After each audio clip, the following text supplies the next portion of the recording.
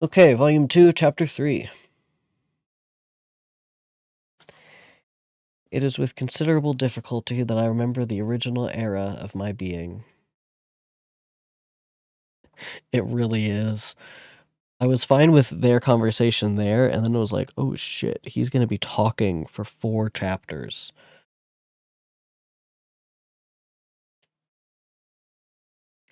Anyway. It was with considerable difficulty that I remember the original era of my being. All the events of that period appear confused and indistinct. Oops, sorry, that hit my mic. A strange multiplicity of sensations seized me, and I saw, felt, heard, and smelt at the same time. And it was, indeed, a long time before I learned to distinguish between the operations of my various senses. By degrees, I remember, a stronger light pressed upon my nerves, so that I was obliged to shut my eyes. Darkness then came over me and troubled me, but hardly had I felt this, when by opening my eyes, as I now suppose, the light poured in upon me again. I walked, and, I believe, descended, but I presently found a great alteration in my sensations. Before, dark and opaque bodies had surrounded me, impervious to my touch or sight, but I now found that I could wander on at liberty, with no obstacles which I could not either surmount or avoid. The light became more and more oppressive to me, and the heat wearying me as I walked. I sought a place which I could receive shade. This was the forest near Ingolstadt, and here I lay by the side of a brook, resting from my fatigue, until I felt tormented by hunger and thirst. This roused me from my nearly dormant state, and I ate some berries which I had found hanging on a tree or lying on the ground. I slaked my thirst at the brook, and then laying down was overcome by sleep. It was dark when I awoke. I felt cold also, and half frightened, as it were instinctively, finding myself so desolate. Before I had quitted your apartment, on a sensation of cold, I had covered myself with some clothes, but these were insufficient to secure me from the dews of night. I was a poor, helpless, miserable wretch, and I knew and could distinguish nothing, but feeling pain invade me on all sides.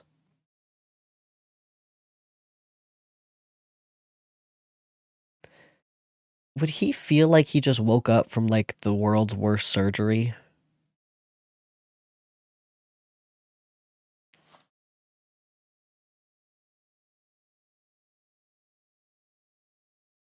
But feeling pain invade me on all sides, I sat down and wept. Soon a gentle light stole over the heavens and gave me a sensation of pleasure. I started up and beheld a radiant form rise from among the trees. I gazed with a kind of wonder. It moved slowly, but it enlightened my path, and I again went out in search of berries.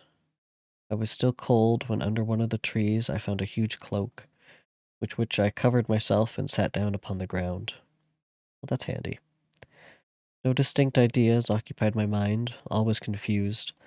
I felt light and hunger and thirst and darkness.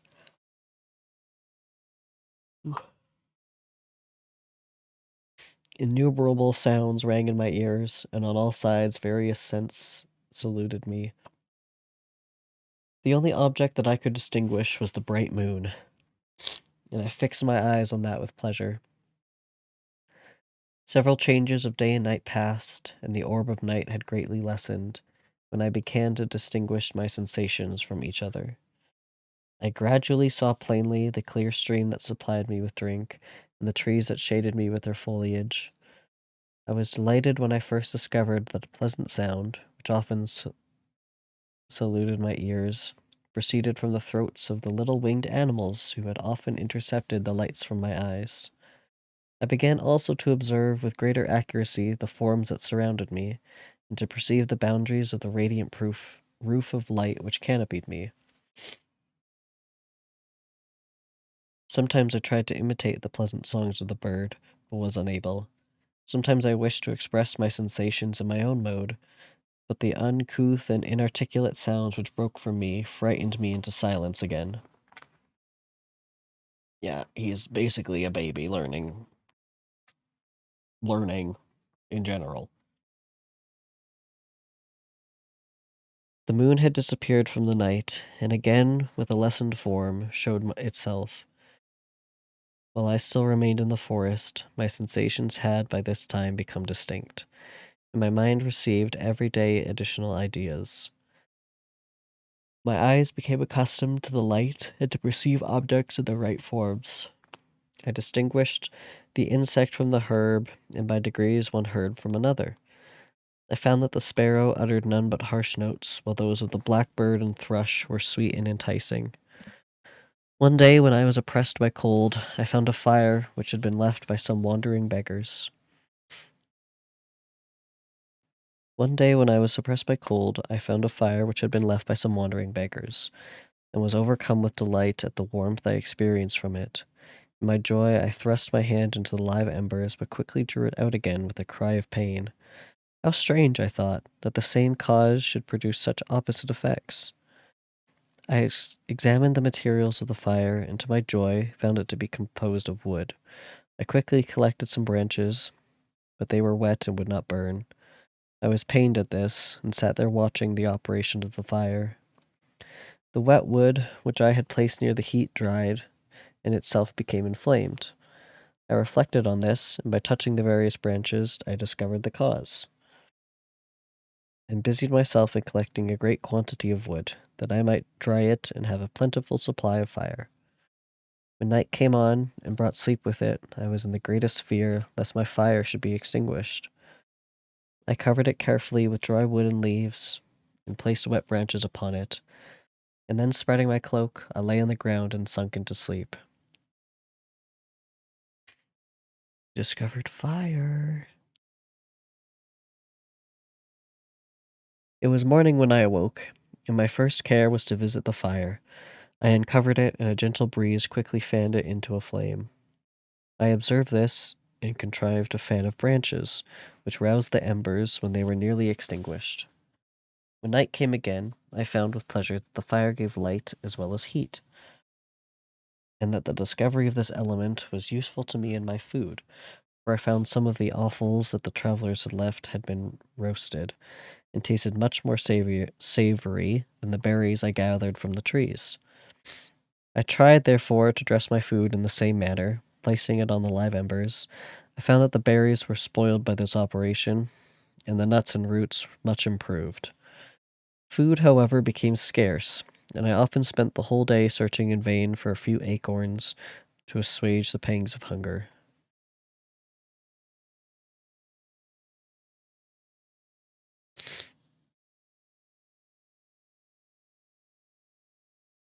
When I found this, I resolved to quit the place that I had hitherto inhabited.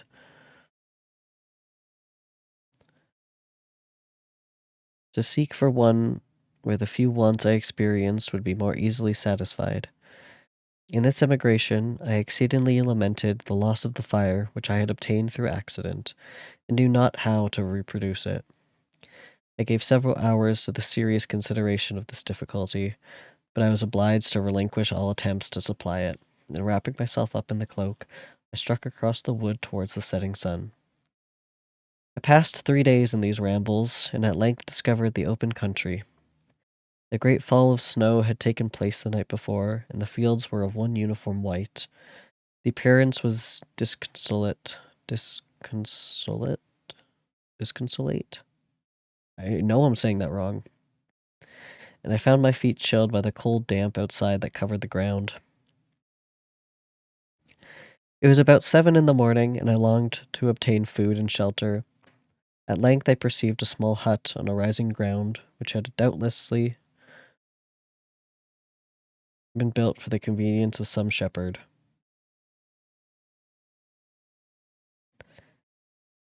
This was a new sight to me, and I examined the structure with great curiosity. Finding the door open, I entered. An old man sat in it, near a fire over which he was preparing his breakfast.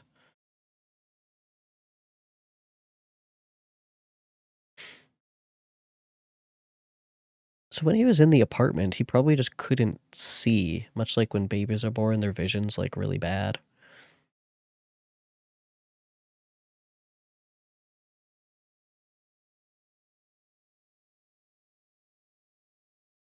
He turned on, hearing a noise, and perceived me, shrieked loudly, and quitted the hut, ran across the fields with the speed of which his debilitated form hardly appeared capable. His appearance, different from any I had ever before seen, and his flight somewhat surprised me, but I was enchanted by the appearance of the hut. Here the snow and rain could not penetrate. The ground was dry, and it presented to me then as exquisite and divine a retreat as pandemonium appeared to the demons of hell after their sufferings at the lake of fire.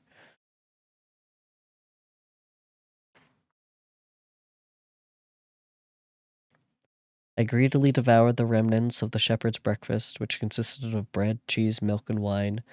The latter, however, I did not like. Then, overcome by fatigue, I lay down among some straw and fell asleep. He doesn't like wine.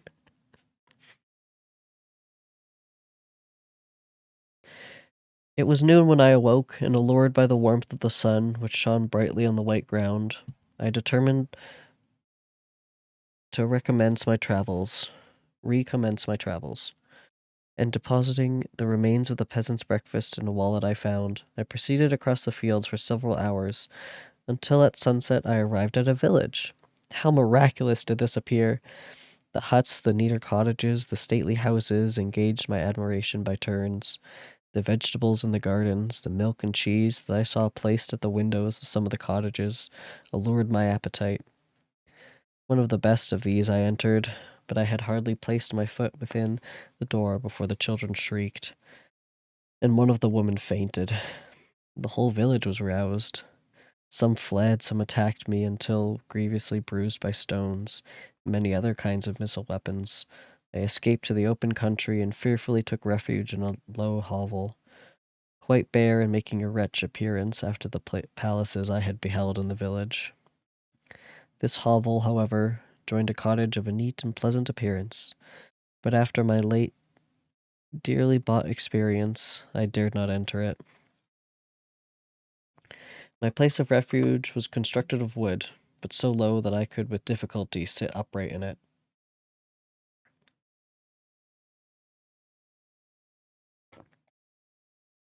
No wood, however, was placed on the earth which formed the floor, but it was dry, and although the wind entered it by innumerable chinks, I found an agreeable asylum from the snow and rain.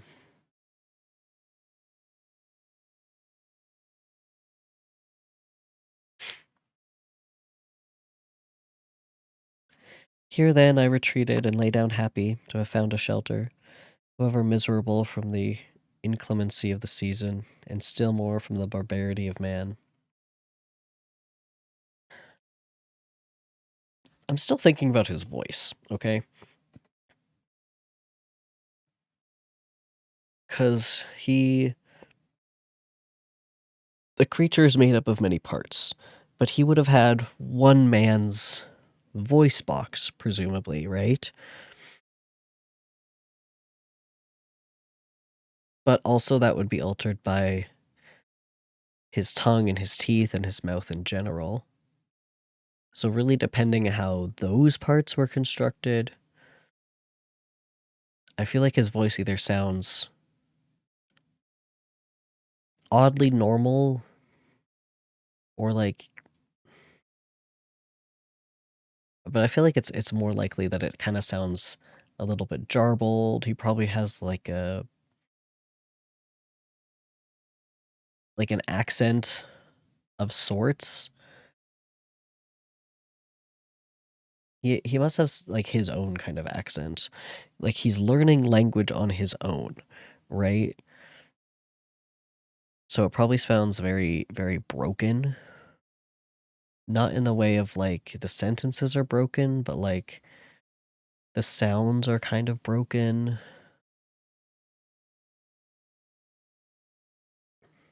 I don't know. It's just interesting to imagine him telling all of this to Victor with his like probably garbled ish voice.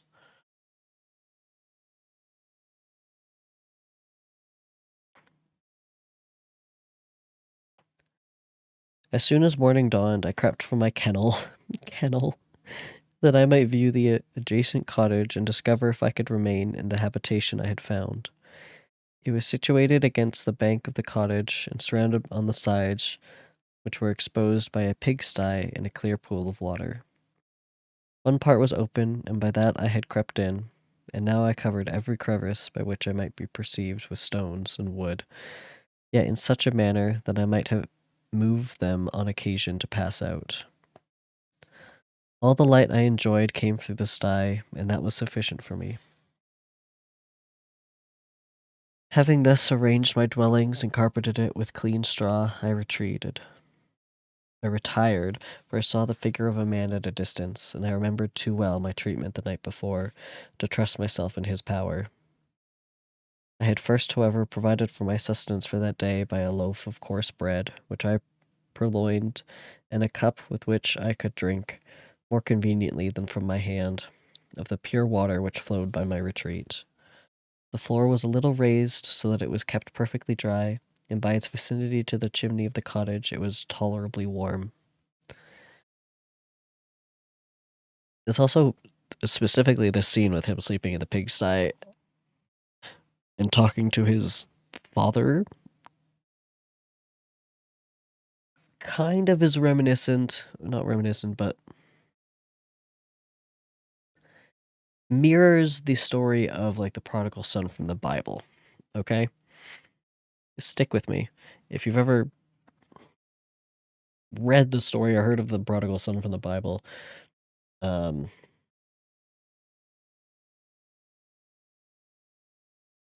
it just reminds me personally of this. I don't know if that was meant to be, but there is some interesting kind of mirroring, I think, happening with it. Where that story is more this dad gives his son an early inheritance and he goes out and spends all of it. Well, his dad gives both of his sons his early inheritance. One of them stays on the farm and helps him still. The other one goes out, travels, spends it all, gambles it away, loses all his money really quickly, and then has to like sleep in a pigsty and like work for a place to live eventually. Like he loses all his money and he sleeps in a pigsty. He then eventually decides to go back to his father, like head in hands, and begs for a job so that he could live back with his father. But with the thing of being like, well, I'll work for you. You wouldn't just be taking me back in, I'll work for you. But his father is just so happy to have him back. He throws a feast for him. He throws a party. He kills like the best cow. He welcomes him into his arms. Which I think is really interesting, just juxtaposed with the scene of Frankenstein's monster running across the field to his dad, and his dad screaming at him to get away. Whereas in the other story, the dad is running across the field, so elated to see his son finally. Does that make sense?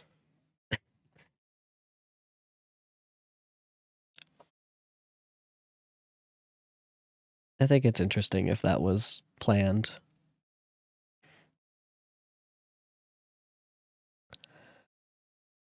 If, like, Mary Shelley had kind of thought that.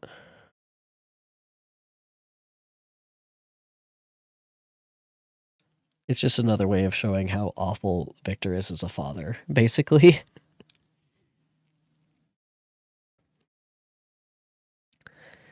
Yeah, anyway.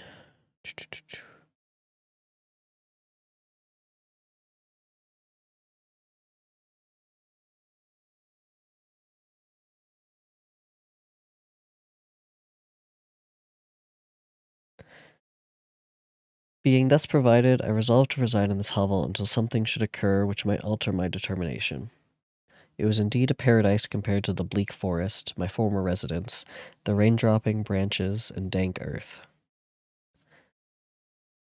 I ate my breakfast with pleasure and was about to remove a plank to procure myself a little water when I heard a step and looked through a small chink. I beheld a young creature with a pail on her head passing before my hovel. The girl was young and of gentle demeanor, unlike what I have since found cottages and farmhouse servants to be. Yet she was meanly dressed, a coarse blue petticoat and a linen jacket being her only garb. Her fair hair was plaited, but not adorned. She looked patient, yet sad. I lost sight of her. In about a quarter of an hour she returned bearing the pail, which was now partly filled with milk. As she walked along, seemingly incommodated by the burden, a young man met her, whose countenance expressed a deeper despondence.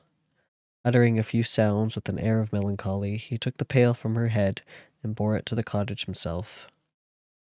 She followed, and they disappeared. Presently I saw the young man again, with some tools in his hand, across the field behind the cottage. The girl was also busied, sometimes in the house and sometimes in the yard.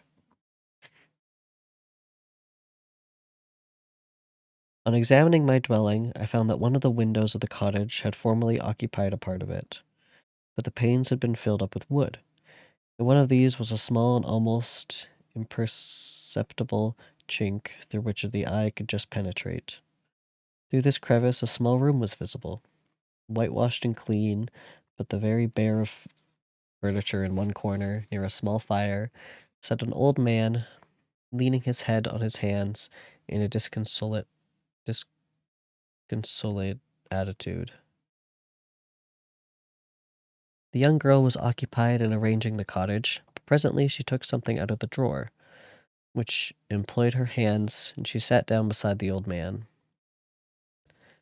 who, taking up an instrument, began to play, and to produce sounds sweeter than the voice of the thrush or the nightingale. It was a lovely sight, even to me, poor wretch, who had never beheld aught beautiful before. The silver hair and benevolent countenance of the aged cottager won my reverence, while the gentle manners of the girl enticed my love. He played a sweet, mournful air, which I perceived drew tears from the eyes of his amiable companion, of which the old man took no notice, until she sobbed audibly. He then produced a few sounds, and the fair creature, leaving her work, knelt at his feet. He raised her, and smiled with such kindness and affection that I felt sensations of a peculiar and overpowering nature. They were a mixture of pain and pleasure, such as I had never before experienced, either from hunger or cold, warmth or food, and I withdrew from the window, unable to bear these emotions.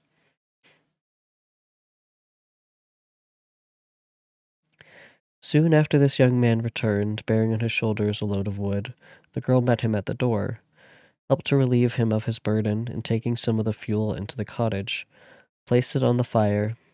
Then she and the youth went apart into the nook of the cottage, and he showed her a large loaf and a piece of cheese. She seemed pleased, and went into the garden for some roots and plants, which she placed in water, and then upon the fire. She afterwards continued her work, whilst the young man went into the garden, and appeared busily employed in digging and pulling up roots. After he had been employed thus about an hour, the young woman joined him, and they entered the cottage together.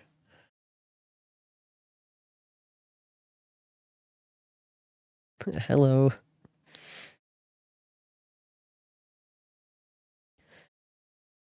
The old man had, in the meantime, been pensive, but on the appearance of his companions, he assumed a more cheerful air, and they sat down to eat. The meal was quickly dispatched. The young woman was again occupied in arranging the cottage. The old man walked before the cottage in the sun for a few minutes, leaning on the arm of the youth.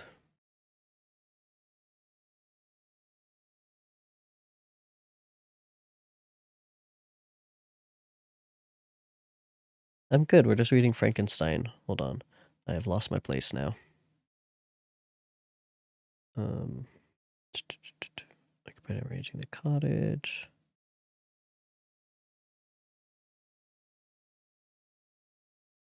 Oh no, that's okay. I just keep forgetting to follow along with the PDF. I've got a book and a PDF, and just I lose my place easy.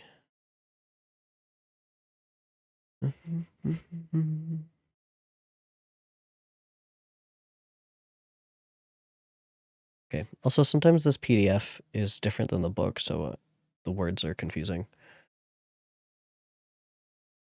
I don't write. I mainly just read, but it's the writing and reading category, so they are together.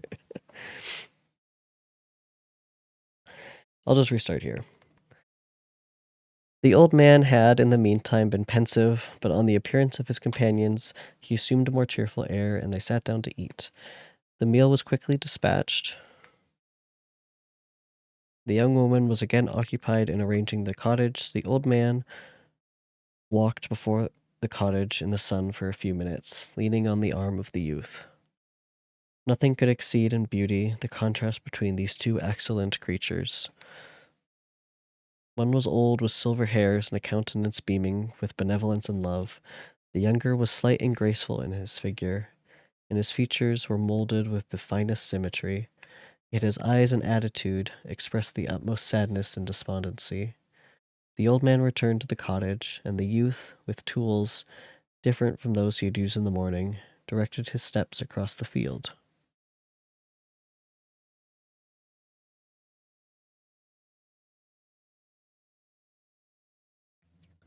Night quickly shut in, but to my extreme wonder, I found that the cottagers had a means of prolonging light by the use of tapers, and was delighted to find that the setting of the sun did not put an end to the pleasure I experienced in watching my human neighbors. In the evening, the young girl and her companion were employed in various occupations which I do not understand, and the old man again took up the instrument which produced the divine sounds that had enchanted me in the morning.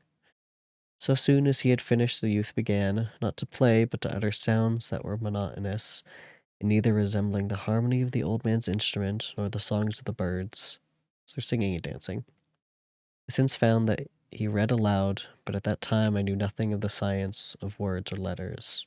Or reading, okay, I guess. The family, after having been thus occupied for a short time, extinguished their lights and retired, as I conjectured, to rest.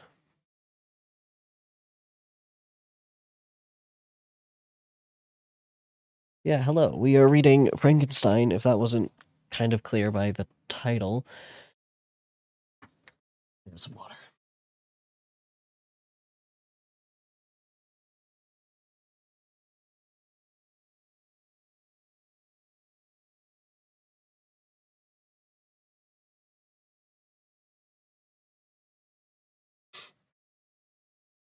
Okay. This is all the creature's perspective as well. I'm not doing a voice because that's going to hurt because it's like 4 chapters of his perspective. We are on chapter 4 of volume 2, so we're like halfway through the book in total right now. Yeah, this is page 100 for me. So we're basically like halfway.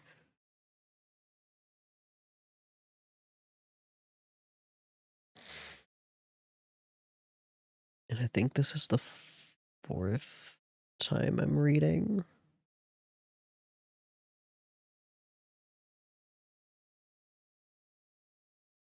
Let's double check.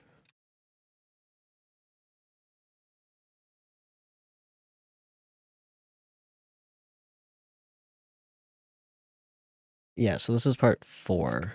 Also, I just looked up my VOD channel, and the first thing that popped up was the miscommunications puzzle map, which is a great VOD, by the way. Anyway. And just again, I will be editing all this together in like one big video audiobook form. So probably be editing like this stuff out. But once I finish the book, just so it's way easier to just, if you want to hear me read all of Frankenstein, just sit down and watch a whole video. And then you don't get interrupted by stuff like this. But we're here now.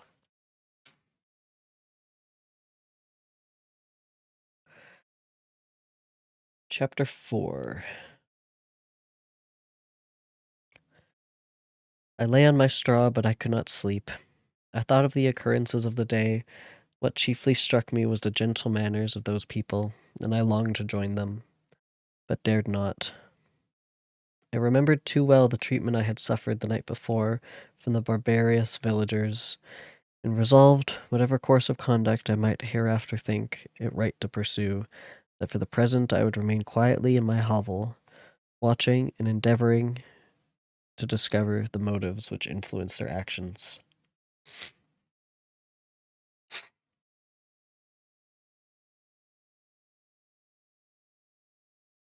The cottagers arose the next morning before the sun. The young woman arranged the cottage and prepared the food, and the youth departed after the first meal. This day was passed in the same routine at that which preceded it. The young man was constantly employed out of doors, and the girl in various laborious occupations within. The old man, whom I soon perceived to be blind, employed his leisure hours on his instrument or in contemplation. Nothing could exceed the love and respect which the younger cottagers exhibited towards their vulnerable companion. They performed towards him very little office of affection and duty with gentleness, and he rewarded them by his benevolent smiles. They were not entirely happy. The young man and his companion often went apart and appeared to weep. I saw no cause for their unhappiness, but I was deeply affected by it.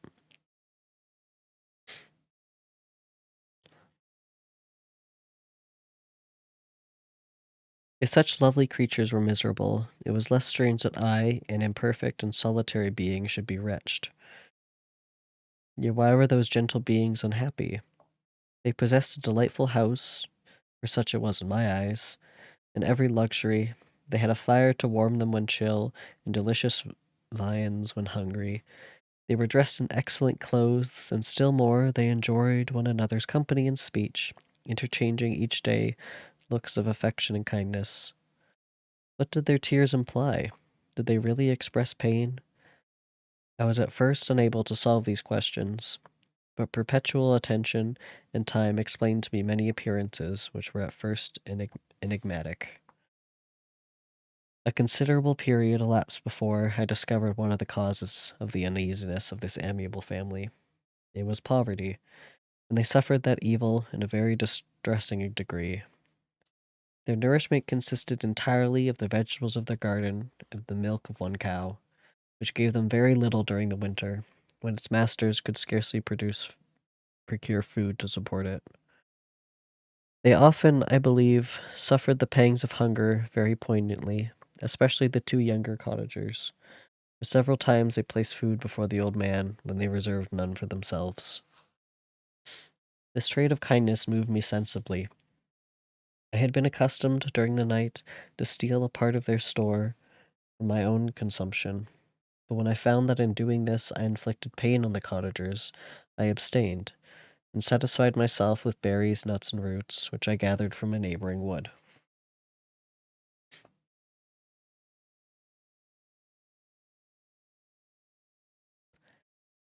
Uh, we also have footnotes. You can think of kindness from two different perspectives, terminating and ongoing. A terminating perspective focuses on an individual act of kindness as not being valuable in itself, but mainly valuable in the aim it will achieve. Done.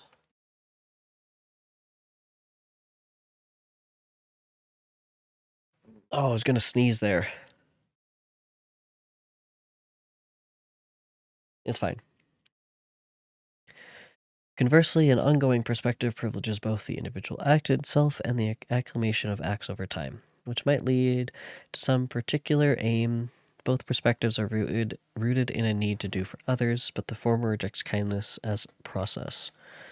Creature seems to understand kindness as a process. Though his many encounters with the family, he develops an ever deepening recognition and awareness of them as individuals, doing for one another.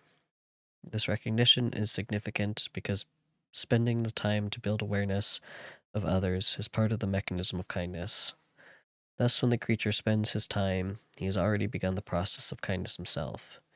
He progresses from simply recognizing and becoming aware of others to not only refrain from stealing their food, but caring for them by chopping wood and leaving it for them at their doorstep.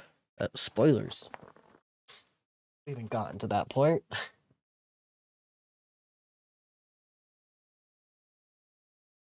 As we can see, he feels tremendous gratification for his actions. Ongoing kindness involves all the features the creature experiences: recognition, awareness, and care. Scientific endeavors outside of victors might be equally rewarded by using ongoing kindness as an ethical approach to research. By recognizing the possible implications of our scientific endeavors, being aware of not only the benefits but potential detriments, and acting with care, we might experience a true pleasure in being in service for others. These are long footnotes. Although compassion, empathy, or sympathy with the plight of others and other positive sentiments and virtues may seem inherent personal characteristics, Frankenstein makes clear that circumstances can inspire virtues.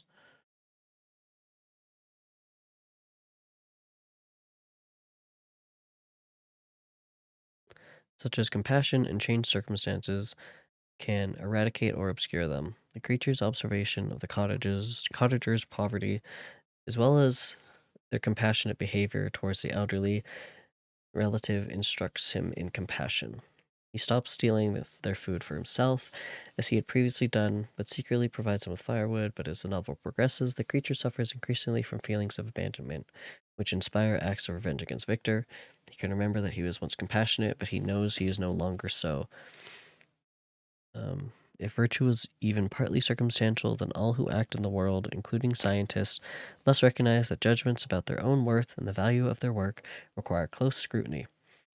Victor acted alone, without consulting anyone with the value of his invention or its potential unintended consequences. If he had conferred with a community of thinkers and innovators with cooler heads, perhaps he would have rekindled his own compassion and avoided the cascading tragedy that emanates from his solitary creation. Okay, we continue.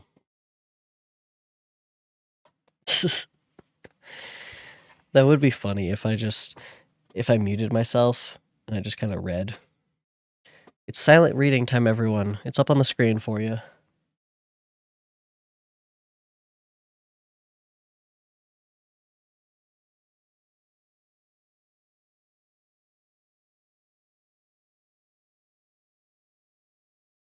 Okay. I discovered also another means through which I was enabled to assist their labors. I found that the youth spent a great part of each day in collecting wood for the family fire.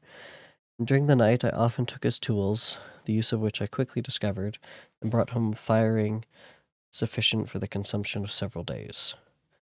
I remember the first time I did this, the young woman, when she opened the door in the morning, appeared greatly astonished on seeing a great pile of wood on the outside. She uttered some words in a loud voice, and the youth joined her, who also expressed surprise. I observed with pleasure that he did not go to the forest that day, and spent it in repairing the cottage and cultivating the garden. By degrees, I made a discovery of small greater moment. I found that these people possessed a method of communicating their experience and feelings to one another by articulate sounds. I perceived that the words they spoke sometimes produced pleasure or pain, smiles or sadness, in the minds and countenances of the hearers. Yeah. I just go, you guys seeing this?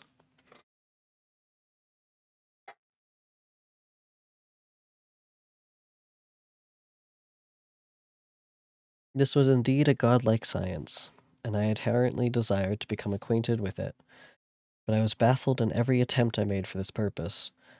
Their pronunciation was quick, and the words they uttered not having any apparent connection with visible objects. I was unable to discover any clue by which I could unravel the mystery of their reference.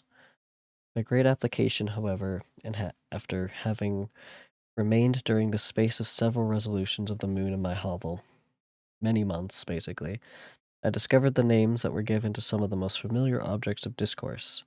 I learned and applied the words fire, milk, bread, and wood. I also learned the names of the cottagers themselves.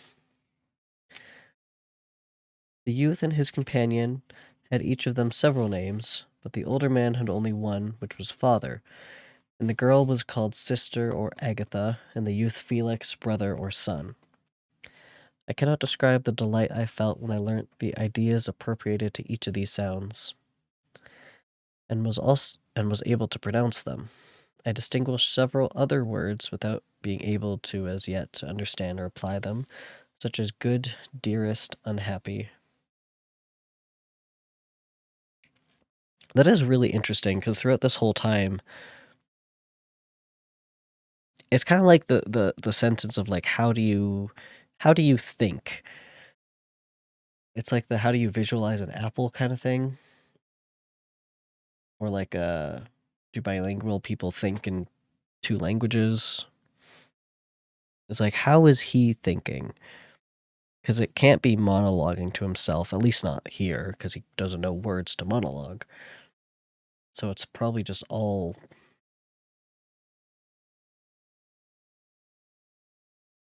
like I don't even know how to explain it. That would just be so weird.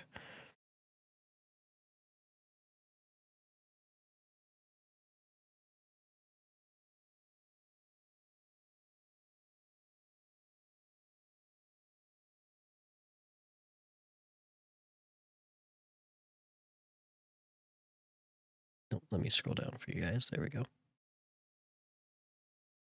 The creature is a good, if simple, empiricist, understanding words for concrete objects, but having more difficulty with words that represent abstract concepts. Yeah. Perhaps at this stage in his development, he, much like Victor, can master objects but not feelings, causes but not concepts. That's funny. Just called Victor an idiot.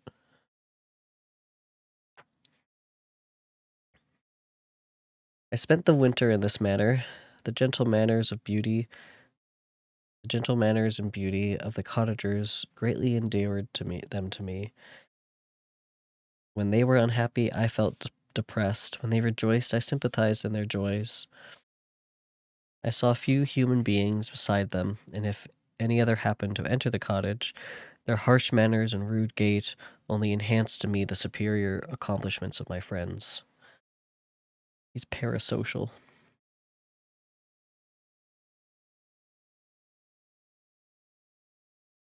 It's that photo of like what it feels like to listen to a podcast. It's like three people on a billboard and some dude sitting beside it on a chair.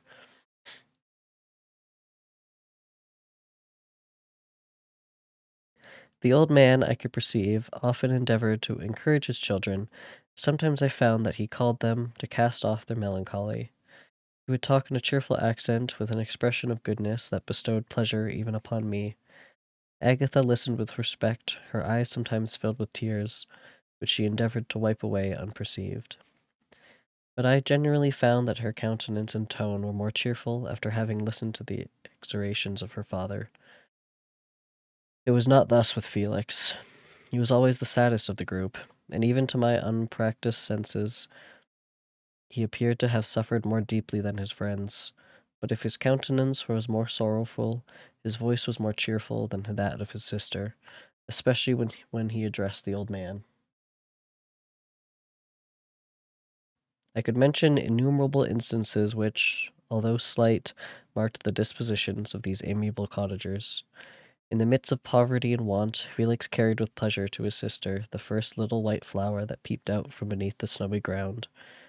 Early in the morning, before she had risen, he cleared away the snow that obstructed her path to the milk-house, drew water from the well, and brought the wood from the outhouse, where, to his perpetual astonishment, he found his store always replenished by an invisible hand.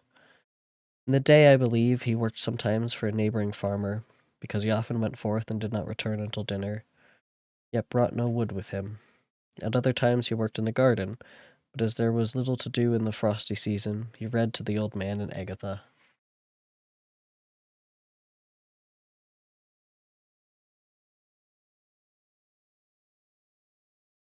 This reading had puzzled me extremely at first, but by degrees I discovered that he uttered many of the same sounds when he read as when he talked. I conjectured, therefore, that he had found on the paper signs for speech which he understood, and I ardently longed to comprehend these also.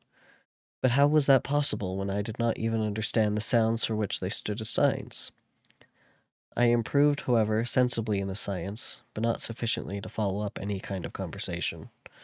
Although I applied my whole mind to the endeavor, for I easily perceived that, although I eagerly longed to discover myself to the cottagers, I ought not to make the attempt until I had first become master of their language, which knowledge might enable me to make them overlook the deformity of my figure, for which this also the contrast perpetually presented to my eyes had made me acquainted. I had admired the perfect forms of my cottagers. So I just had a thought. First off, footnote. The creature here perceives the human tendency to distinguish between members of the in-group and members of the out-group, and to fear and despise the latter othering, as it is sometimes known. He also suggests plausibly that othering occurs where the target is not simply different from the audience, but also not understood, as he hopes to overcome this gap in understanding through communication with the cottagers. As his monologue continues, parallels are drawn between his situation and that of various outsiders and outcasts in history who have also been othered. Immigrants, the poor, the lowborn, the orphaned. Mary Shelley herself is not immune from this tendency. See, for instance, her rather broad generalizations about women in Islam and her apparent approval of European colonization. Okay, good to know. We must recognize that other people, especially those different from us, are not just sources of exclusion and anguish.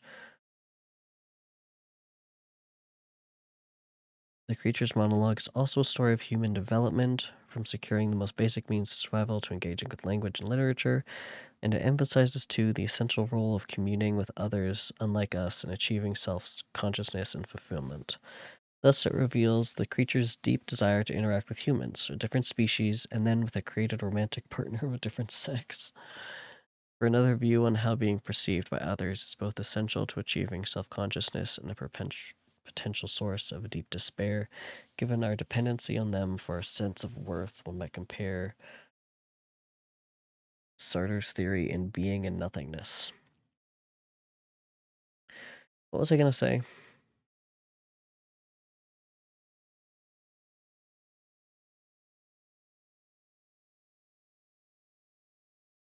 Oh yeah, I was going to say, the creature is, in a lot of pop culture, he's like very big and tall, like this kind of monster hulking thing. But also he's just eating berries for months. Like, he is wasting away.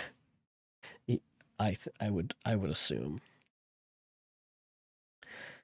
But also then it said Mary Shelley is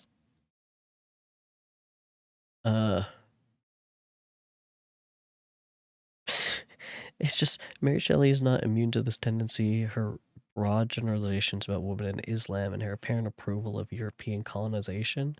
It is so interesting to write this story, to write Frankenstein and be like, "Oh, he's different. He just wants to fit in," and then turn around and be the opposite of like your own book. That's crazy.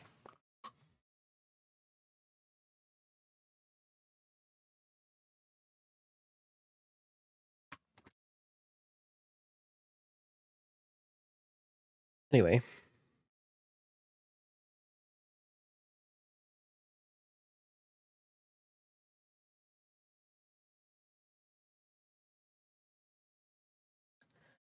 I had admired the perfect forms of my cottagers, their grace, beauty, and delicate complexions, but how was I terrified when I viewed myself in the transparent pool. At first I started back, unable to believe that it was indeed I who was reflected in the mirror. And when I became fully convinced that I was, in reality, the monster that I am, I was filled with the bitterest sensations of despondence and mortification. Alas, I did not yet entirely know the fatal effects of this miserable deformity. The creature experiences fear and terror because his reflection reveals that he looks much different from others whom he has encountered. In this way, his self-knowledge is informed by others. That is, he sees, knows, and understands himself as society sees, knows, and understands him. This scene suggests that individual or personal identity is developed in part via cultural constructs of what is beautiful, normal, acceptable, moral, and so forth. I mean, yeah, if he had never encountered humans, he wouldn't have even known the idea of something being ugly versus pretty, and he wouldn't have considered himself ugly, right? We come to know ourselves and even to fear ourselves through our encounters with others. What society deems as normal often influences our self-perception. That's also the whole thing of, like, many things being social constructs.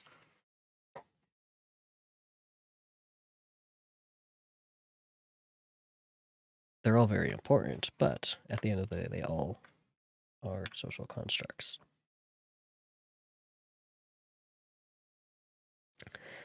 As the sun became warmer and the light of day longer, the snow vanished, and I beheld the bare trees and the black earth.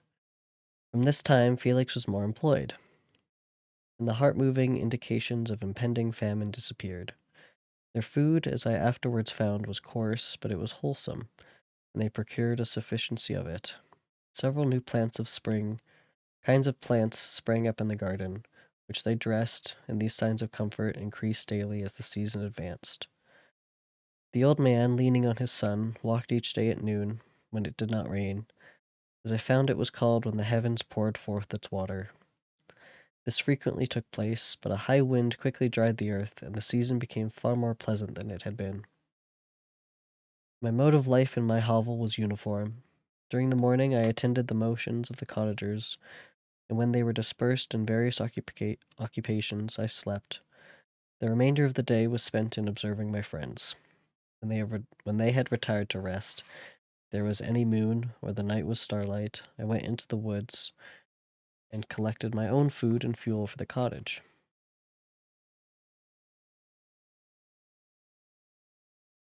When I returned, as often as it was necessary, I cleared their path from the snow and performed those offices that I had seen done by Felix.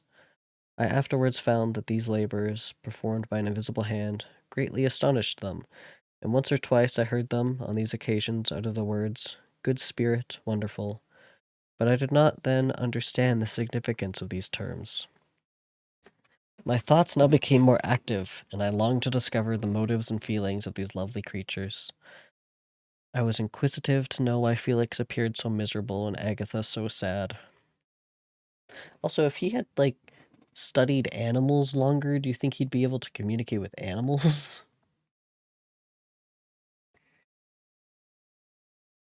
Anyway, like, if he had studied animals in the same way he studied humans, probably not, because language for animals is so different.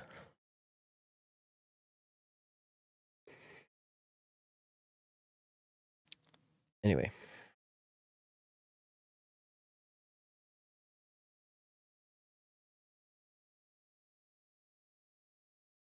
I was inquisitive to know why Felix appeared so miserable and Agatha so sad. I thought, foolish wretch, that it might be in my power to restore happiness to those deserving people. When I slept or was absent, the forms of the vulnerable blind father, the gentle Agatha, and the excellent Felix fitted before me. I looked upon them as superior beings who would be the arbiters of my future destiny.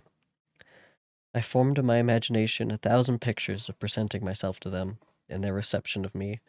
I imagined that they would be disgusted, until, by my gentle demeanor and consolidating words, I could first win their favor and afterwards their love.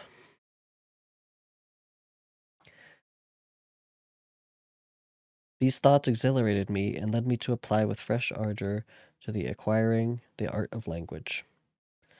My organs were indeed harsh and but supple, and although my voice was very unlike the soft music of their tones, yet I pronounced such words as I understood with tolerable ease.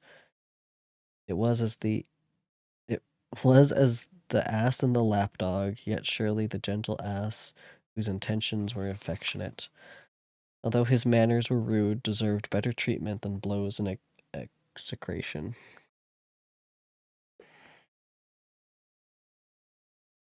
The creature refers to one of the fables by Aesop. A farmer's donkey becomes jealous of the farmer's affection of his pet lapdog. The hard-working donkey tries to get the farmer's attention by imitating the lapdog's playful behavior.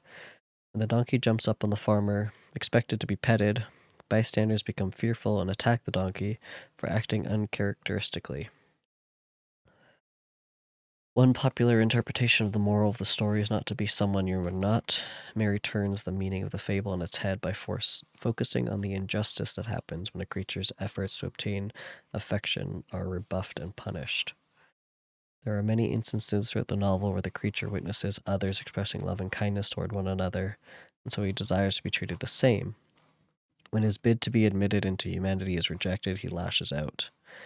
Mary suggests outrage as one possible reaction to rejection and exclusion. The pleasant showers and genial warmth of spring greatly had altered the aspect of the earth. Men who were before this change seemed to have been hid in caves, dispersed themselves, and were employed in various arts of cultivation. The birds sang in more cheerful notes, and the leaves began to bud forth on the trees. Happy, happy earth, fit habitation for gods, which so short a time before was bleak, damp, and unwholesome. My spirits were elevated by the enchanting appearance of nature. The past was blotted from my memory, the present was tranquil, and the future gilded by bright rays of hope and anticipations of joy. We're on chapter 5. I now hasten to the more moving parts of my story.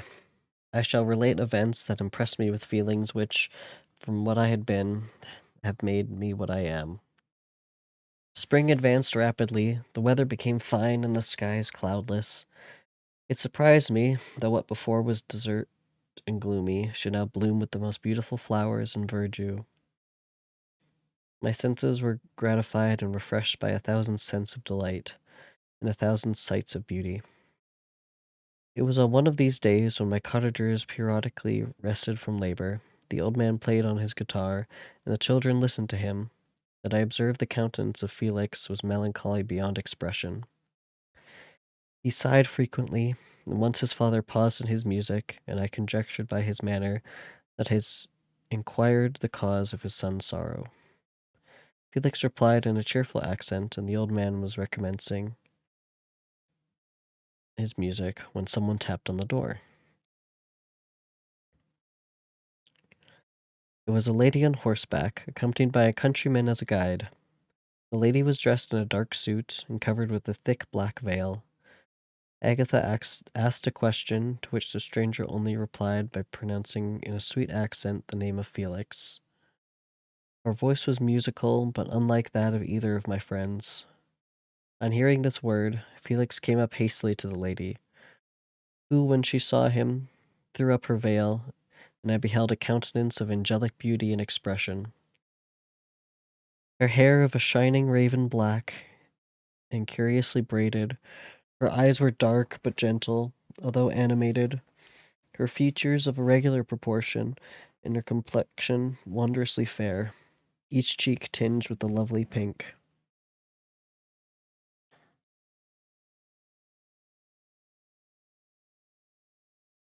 Felix seemed ravished with delight when he saw her. Every trait of sorrow vanished from his face, and it instantly expressed a degree of ecstatic joy, of which I could hardly have believed it capable. His eyes sparkled as his cheeks flushed with pleasure, and at that moment I thought him as beautiful as the stranger. She appeared affected by different feelings. Wiping a few tears from her lovely eyes, she held out her hand to Felix, who kissed it rapturously and called her, as well as I could distinguish, his sweet Arabian. She did not appear to understand him, but smiled. He assisted her to dismount, and dismissing her guide, conducted her into the cottage. Some conversation took place between him and his father, and the young stranger knelt at the old man's feet and would have kissed his hand, but he raised her and embraced her affectionately. I soon perceived that although the stranger uttered articulate sounds and appeared to have a language of her own, she was neither understood by nor herself understood the cottagers. They made many signs which I did not comprehend, but I saw that her presence diffused gladness through the cottage. Dispelling their sorrow, as the sun dissipates the morning mist, Felix seems peculiarly happy.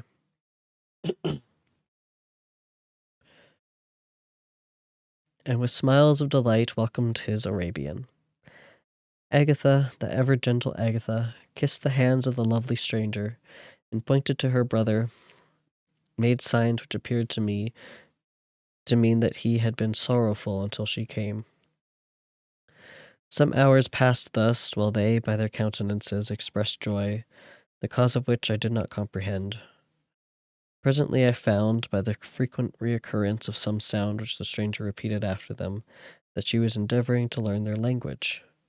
And the idea instantly occurred to me that I should make use of the same instructions to the same end.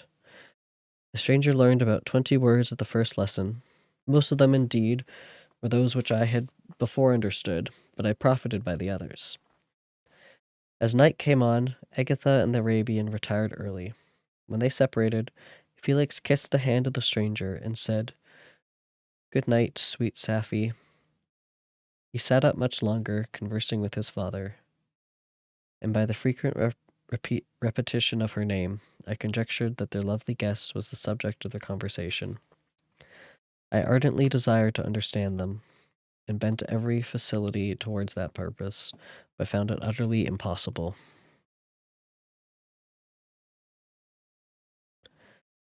The next morning, Felix went out to his work, and after the usual occupations of Agatha were finished, the Arabian sat at the feet of the old man, and taking his guitar, played some airs so enticingly beautiful that they at once drew tears of sorrow and delight from my eyes. She sang, and her voice flowed in a rich cadence, swelling or dying away, like a nightingale of the woods. When she had vanished, she gave the guitar to Agatha, who at first declined it. She played a simple air, and her voice accompanied it in sweet accents, but unlike the wondrous strain of the stranger, the old man appeared enraptured and said some words, which Agatha endeavored to explain to Safie, and by which he appeared to wish to express that she bestowed on him the greatest delight by her music. Oh, there's Fishbone. How did that happen? Fitz has now brought Fishbone into my room. Fishbone has been locked in Jasper's room? I think he just got in the door. How did that happen? Because the door is open. Jasper hasn't been home. The door was probably just left open. Well, hi, baby. I saw Fishbone. I saw him before I streamed, and then I haven't seen him since. Yeah, I just heard a very sad meow. Oh, the poor baby. For a second, I thought you locked him in the closet accidentally. That's kind of what I was thinking, too. I opened the closet, but he wasn't there. Yeah, well, because there's also, like, the water panel back there. Mm-hmm. Poor baby. He looks a little mad. It's locked in there, dude. I didn't touch Jasper's room, okay? I didn't lock you in there. You locked yourself. He did lock himself in. He has really been wanting to get into Jasper's room. I hope he didn't mess anything up.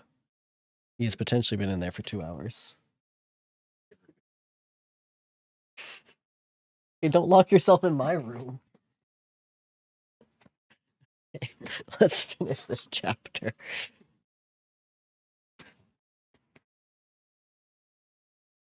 Poor baby.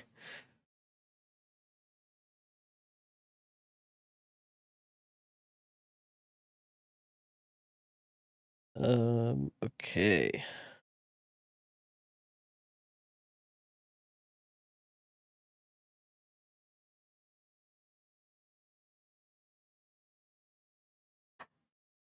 Very silly baby. This is his own fault. I did clean the house, and he was like following me around the whole time while I'm cleaning, and then was like, okay, house is clean, time to stream, and then I have not seen him since, and I guess he just went into Jasper's room.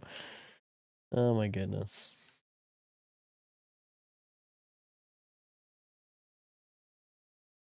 Okay, I found where I am.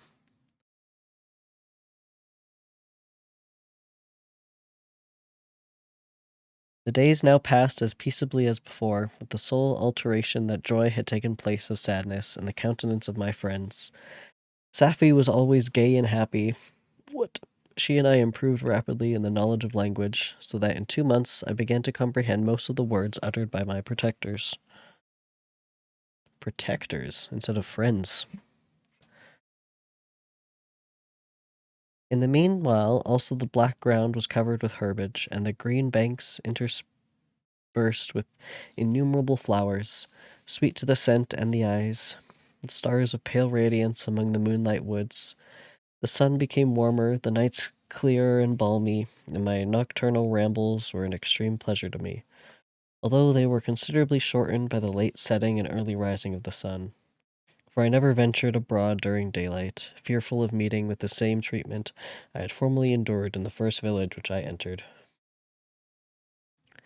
My days were spent in close attention, that I might more speedily master the language, and I may boast that I improved more rapidly than the Arabian, who understood very little and conversed in broken accents, whilst I comprehended and could imitate almost every word that was spoken.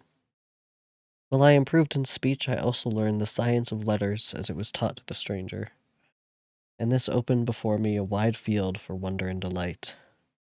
The book from which Felix instructed Safie was Volney's Ruins of Empires. I should not have understood the purport of this book had not Felix, in reading it, given very minute explanations. He had chosen this work, he said, because the declamatory style was framed in imitation of the Eastern authors. Through this work I obtained a cursory knowledge of history and a view of the several empires at present existing in the world. It gave me an insight into the manners, governments, and religions of the different nations of the earth. I heard of the slothful Asiatics, of the stupendous, genuous, and mental activities of the Grecians, of the wars and wonderful virtue of the early Romans, of their subsequent degrading, of the decline of the mighty empire, of chivalry, Christianity, and kings. I heard of the discovery of the American hemisphere, and wept with Safie over the hapless fate of its original inhabitants.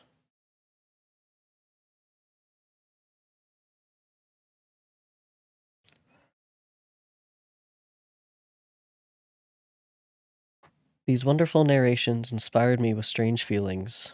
Was man indeed at once so powerful, so virtuous and magnificent, yet so vicious and base? He appeared at one time a mere scion of the evil principle, and at another as all that can be convinced, as noble and godlike. To be a great and virtuous man appeared the highest honor that can befall a sensitive being. To the base and vicious, as many on record have been, appeared the lowest degradation, a condition more abject than that of the blind mole or hairless worm. For a long time I could not conceive how one man could go forth to murder his fellow, or even why there were laws and governments, but when I heard details of vice and bloodshed, my wonder ceased, and I turned away with disgust and loathing. Every conversation of the cottagers now opened new wonders to me. While I listened to the instructions which Felix bestowed upon the Arabian, the strange system of human society was explained to me.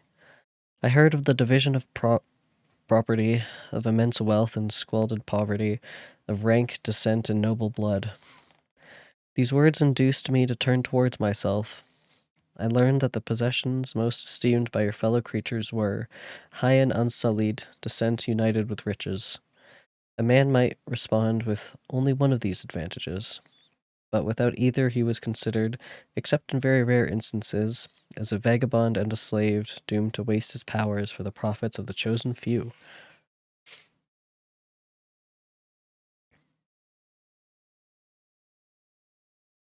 And what was I? Of my creation and creator, I was absolutely ignorant. But I knew that I possessed no money, no friends, no kind of property. I was, besides, endued with a figure hideously deformed and loathsome. I was not even of the same nature as man. I was more agile than they could and subject or subsist upon coarser diet. I bore the extremes of heat and cold with less injury to my frame. My stature far exceeded theirs. When I looked around, I saw and heard of none like me. Was I then a monster, a blot upon the earth, from which all men fled, and whom all men disowned? I cannot describe to you the agony that these reflections inflicted upon me. I tried to dispel them, but sorrow only increased with knowledge. Oh, that I had forever remained in my native world, where known nor felt beyond the sensations of hunger, thirst, and heat. Of what a strange nature is knowledge. It clings to the mind when it has once seized on it, like a lichen on a rock.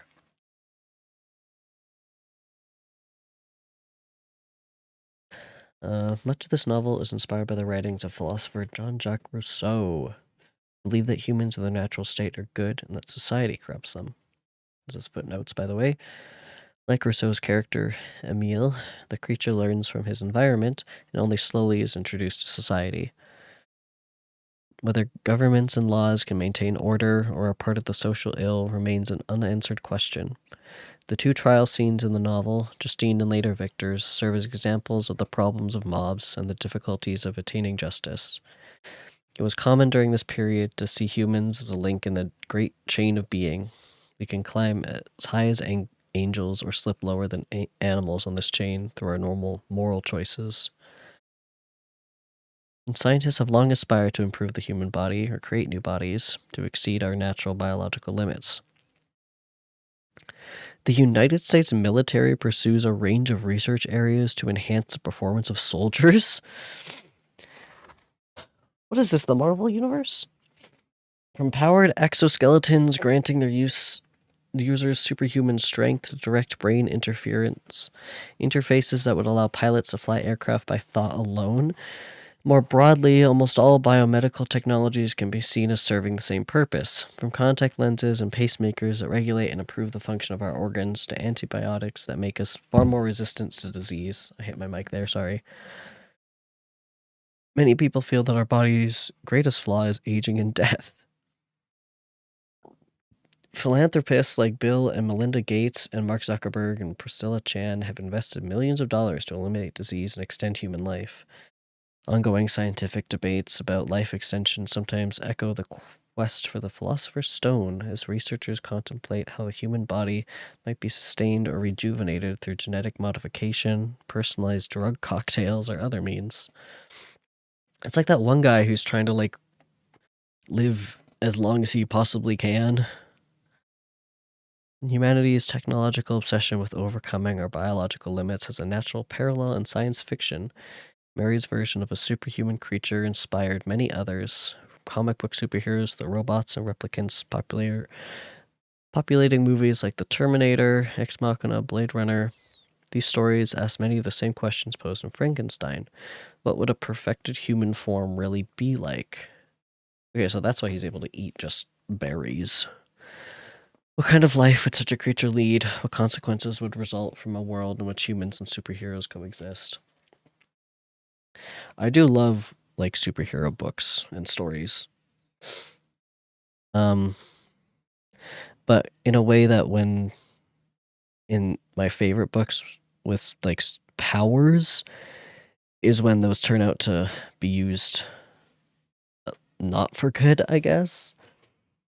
Like Steelheart is a good series, and I'm currently reading Vicious is also really good. Anyway.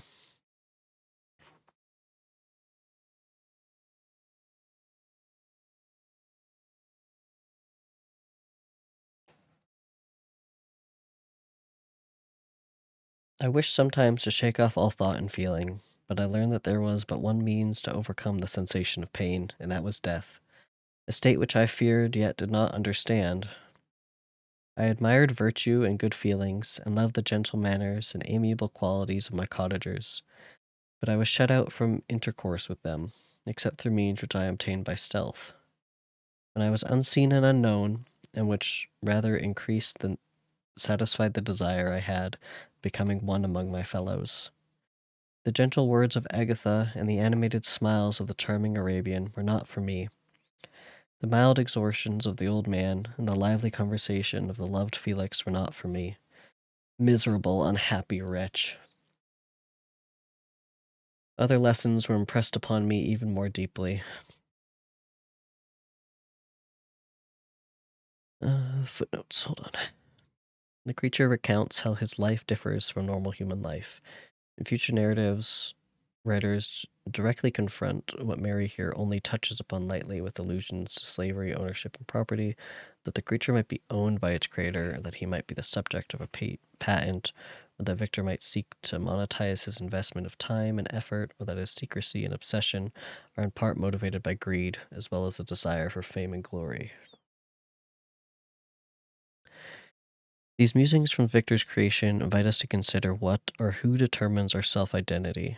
Do we determine our own identity, ideas of identity, or do others, family, friends, general society, or a creator determine them? The creature's social interactions leave him without sympathy from the members of any of these categories, and thus he struggles to understand who or what he is and what his role in life is. Developmental psychologist Erik Erikson I love that. Erik Erikson theorized that identity on our consciousness of self forms in 8 stages by evolving through our social interactions. The creature's questions model Erikson's adolescent stage of asking questions such as who am I and what can I be? By comparing myself to others, it is especially poignant that Mary leaves the creature without a name for the duration of the book. His namelessness further highlights the fact that he has no clear identity and no good way to define one.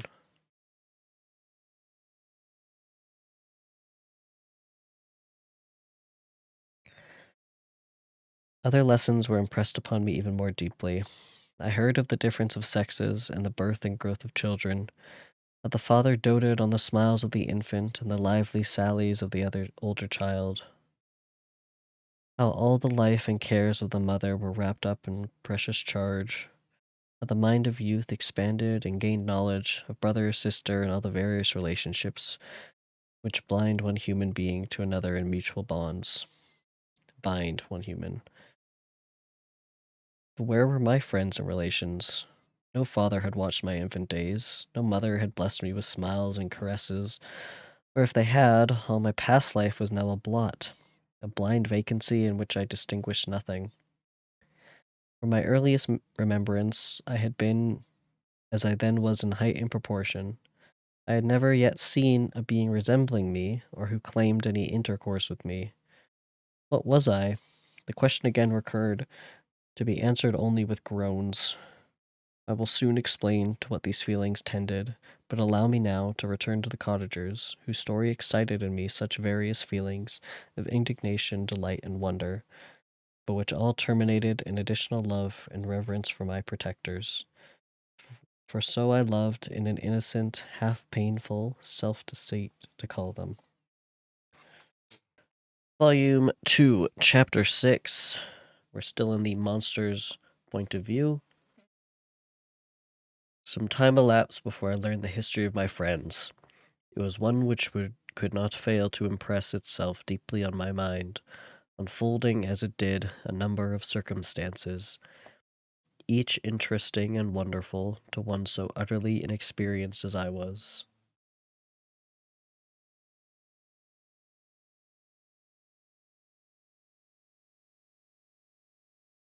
Yeah, I think about that sometimes too, Navy.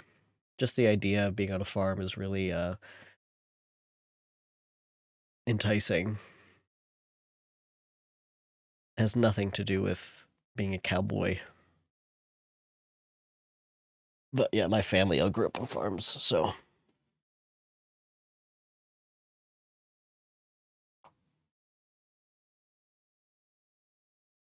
But then I was raised in the city, so not really in my blood. Well, it's not really in me. Anyway,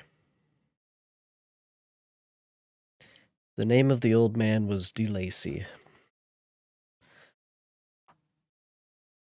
He was descended from a good family in France, where he had lived for many years in affluence, respected by his superiors and beloved by his equals.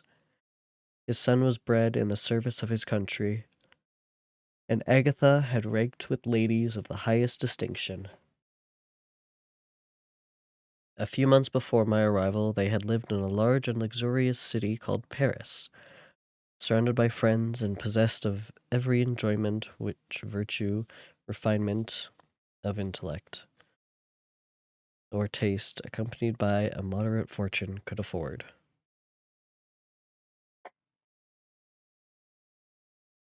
The father of Safie had been the cause of their ruin. He was a Turkish merchant and had inhabited Paris for many years. When, for reasons which I could not learn, he became obnoxious to the government, he was seized and cast into prison the very day that Safie arrived from Constantinople to join him. He was tried and condemned to death. The injustice of his sentence was very flagrant. All Paris was indignant, and it was judged that his religion and wealth, rather than the crime alleged against him, had been the cause of his condemnation. Felix had accidentally been present at the trial. His horror and indignation were uncontrollable when he heard the decision of the court. He made at that moment a solemn vow to deliver him, and then looked around for the means. After many fruitless attempts to gain admittance to the prison, he found a strongly grated window in an unguarded part of the building.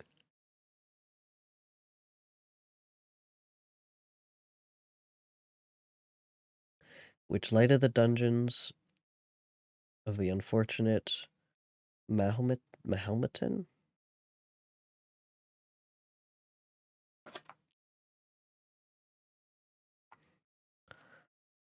Mahometan. Mountain, but different. Who, loaded with chains, waited in despair the execution of the barbarous sentence. Felix visited the grave at night and made known to the prisoner his intentions in his favor. The Turk, amazed and delighted, endeavored to kindle the zeal of his deliverer by promises of reward and wealth. Felix rejected his offer with contempt. Yet when he saw the lovely Safie, who was allowed to visit her father, and who, by her gestures, expressed her lively gratitude, the youth could not help owning to his own mind that the captive possessed a treasure which would fully reward his toil and hazard. The Turk quickly perceived the impression that his daughter had made on the heart of Felix.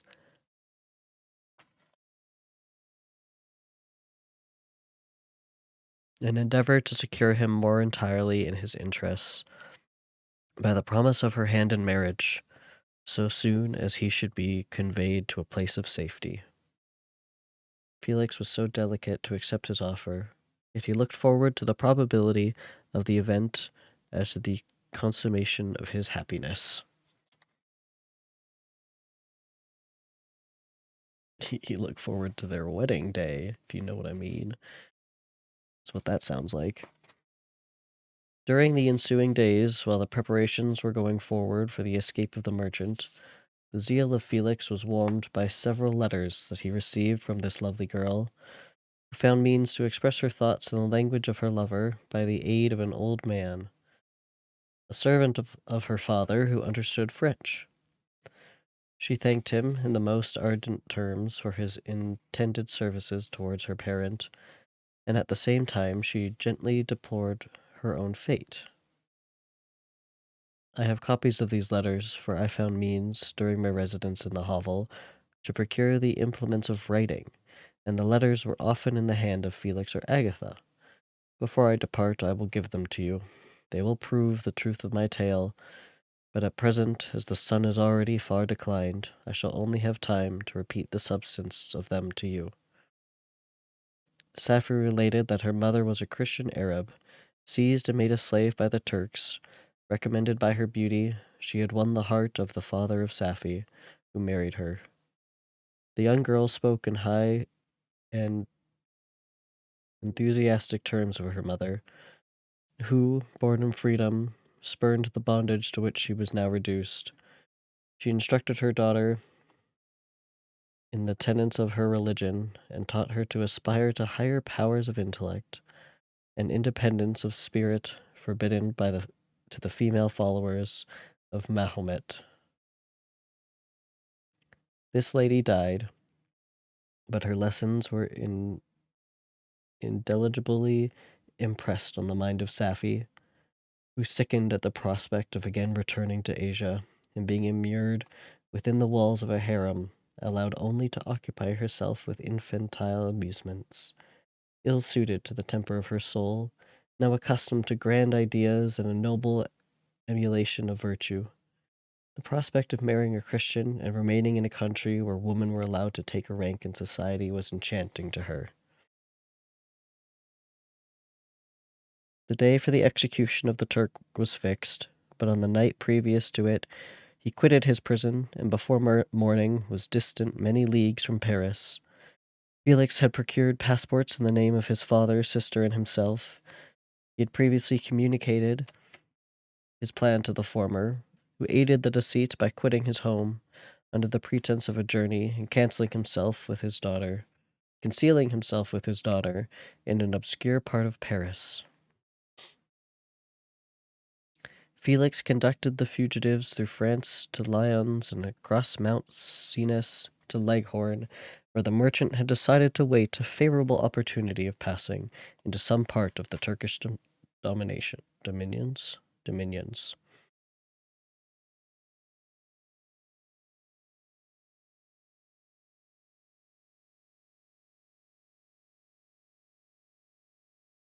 Footnote: Mary wrote Frankenstein at a time when slavery was still prevalent in Europe and the Americas. Revolutionary France had abolished slavery, but Napoleon reintroduced it after he came into power. In England, the law ending the British slave trade in 1807 culminated a remarkable 2 decades of abolitionist activism, although slavery itself would persist until the Slavery Abolition Act ended the practice in 1834. William Godwin himself had written about slavery in his most famous work, An Inquiry Concerning Political Justice, asking rhetorically, have we slaves? We assiduously retain them in ignorance. The Congress of Vienna, through which European nations attempted to settle the consequences of the French Revolution and the Napoleonic Wars, declared its opposition to slavery in 1815. In the United States, many northern states were beginning a slow process of abolition and freeing currently held slaves around the time Mary was writing Frankenstein. But the nation as a whole would not abolish slavery until after the Civil War, 1861 to 1865, with the passage of the 14th Amendment of the Constitution.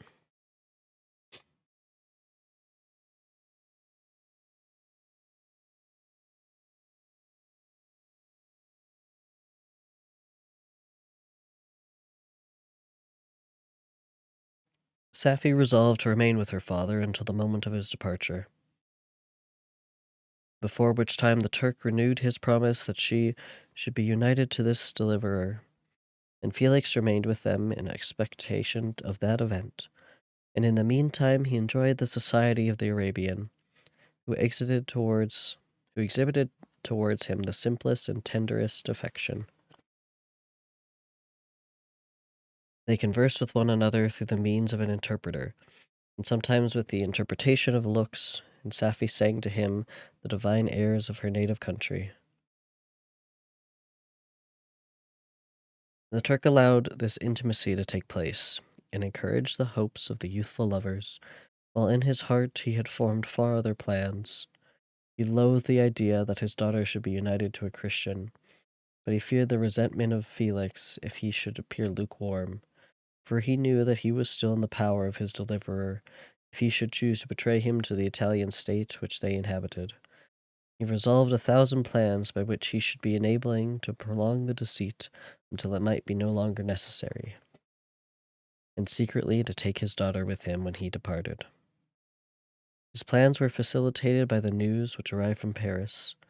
The government of France were greatly enraged at the escape of their victim, and spared no pains to detect and punish his deliverer.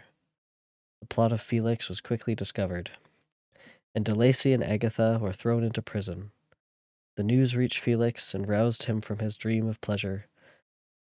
His blind and aged father and his gentle sister lay in a noisome dungeon while he enjoyed the free air and the society of her whom he loved.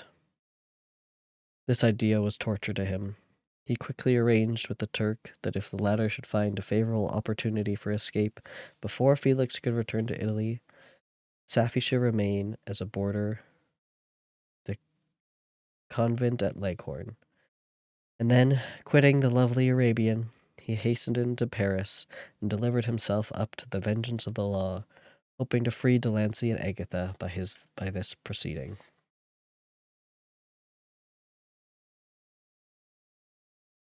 He did not succeed. They remained confined for 5 months before the trial took place, the result of which deprived them of their fortune and condemned them to the perpetual exile from their native country. They found a miserable asylum in the cottage of Germany, where I discovered them.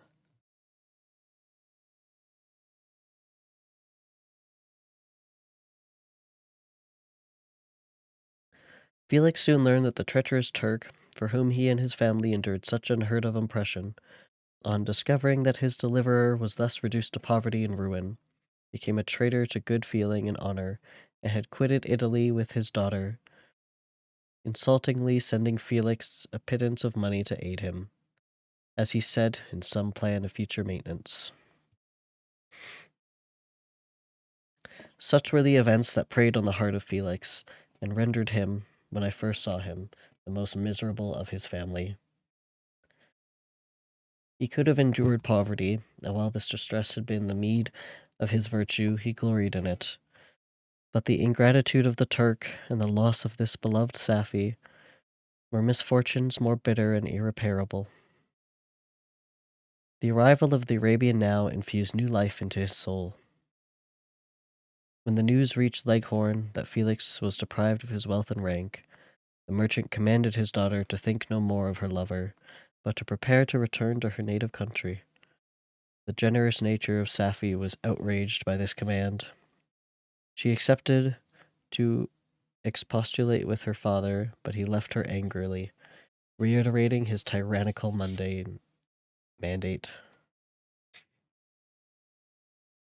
A few days after, the Turk entered his daughter's apartment and told her hastily that he had reason to believe that his resistance at Leghorn had been divulged, and that he should speedily be delivered up to the French government. He had consequently hired a vessel to convey him to Constantinople, for which city he shall sail in a few hours. He intended to leave his daughter under the care of the confidential servant, to follow at her leisure with the greater part of his property, which had not yet arrived at Leghorn.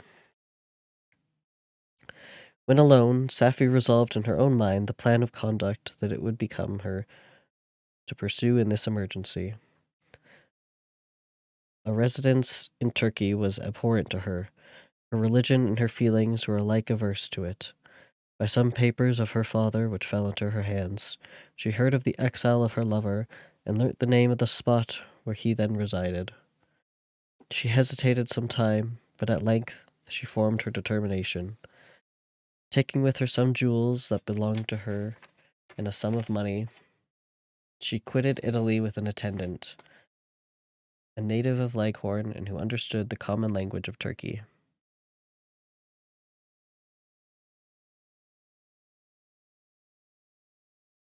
And departed for Germany.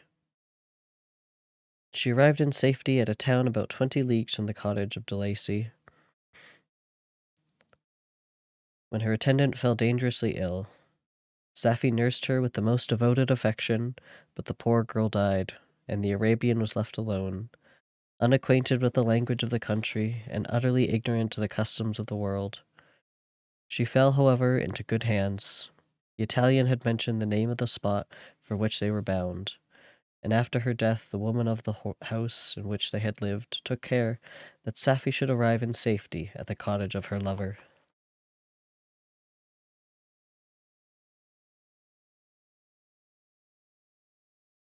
Okay, chapter 7.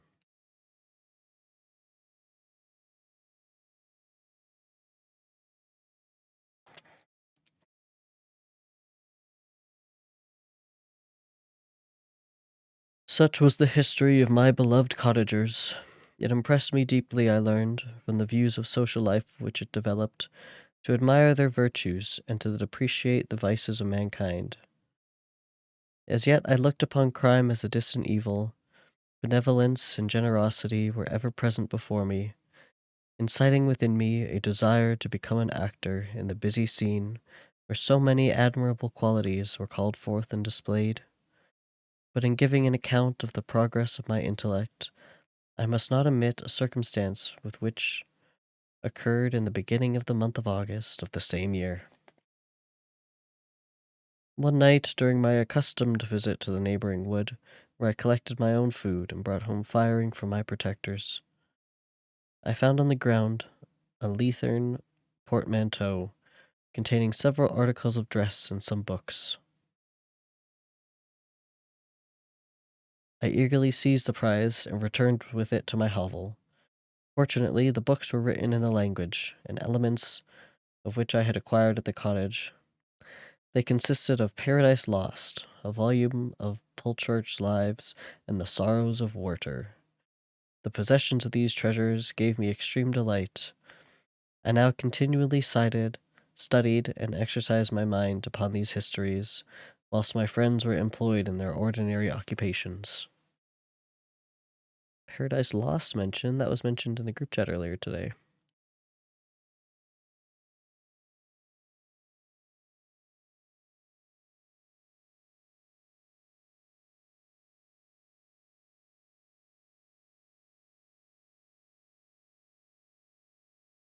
These three texts were on Mary's reading list the summer before she began writing Frankenstein. They represent a kind of literacy education for the creature. From Pulcharch, he would learn about the great leaders of the Greco-Roman world and the nature of politics and public affairs. In Sorrows of Young Werther, he would read about domestic life and social relationships, particularly as they applied to the difficult business of adolescence and growing up. From Paradise Lost, the creature would learn about faith and the complexities of good and evil. In Milton's story, Satan, the falling angel, is a charismatic anti-hero who challenges his creator.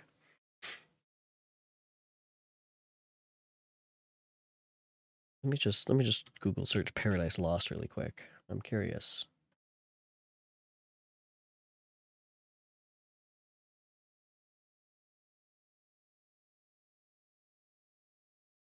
"10,000 lines of verse?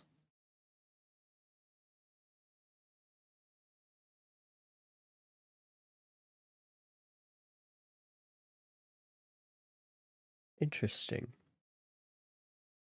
I think Corey is reading this, which makes a lot of sense from looking at it.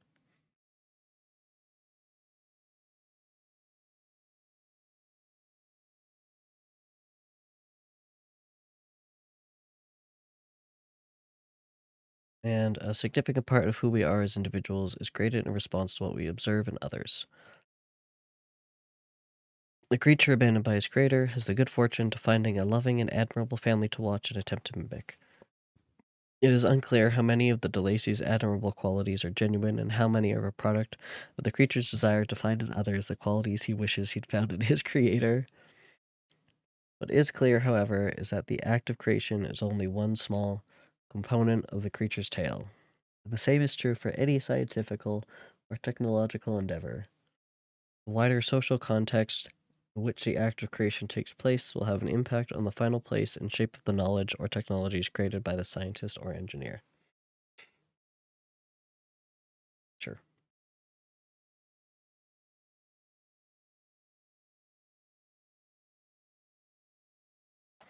I can hardly describe to you the effects of these books.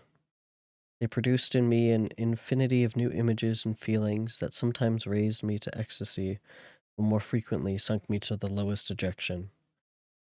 In The Sorrows of Werter, besides the interest of its simple and affecting story, so many opinions are canvassed, and so many lights thrown upon what had hitherto been to me obscure subjects, that I found in it never-ending source of speculation and astonishment. The gentle and domestic manners it described combined the lofty sentiments and feelings which had for their object something out of self, accorded well with my experience among my protectors, and with the wants which were forever alone in my own bosom. But I thought Werter himself a more divine being than I had ever beheld or imagined. His character contained no pretension, but it sunk deep. The disquisitions upon death and suicide were calculated to fill me with wonder. I did not pretend to enter into the merits of this case, yet I inclined towards the opinions of the hero, whose extinction I wept without precisely understanding it. As I read, however, I applied much personality of my own feelings and condition. I found myself similar, yet at the same time strangely unlike to the beings concerning whom I read, and to those conversating as a listener. I was a listener. I sympathized with and partly understood them, but I was uninformed in mind. I was dependent on none and related to none. The paths of my departure was free, and there was none to lament my annihilation. My person was hideous and my stature gigantic. What did this to me? Who was I? What am I? Where did I come? What was my destination? These questions continually reoccurred, but I was unable to solve them.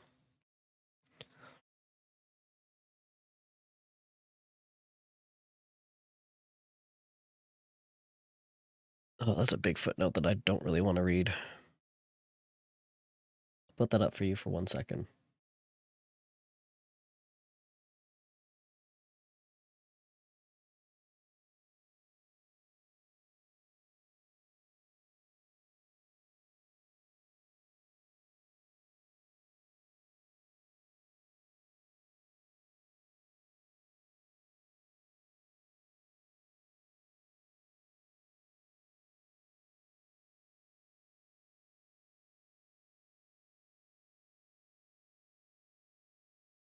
Okay.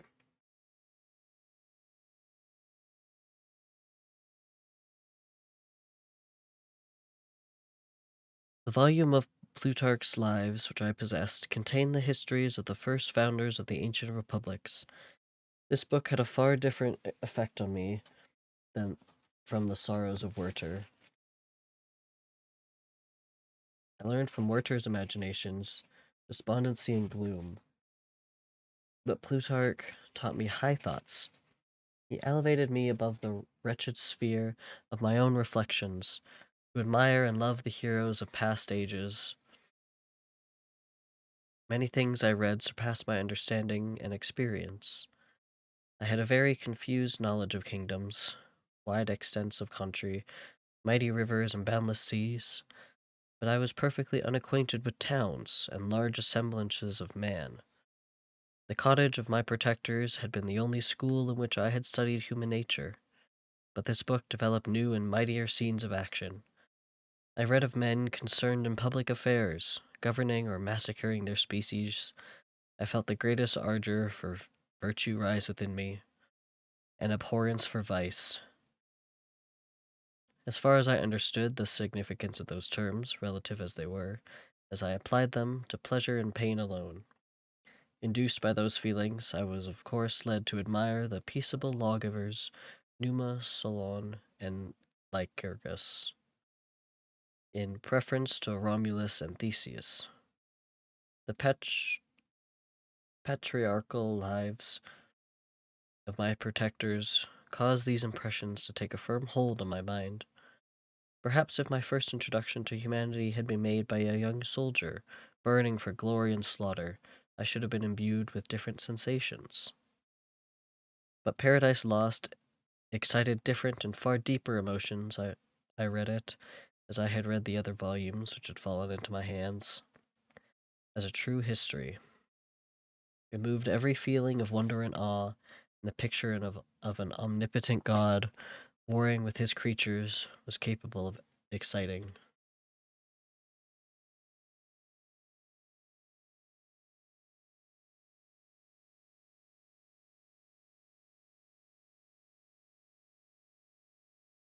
I often referred the several situations as their similarity struck to me, to my own. Like Adam, I was apparently united by no link to any other being in existence, but his state was far different from mine in every other respect. He had come forth from the hands of God a perfect creature, happy and prosperous, guarded by the especial care of his Creator. He was allowed to converse with and acquire knowledge from beings of a superior nature, but I was wretched, helpless, and alone. Many times I considered Satan as the fitter emblem of my condition.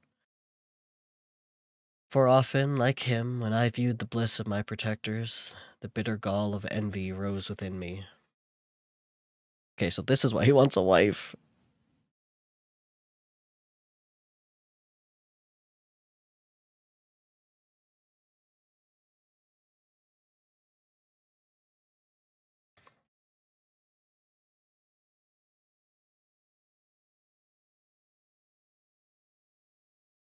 Another circumstance strengthened and confirmed these feelings. Soon after my arrival in the hovel, I discovered some papers in the pocket of the dress which I had taken from your laboratory. At first I had neglected them, but now that I was able to decipher the characters in which they were written, I began to study them with diligence. It was your journal of the 4 months that preceded my creation. You minutely described in those papers every step you took in the progress of your work. This history was mingled with accounts of domestic occurrences. You doubtless recollect those papers. Here they are. Everything is related in them which bears reference to my accursed origin. The whole detail of that series of disgusting circumstances which produced it is set in view. The minutest description of my odious and loathsome person is given, in language which painted your own horrors and rendered mine indeligible. I sickened as I read. Hateful day when I received life, I exclaimed in agony. Accursed creator, why did you form a monster so hideous that even you turned from me in disgust? God, in pity, made man beautiful and alluring after his own image. But my form is a filthy type of yours, more horrid even from the very resemblance. Satan had his companions, fellow devils, to admire and encourage him, but I am solitary and abhorred. Those were my reflections of my hours of despondency and solitude. But when I contemplated the virtues of the cottagers, their amiable and benevolent dispositions, I persuaded myself that when they should become acquainted with my admiration of their virtues, they would compassionate me and overlook my personal deformity. Could there turn from their door Could they turn from their door one, however monstrous, who solicited their companionship and friendship?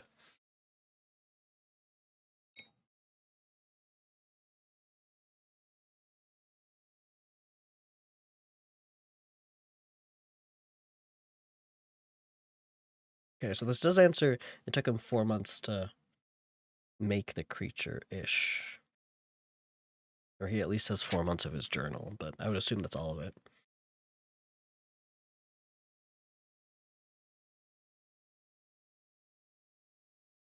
I resolved at least not to despair, but in every way to fit myself for an interview with them, which would decide my fate.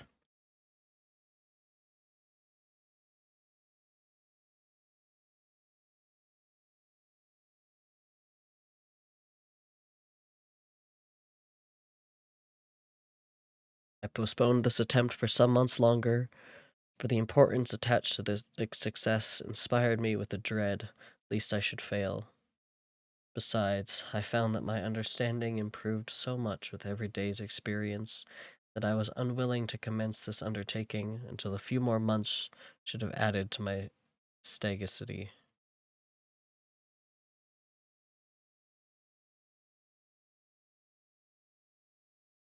Okay, footnote. I think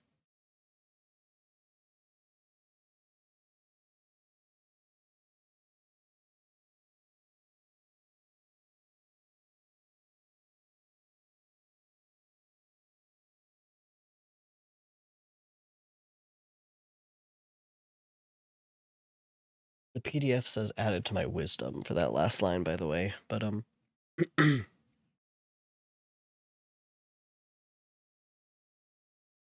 here Victor anticipates a problem confronting researchers in the field of robotics and visual animations, as well as related fields. Anyone trying to create lifelike representations of natural organisms will encounter what Japanese roboticist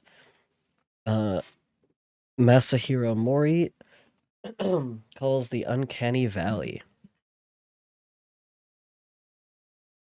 Humans can feel a strong, empathetic connection to creatures that do not closely resemble us or other familiar living things. In film, for example, characters such as the robot Wall-E or the extraterrestrial E.T. gain our sympathy even though they look unfamiliar, but as representations get close to the human form, they can enter the uncanny valley, where slight aberrations from our expectations can generate feelings of aversion or disgust. Mary suggests here that the creature's ugliness derives not from his difference so much as from his uncanny similarities to humans. See also Alfred Nordman's essay Undisturbed by Reality in this volume, which discusses the origins of the notion of the uncanny. That does sound kind of cool.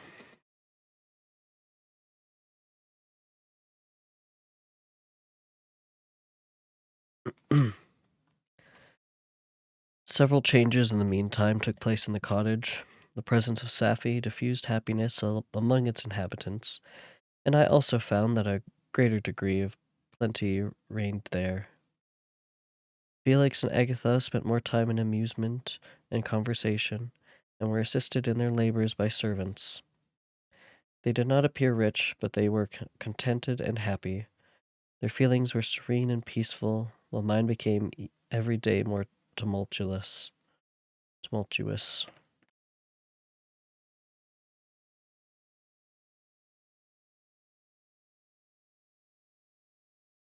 Increase of knowledge only discovered to me more clearly what a wretched outcast I was. I cherished hope, it is true, but it vanished when I beheld my person reflected in water, or my shadow on the moonshine. Even as that frail image and that inconstant shade.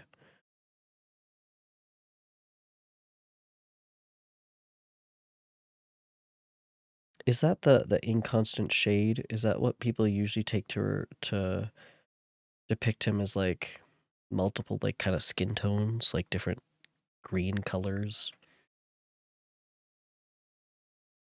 Maybe. I endeavored to crush these fears and to fortify myself for the trial which in a few months I resolved to undergo. And sometimes I allowed my thoughts, unchecked by reason, to ramble in the fields of paradise, and dared to fancy amiable and lovely creatures sympathizing with my feelings and cheering my gloom. Their angelic countenances breathed smiles of consolation, but it was all a dream. No Eve soothed my sorrows nor shared my thoughts. I was alone. I remembered Adam's supplication to his Creator, but where was mine? He had abandoned me, and in the bitterness of my heart I cursed him. Autumn passed thus, I saw, with surprising grief. The leaves decay and fall, and nature again assumed the barren and bleak appearance it had worn when I first beheld the woods and the lovely moon.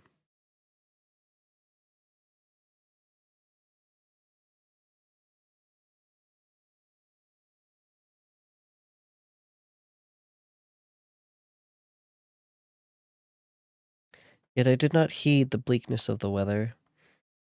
I was better fitted by my conformation for the endurance of cold than heat.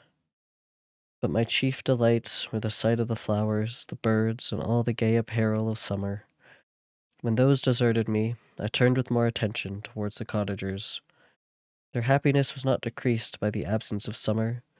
They loved and sympathized with one another, and their joys, depending on each other, were not interrupted by the casualties that took place around them. The more I saw of them, the greater became my desire to claim their protection and kindness. My heart yearned to be known and loved by these amiable creatures. To see their sweet looks directed towards me with affection was the utmost limit of my ambition. I dared not think that they would turn them from me with disdain and horror. The poor that stopped at their door were never driven away. I asked, it is true, for greater treasure than a little food or rest.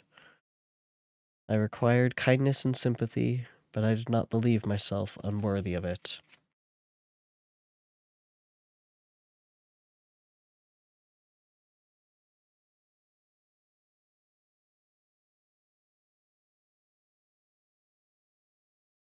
Footnote, communion represents connection, a sharing or holding of things in common that is central to achieving our full humanity. Social scientists today refer to communion in terms of intimacy or perhaps love or even social support. Research has recently discovered what Mary intuited 2 centuries ago. Positive relationships are what keep us healthy and happy. Sorry, research has recently discovered that positive relationships are what keep us healthy and happy? And what Mary stumbled across? Is that what that sentence means? That's fucking stupid. We experience the irony of watching Victor pursue his goal of creating life while isolating himself from what he later learns is most life-giving communion with family, friends, and lovers. And though he gives biological life to his creation, he fails to give him what is most meaningful, communion. Many of us seem driven to try alternate means of happiness, creation of our own monsters perhaps, before we realize that relationships are not superfluous, but are instead essential in our lives. Victor's disdain for and rejection of his own creation became not only his own undoing, but also the causal agent for the transfiguration of his creation's natural state of benevolence to one of violence.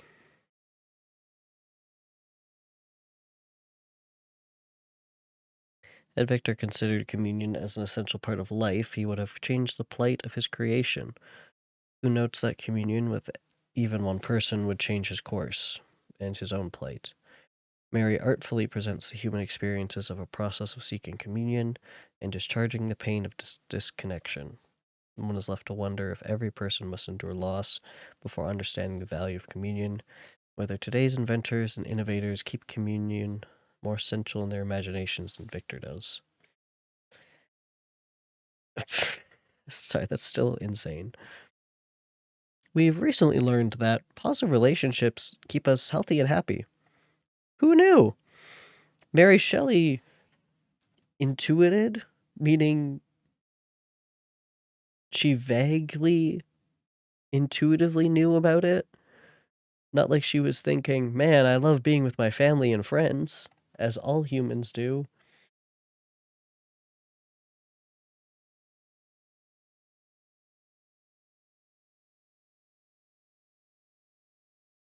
Oh no, it means Mary discovered that herself, obviously, and then we have recently rediscovered it? The hell? It took us 2 centuries to understand what Mary was saying here?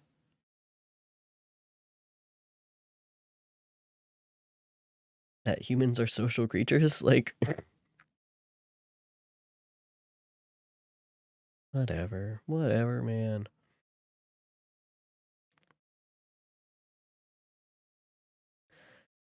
Victor's creature has learned about humanity by observing humans and by reading poetry, classical philosophy, and a highly sentimental novel. He believes himself to be worthy of, or at least not disqualified from, receiving the kindly treatment that he has seen humans accord one another. Fair. He's evaluated himself and found himself human. Sure, yeah. Self-esteem, the assessment of value that people give themselves and their own behavior, is a relatively recent psychological concept dating from the late 19th century. This passage can be interpreted as an example of the increased focus on the individual that is associated with the advent of Romanticism. However, the process of evaluating one's behavior and making it relative to that of other people has been a human concern since the dawn of history. Sure. Self-esteem presupposes awareness of self, may be related to survival enhancing, neurological based behaviors common of the many non human social animals in which self awareness has been identified. Research has recently been directed at identifying self esteem like behavior in primates and other animals. Victor's creature seems to have, in addition to the desire to evaluate his own behavior, the ability to judge the fairness of that behavior and the behavior of others. That is, he has a sense of justice. There's evidence that an understanding of fairness or equality is a trait shared by many animals, but research remains to be done to understand the mechanisms by which various animals assess whether another's behavior is equitable or not. Even human concepts of justice can be vague and contradictory and may differ from one culture to another, just as individual humans' evaluation of their own behavior is not necessarily accurate and their opinion of themselves is not necessarily shared by others. Sure.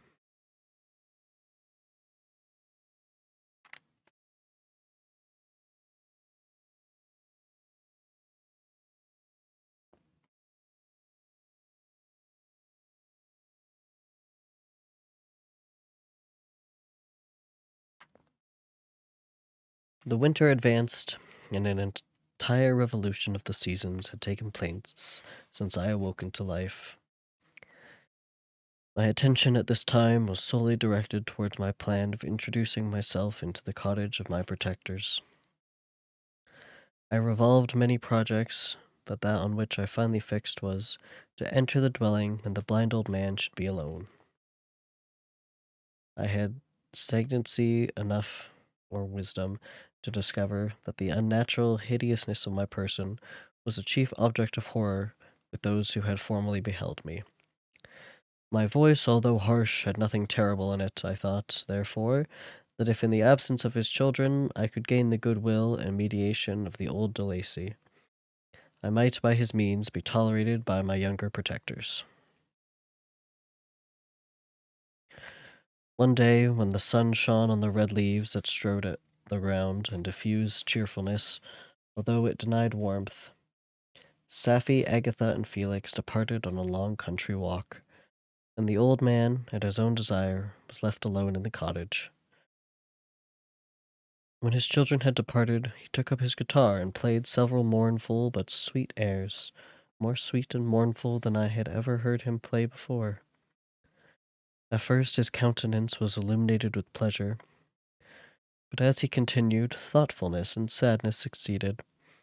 At length, laying aside the instrument, he sat absorbed in reflection. My heart beat quick. This was the hour and moment of trial, which would decide my hopes or realize my fears. The servants were gone to a neighboring fair. All was silent in and around the cottage. It was an excellent opportunity, yet when I proceeded to execute my plan, my limbs failed me, and I sank to the ground. Again I rose, and, exerting all the firmness of which I was master, removed the planks which I had placed before my hovel to conceal my retreat. The fresh air revived me, and, with renewed determination, I approached the door of their cottage.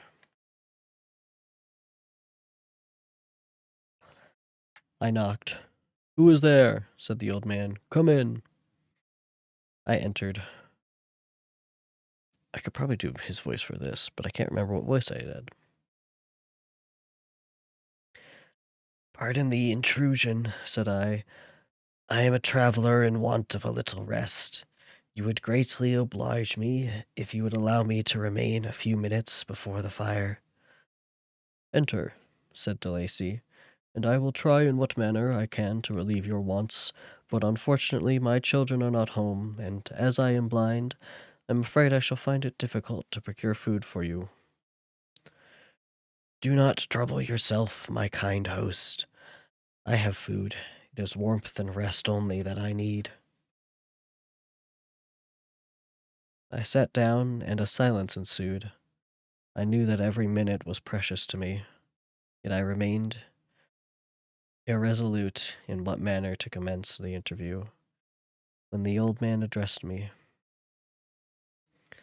"By your language, stranger, I suppose you are my countryman?" Are you French? No, but I was educated by a French family and understand that language only. I am now going to claim the protection of some friends whom I sincerely love, in whose favor I have some hopes. Are they Germans? No, they are French. Let us change the subject. I am an unfortunate and deserted creature. I look around and I have no relation or friend upon earth. These amiable people to whom I go have never seen me, and know little of me. I am full of fears, for if I fail there, I am an outcast in the world forever. Do not despair.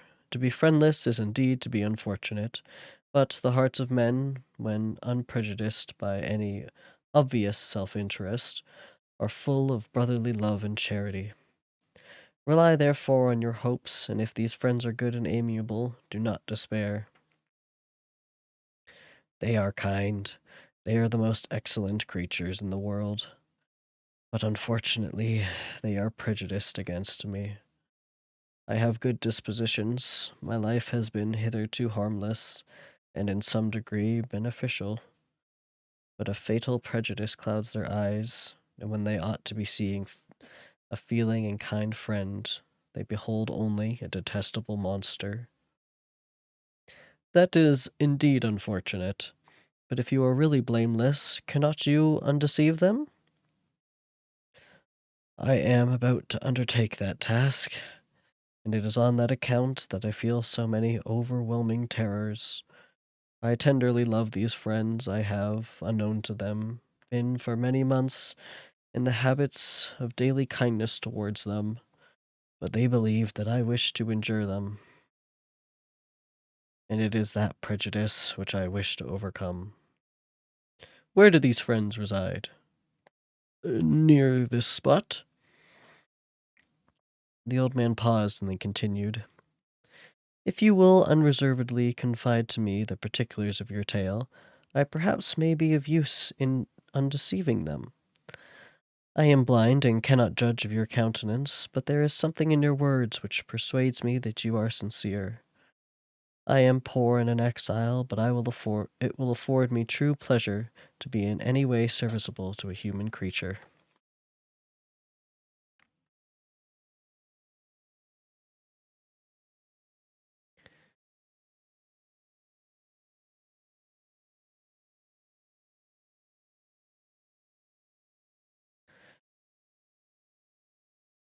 Excellent man. I thank you and accept your generous offer. You raise me from the dust by this kindness, and I trust that, by your aid, I shall not be driven from the society and sympathy of your fellow creatures. Heaven forbid, even if you were really criminal, for that can only drive you to desperation, and not instigate you to virtue. I also am unfortunate. I and my family have been condemned. Although innocent, judge, therefore, if I do not feel for your misfortunes. How can I thank you, my best and only benefactor? From your lips first have I heard the voice of kindness directed towards me. I shall be forever grateful, and your present humanity assures me of success with those friends who I am on point of meeting. May I know the names and residence of those friends? I paused.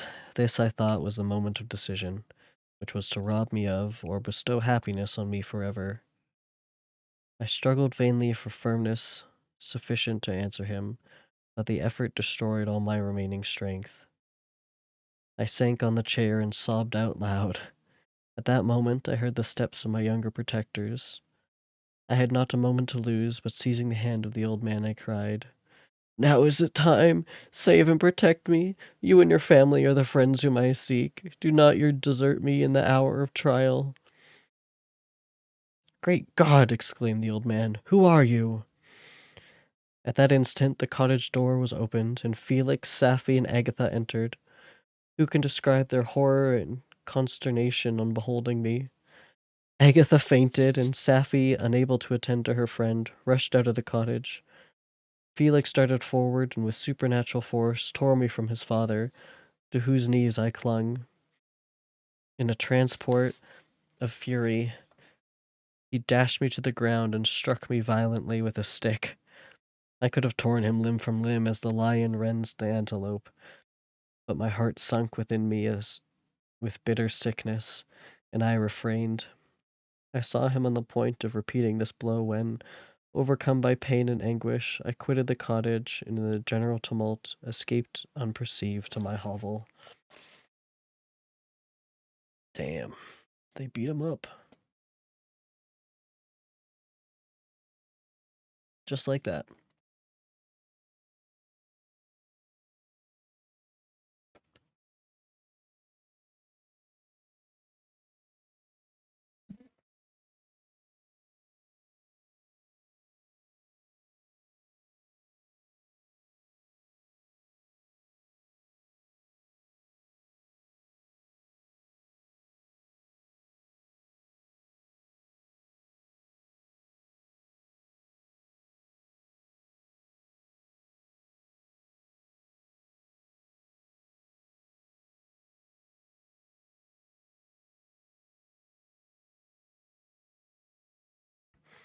Okay. Chapter 8. Cursed, cursed creator, why did I live? Why in that instant did I not extinguish the spark of existence which you had so wantonly bestowed? I know not. Despair had not yet taken possession of me. My feelings were those of rage and revenge. I could with pleasure have destroyed the cottage and its inhabitants, and have glutted myself with their shrieks and misery. When night came, I quitted my retreat and wandered in the wood, and now, no longer restrained by the fear of discovery, I gave vent to my anguish in fearful howlings. I was like a wild beast that had broken the toils, destroying the objects that obstructed me, and ranging through the wood with a stag-like swiftness. Oh, what a miserable night I passed! The cold stars shone in mockery, and the bare trees waved their branches above me. Now and then the sweet voice of a bird burst forth amidst the universal stillness. All save I were at rest or in enjoyment. I, like the arch-fiend, bore a hell within me, and finding myself unsympathized with, wished to tear up the trees, spread havoc and destruction around me, and then to have sat down and enjoyed the ruin. But this was a luxury of sensation that could not endure. I became fatigued with excessive bodily exertion, and sank on the damp grass in the sick impotence of despair. There was none among the myriads of men that existed who would pity or assist me, and should I feel kindness towards my enemies? No, from that moment I declared everlasting war against the species, and more than all, against him who had formed me and sent me forth to this insupportable misery. Uh-huh. Footnote, in this turning point, the creature no longer figures himself as an atom, the first being of a new creation of humans or humanoids. Rather, he opts to be like Milton's Satan, of whom he has read. The epic poem Paradise Lost recounts the fall of the angel Satan, who does battle with God, is exiled from heaven, and plots his revenge against his creator with the temptation of Adam and Eve to eat the forbidden tree of knowledge. Sentenced by God to hell, Milton Satan is determined to make a heaven of his hell, and to reveal in his punishment, which he sees as unjust. In Mary's story, the creature, having exhausted the limits of reason and compassion, when he receives no kindness from humans, cuts himself off from the human race and becomes the antagonist of humankind. Uh-oh.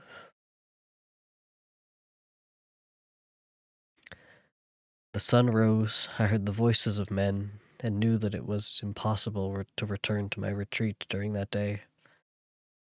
Accordingly, I hid myself in some thick underwood, determining to devote the ensuing hours to reflection of my situation. The pleasant sunshine and the pure air of day restored me to some degree of tranquillity, and when I considered what had passed at the cottage, I could not help believing that I had been too hasty in my conclusions. I had certainly acted imprudently. It was apparent that my conversation had interested the father in my behalf, and I was a fool in having exposed my person to the horror of his children. I ought to have familiarized the old De Lacy to me, and by degrees have discovered myself to the rest of his family, when they should have been prepared for my approach. But I do not believe my errors to be irretrievable, and after much consideration, I resolved to return to the cottage, seek the old man, and by my representations win him to my party.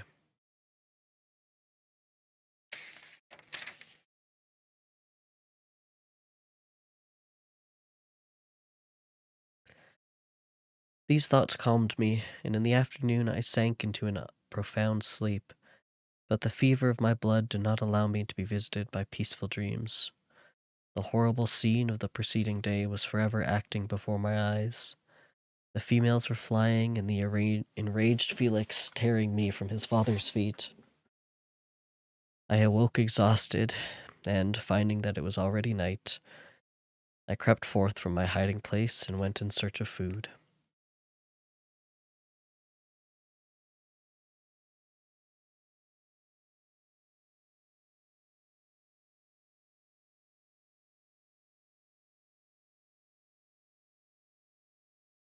When my hunger was appeased, I directed my steps towards the well-known path that conducted to the cottage.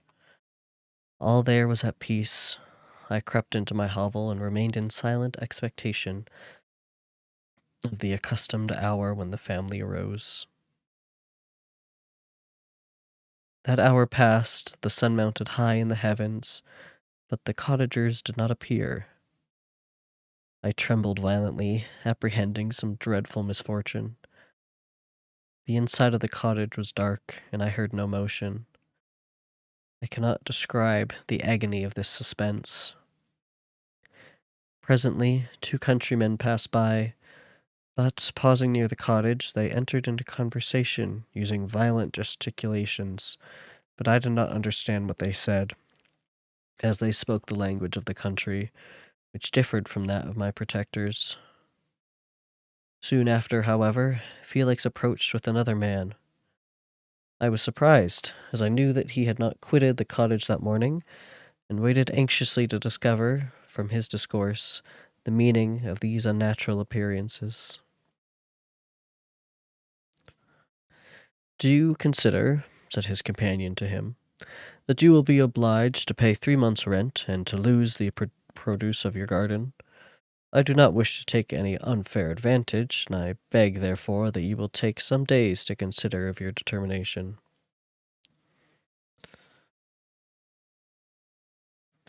"It is utterly useless," replied Felix. "We can never again inhabit your cottage. The life of my father is in the greatest danger, owing to the dreadful circumstances that I have related. My wife and my sister will never recover from their horror, and I entreat you not to reason with me any more. Take possession of your tenement, and let me fly from this place." Felix trembled violently as he said this. He and his companion entered the cottage, in which they remained for a few minutes and then departed. I never saw any of the family of De Lacy more. I continued for the remainder of the day in my hovel in a state of utter and stupid despair. My protectors had departed and had broken the only link that had me to the world. For the first time, the feelings of revenge and hatred filled my bosom, and I did not strive to control them, but, allowing myself to be borne away by the stream, I bent my mind towards injury and death, and I thought of my friends, of the mild voice of De Lacy, and the gentle eyes of Agatha, and the exquisite beauty of the Arabian. These thoughts vanished, and a gush of tears somewhat soothed me. But again, when I reflected that they had spurned and deserted me, anger returned. A rage of anger, and unable to injure anything human, I turned my fury towards inanimate objects. As night advanced, I placed a variety of combustibles around the cottage, and after having destroyed every vestige of cultivation in the garden, I waited with forced impatience until the moon had sunk to commence my operations. Is he gonna blow up the cottage?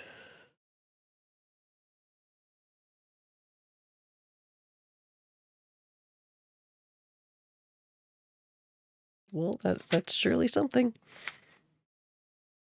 As the night advanced, a fierce wind arose from the woods and quickly dispersed the clouds that had loitered in the heavens. The blast tore along like a mighty avalanche and produced a kind of insanity in my spirits that burst all bounds of reason and reflection. Okay, where did he get this? Where did he get bombs? What did he make? How does the creature know how to make a bomb?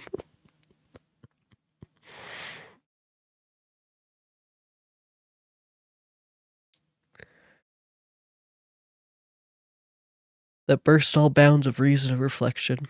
I lighted the dry branch of a tree and danced with fury around the devoted cottage, my eyes still fixed on the western horizon, the edge of which the moon nearly touched. Part of its orb was at length hid, and I waved my brand. It sunk, and with a loud scream I fired the straw and heath and bushes which I had collected. Okay, he's just lighting on fire, not a bomb, I think. The wind fanned the fire, and the cottage was quickly enveloped by the flames which clung to it, and licked it with their forked and destroying tongues. As soon as I was convinced that no assistance could save any part of the habitation, I quitted the scene, and sought for refuge in the woods. And now, with the world before me, whither should I bend my steps? I resolved to fly far from the scene of my misfortunes. But to me, hated and despised, every country must be equally horrible. At length the thought of you crossed my mind. I learned from your papers that you were my father, my creator, and to whom could I apply with more fitness than to him who had given me life?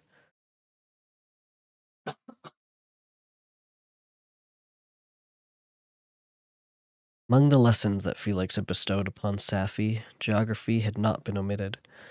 I had learned from these relative situations of the different countries of the earth. You had mentioned Geneva as the name of your native town, and towards this place I resolved to proceed. But how was I to direct myself? I knew that I must travel in a southwesternly direction to reach my destination, but the sun was my only guide. I did not know the names of the towns that I was to pass through, nor could I ask information from a single human being. But I did not despair. From you only could I hope for secure. Although towards you I felt no sentiment but that of hatred. Unfeeling, heartless creator, you had endowed me with perceptions and passions, and then cast me abroad an object for the scorn and horror of mankind. But on you only had I any claim for pity and redress, and from you I determined to seek that justice which I vainly attempted to gain from any other being that who bore the human form.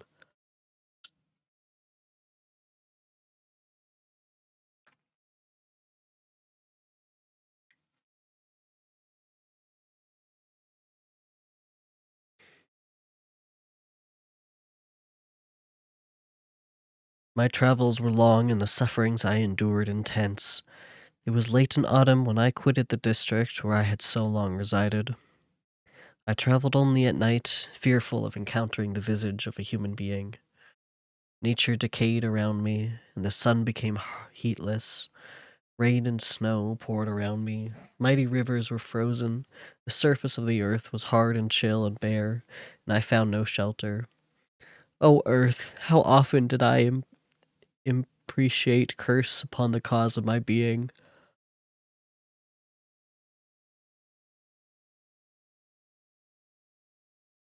The mildness of my nature had fled, and all within me was turned to gall and bitterness. The nearer I approached to your habitation, the more deeply did I feel the spirit of revenge enkindle in my heart. Snow fell and the waters were hardened, but I rested not. A few incidents now and then directed me, and I possessed a map of the country. What does he mean by that? A few incidents happened and he has a map? Did he kill someone? Or at least steal their map? But I often wandered wide from my path.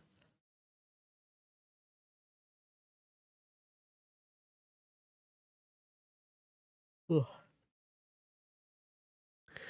The agony of my feelings allowed me no respite. No incident occurred from which my rage and misery could not extract its food. But a circumstance that happened when I arrived on the confines of Switzerland, when the sun had recovered its warmth and the earth again began to look green, confirmed in an especial manner the bitterness and horror of my feelings. So how does he know it's August? Does he keep track?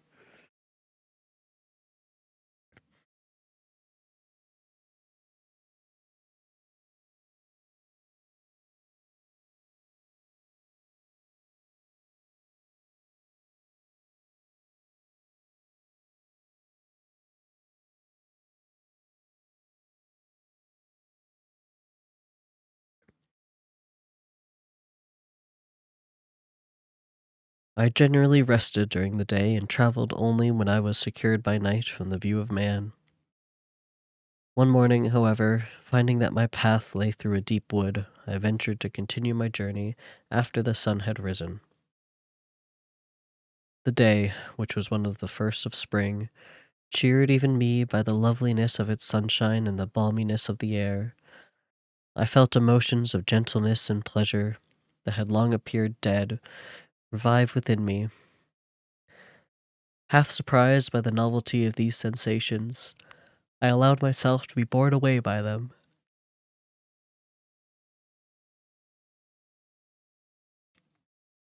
And, forgetting my solitude and deformity, dared to be happy. Soft tears again bedewed my cheeks, and I even raised my humid eyes with thankfulness towards the blessed sun which bestowed such joy upon me.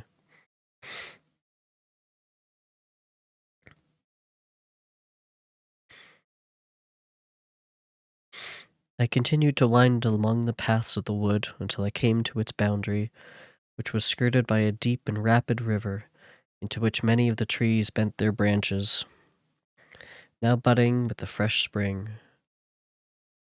Here I paused, not exactly knowing what path to pursue, when I heard the sound of voices that induced me to conceal myself under the shade of a cypress. I was scarcely hid when a young girl came running towards the spot where I was concealed, laughing as if she ran from someone in sport. She continued her course along the precipitous sides of the river, when suddenly her foot slipped and she fell into the rapid stream. I rushed from my hiding place and with extreme labor from the force of the current, saved her and dragged her to shore. She was senseless, and I endeavored, by every means in my power, to restore animation, when I was suddenly interrupted by the approach of a rustic, who was probably the person from whom she had playfully fled. On seeing me, he darted towards me, and tearing the girl from my arms, hastened towards the deeper parts of the wood. I followed speedily, I hardly knew why, but when the man saw me draw near, he aimed a gun which he carried at my body and fired. I sunk to the ground, and my injurer, with increased swiftness, escaped into the wood. This was then the reward of my benevolence. I had saved a human being from destruction, and as a recompense I now writhed under the miserable pain of a wound which shattered the flesh and bone. The feelings of kindness and gentleness which I had entertained but a few moments before gave place to hellish rage and gnashing of teeth, inflamed by pain. I vowed eternal hatred and vengeance to all mankind, but the agony of my wound overcame me. My pulses paused and I fainted. It's a little funny.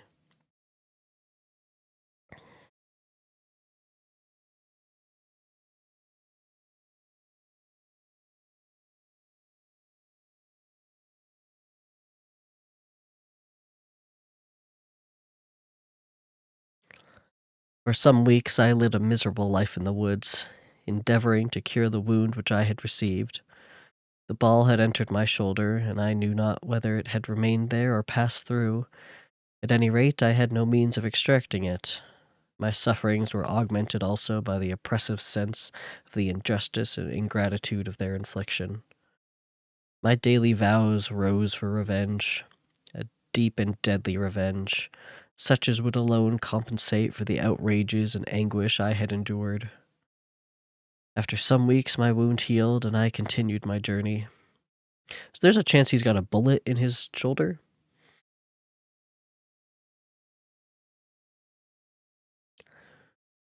The labors I endured were no longer to be alleviated by the bright sun or gentle breezes of spring. All joy was but a mockery, which insulted my desolate state. It made me feel more painfully that I was not made for the enjoyment of pleasure. But my toils now drew near a close, and 2 months from this time I reached the environs of Geneva. It was evening when I arrived, and I retired to a hiding place among the fields that surrounded it, to meditate in what manner I should apply to you. I was oppressed by fatigue and hunger, and far too unhappy to enjoy the gentle breezes of evening, or the prospect of the sun setting behind these stupendous mountains of Jura. At this time a slight sleep relieved me from the pain of reflection, which was disturbed by the approach of a beautiful child who came running into the recesses I had chosen with all the sportiness of infancy. Suddenly, as I gazed on him, an idea seized me, that this little creature was unprejudiced, and had lived too short a time to have imbibed a horror of deformity. If therefore I could seize him and educate him as my companion and friend, I should not be so desolate in this peopled earth. He's still trying to make friends. He's still trying. He is full of hate and he is still trying.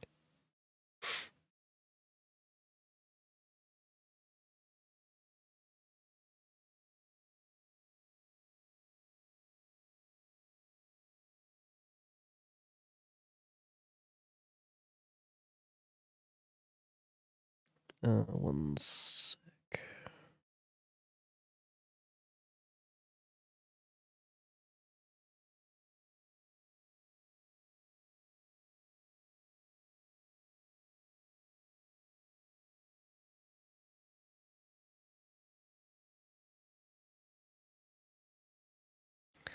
Urged by this impulse, I seized on the boy as he passed and drew him towards me. As soon as he beheld my form, he placed his hands before his eyes and uttered a shrill scream. I drew his hand forcibly from his face and said, "Child, what is the meaning of this? I do not intend to hurt you. Listen to me." He struggled violently. "Let me go," he cried. "Monster! Ugly wretch! You wish to eat me and tear me to pieces. You are an ogre. Let me go, or I will tell my papa." "Boy, you will never see your father again. You must come with me." That's not helpful words, dude. "Hideous monster, let me go. My papa is a syndic." Syndic? Yeah, I guess. "He is Monsieur Frankenstein. He would punish you. You dare not keep me." "Frankenstein? You said the words. You believe you belong then to my enemy, to him towards whom I have sworn eternal revenge. You shall be my first victim." These terrifying. The child struggled and loaded me with epithets which carried despair to my heart. Epithets? Quick search of that word. What? A term of abuse. Okay, so he's just being mean. He's just saying mean things.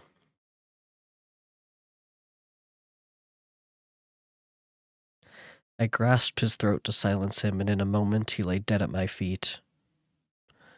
I gazed on my victim, and my heart swelled with exultation and hellish triumph.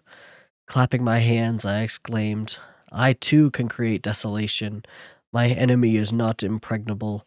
This death will carry despair to him, and 1,000 other miseries shall torment and destroy him." As I fixed my eyes on the child, I saw something glittering on his breast.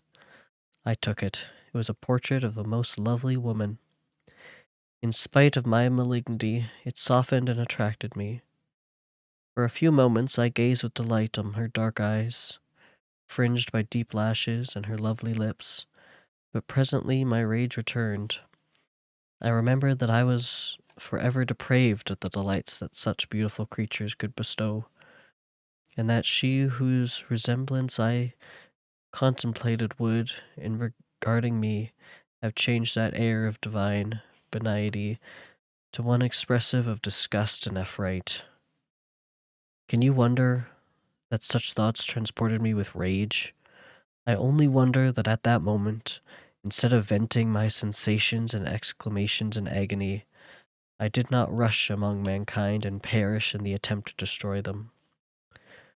While I was overcome by these feelings, I left the spot where I had committed the murder, and was seeking a more secluded hiding place, when I perceived a woman passing near me. She was young, not indeed so beautiful as her whose portrait I held, but of an agreeable aspect, and blooming in the loveliness of youth and health. Here, I thought, is one of those whose smiles are bestowed on all but me. She shall not escape, thanks to the lessons of Felix and the sanguinary laws of man. I have learned how to work mischief. I approached her unperceived and placed the portrait securely in one of the folds of her dress. How did he do that? This dude's like 7 feet tall. For some days I haunted the spot where these scenes had taken place, sometimes wishing to see you, sometimes resolved to quit the world and its miseries forever. At length I wandered towards these mountains, and have ranged through their immense recesses, consumed by a burning passion which you alone can gratify. You may not part until you have promised to comply with my requisition. I am alone and miserable. Man will not associate with me, but one as deformed and horrible as myself would not deny herself to me. My companion must be of the same species, and have the same defects. This being you must create. Yo. He needs his Eve. That's what he's asking.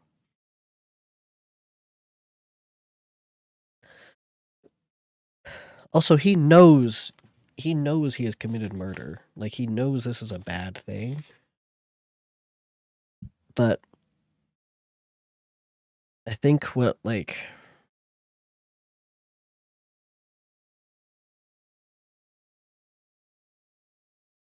oh no, I think a lot of like serial killers, when they kind of describe like why they did kind of what they did, is they do ascribe a sort of like otherness to themselves. Like they always describe themselves in like, oh, I just don't feel like I fit in or whatever. Or sometimes it's like kind of the same sentiments that the creature is saying, like, um, where is it?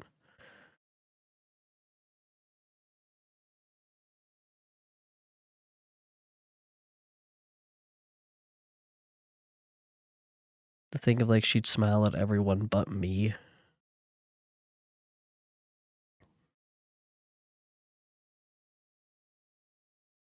Here I thought is one of those whose smiles are bestowed on all but me. I feel like that. I feel like that sentiment is true amongst some people who are murderers on purpose.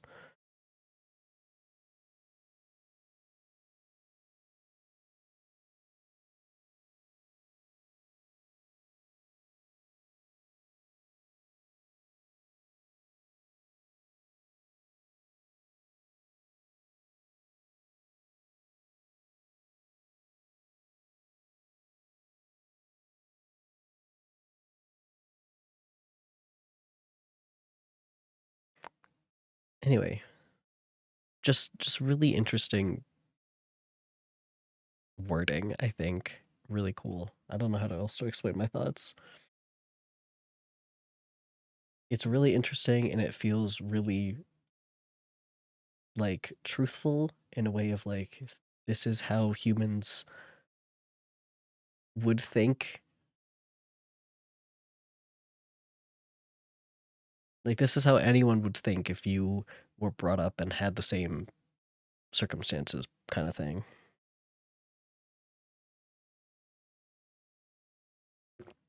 But even still, he is trying to get a friend and then heard Frankenstein and went, "Oh, wait."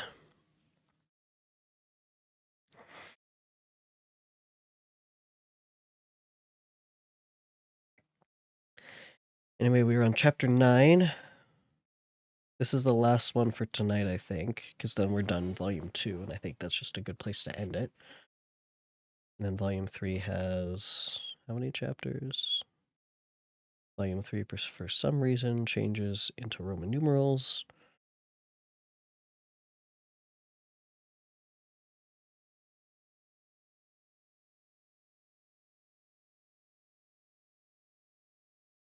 It's a long chapter, Jesus.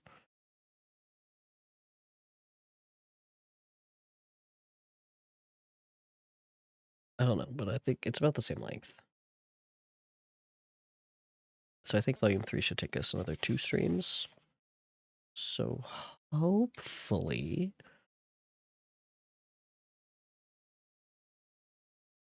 I might be done before my birthday or around my birthday, which is kind of funny. I might stream the day before my birthday. I don't really have plans yet for an actual like party because I work like the whole week.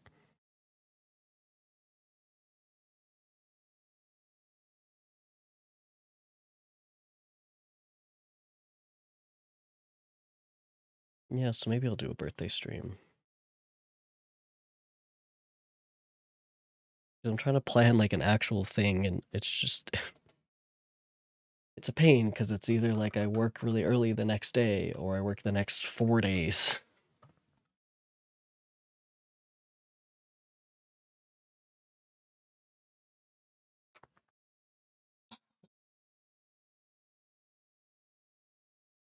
It is getting close.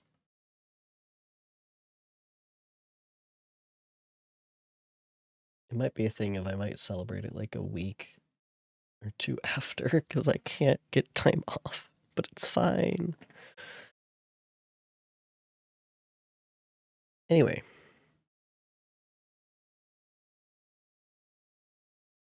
chapter 9.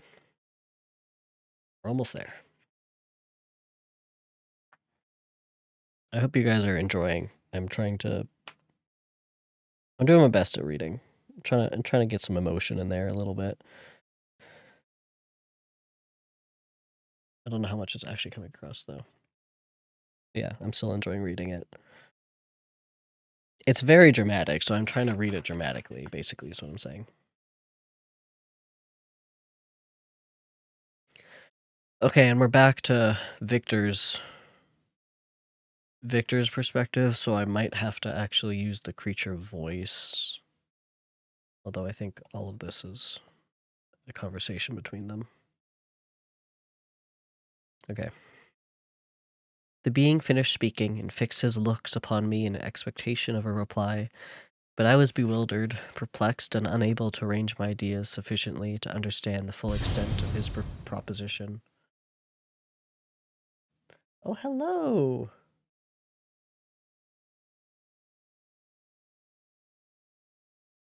Oh, how long was your message? What the hell? Sorry. I'm sorry. Sorry, Pasapod is completely nuking you, but hello. Welcome. Thank you for the raid. Um, I'm sorry. I'm sorry. It's time to go for 30 seconds. Um, maybe just put a shorter version of your message. But hi, thank you. What were you doing? How's it going? My name's Bones. We are reading Frankenstein.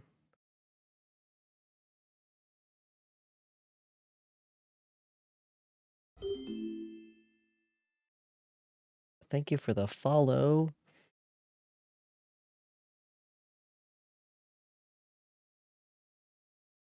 Ooh, Pride and Prejudice. We're on the same wavelength, man. I'm reading this because it was.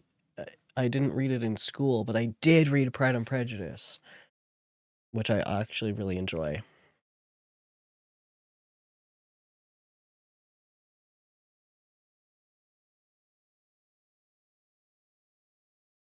And thank you, Zircon, for the shout out.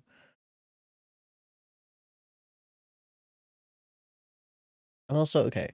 This is for I mean for you as well, but mainly for also my community. I have this little like the Frosty Tools thing that says like the howdy partner, and it kind of just like briefly summarizes who rated us. Um, do we like that or not? I feel like I don't actually read it, but Archangel Librarian is an interesting.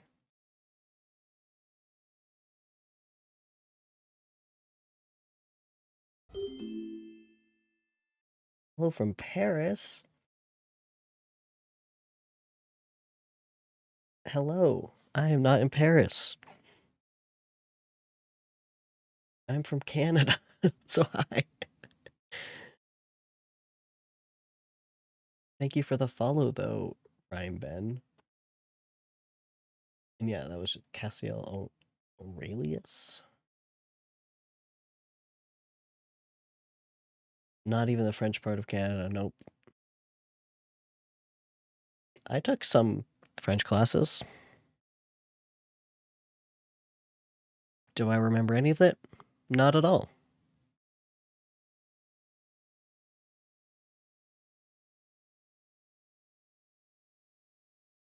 But yeah, hi. I stream readings on Friday. Fridays usually. Right now we're reading Frankenstein. We're at the end of volume 2, so more than halfway through. Other than that, I play a lot of Minecraft on Mondays, and then I've been going through some other games as well, like Red Dead and Hollow Knight and The Sims. So we do a variety here. Yeah, I took French classes. You have to start in Canada, at least where I'm from, grade 5? Grade 4 or 5, I want to say. And then I continued that until grade 10. And all my classes were just like all my teachers were just so bad that I never actually learned. It was just kind of a repeat of kindergarten level French all the way until grade 10. So that was great.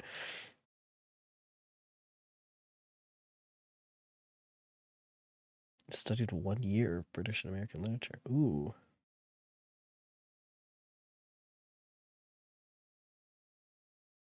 I mean, yeah. I think for classes like that, you might not remember specifics, but it is to help like your understanding of the language a bit better. And I would assume like the main parts of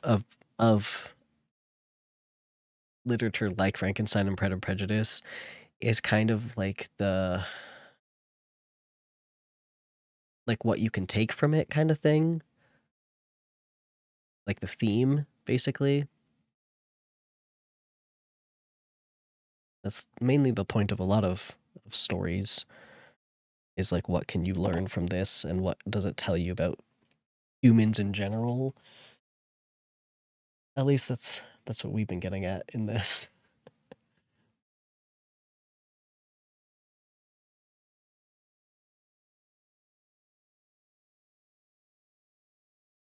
Also, did my oh, my follower thing is out of whack. Did I set up an alert for my raid? Did that happen? Did that like shoot a bunch of shit onto everyone's screens?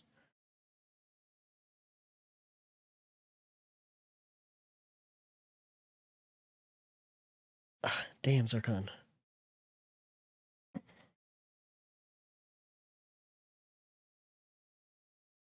I'm hoping it did, but I have no idea. It did make the noise, which I'm glad. I kind of want to up that noise. It's a little quiet for me. Okay, let's do this. Just do that.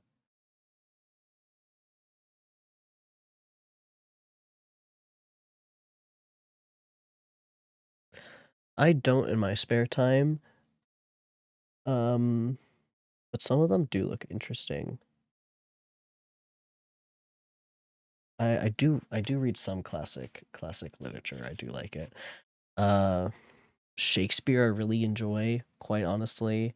I read the Iliad.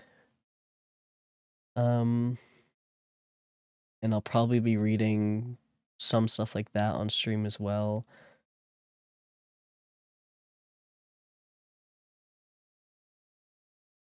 Ovid's Metamorphosis also I'd like to read, that I've read a little bit from.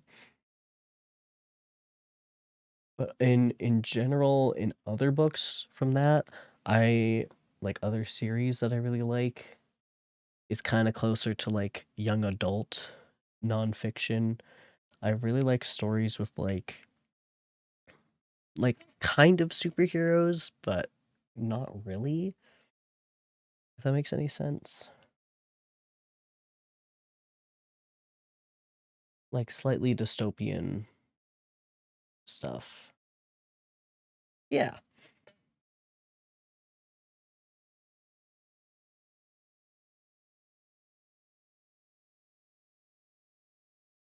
But yeah, have been enjoying Frankenstein. Zircon told me I would, and I have been.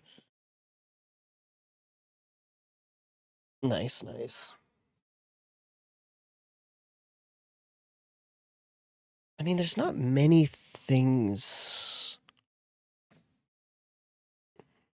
I'm trying to think of something I don't really enjoy. I mean, there is definitely some genres that are not as good. I don't know. There's so many things. I'm looking at my bookshelf now. There's so many things I would like to read that's on my bookshelf that I just have not. Like, I've got a Western that I'd really like to get into because I think that'd be funny to read. There's so much out there. It's going to take me forever. Um, that's why I've actually been trying to get through it. And Frankenstein has taken us. When did I start this? January? Maybe December. It's taken us a couple months. Hopefully, should be done this next month.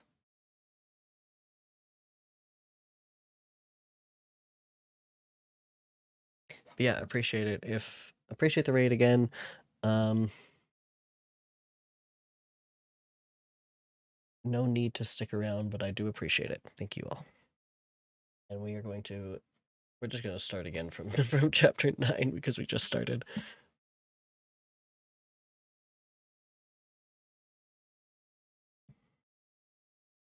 The being finished speaking and fixed his looks upon me in expectation of a reply, but I was bewildered, perplexed, and unable to arrange my ideas sufficiently to understand the full extent of his proposition. He continued, "You must create a female for me, with whom I can live in the interchange of those sympathies necessary for my being. This you alone can do, and I demand it of you as a right which you must not refuse." The latter part of his tale had kindled anew in me the anger that had died away while he narrated his peaceful life among the cottagers. And as he said this, I could no longer suppress the rage that burned within me. "I do refuse it," I reply, "and no torture shall ever extort a consent from me. You may render me the most miserable of men, but you shall never make me base in my own eyes. Shall I create another like yourself, whose joint wickedness might desolate the world? Begone! I have answered you. You may torture me, but I will never consent." "You are in the wrong," replied the fiend, "and instead of threatening, I am content to reason with you. I am malicious because I am miserable. Am I not shunned and hated by all mankind? You, my creator, whom tear me to pieces and triumph, remember that, and tell me why I should pity man more than he pities me. You would not call it murder if you could precipitate me into one of those ice rifts and destroy my frame, the work of your own hands. Shall I respect man when he contemns me? Let him live with me in the interchange of kindness, and instead of injury, I would bestow every benefit upon him with tears of gratitude at his acceptance. But that cannot be. The human senses are insurmountable barriers to our union. Yet mine shall not be the submission of abject slavery. I will revenge my injuries if I cannot inspire love, and I will cause fear, and chiefly towards you, my arch-enemy, because my Creator, do I swear inextinguishable hatred. Have a care, I will work at your destruction, nor finish until I desolate your heart, so that you curse the hour of your birth. A fiendish rage animated him as he said this. His face was wrinkled to contortions too horrible for human eyes to behold. But presently he calmed himself and then proceeded. I intend to reason. This passion is detrimental to me, for you do not reflect that you are the cause of its success. If any felt emotions of benevolence towards me, I should return them all 100 and 100-fold. For that one creature's sake, I would have made peace with the whole kind, but I now indulge in dreams of bliss that could not be realized. What I ask of you is reasonable and moderate. I demand a creature of another sex, but as hideous as myself. The gratification is small, but it is all that I can receive, and it shall content me.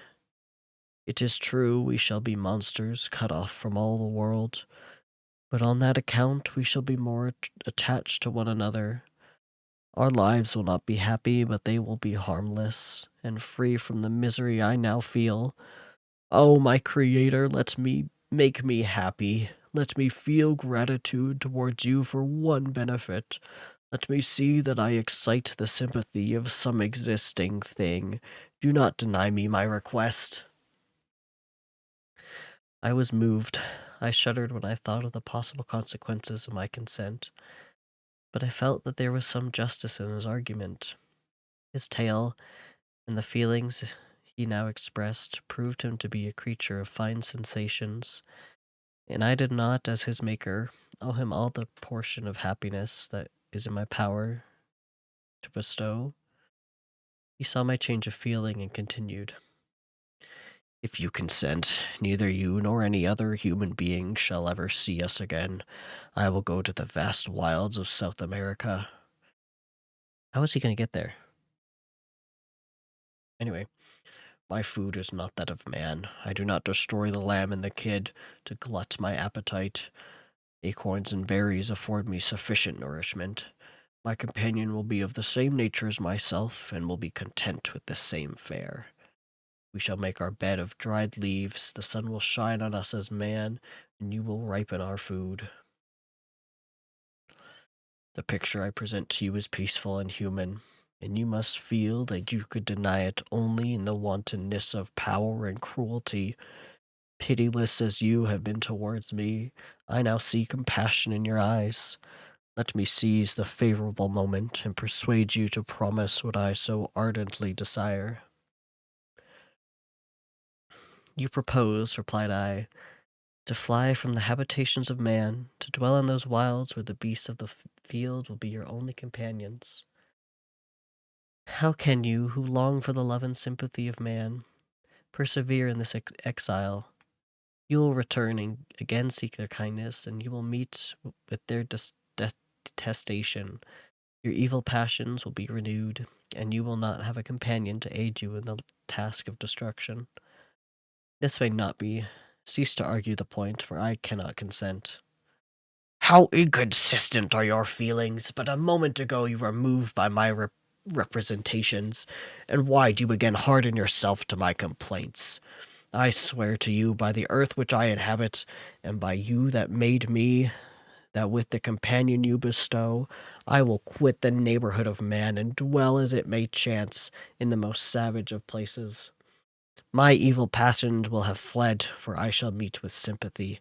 My life will flow quietly away, and in my dying moments I shall not curse my Maker.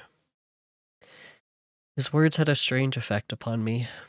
I compassionated him, and sometimes felt a wish to console him, but when I looked upon him, when I saw the filthy mass that moved and talked, my heart sickened, and my feelings were altered to those of horror and hatred.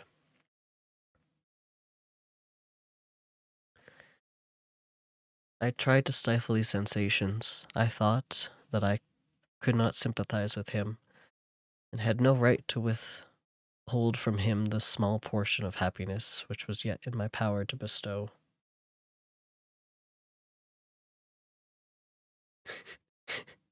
Yeah, he's like the monster is genuinely trying to have like a relationship with people, and Frankenstein is genuinely trying not to. He goes, "Yeah, I am a father and I should deny him, but like he's ugly and I made him this way. So fuck him."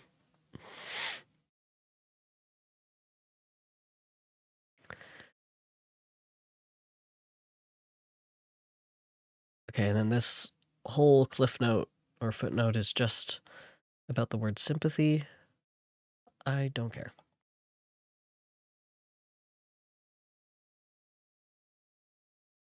You swear, I said, to be harmless, but have you not already sown a degree of malice that should reasonably make me distrust you?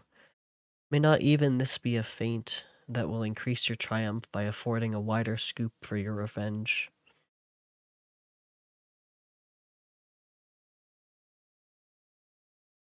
How is this? I thought I had moved your compassion, and yet you still refuse to bestow on me the only benefit that can soften my heart and render me harmless. If I had no ties and no affections, hatred and vice must be my portion. The love of another will destroy the cause of my crimes, and I shall become a thing of whose existence everyone will be ignorant. My vices are the children of a forced solitude that I abhor, and my virtues will necessarily arise when I live in communion with an equal. I shall feel the affections of a sensitive being and become linked to the chain of existence and events from which I am now excluded.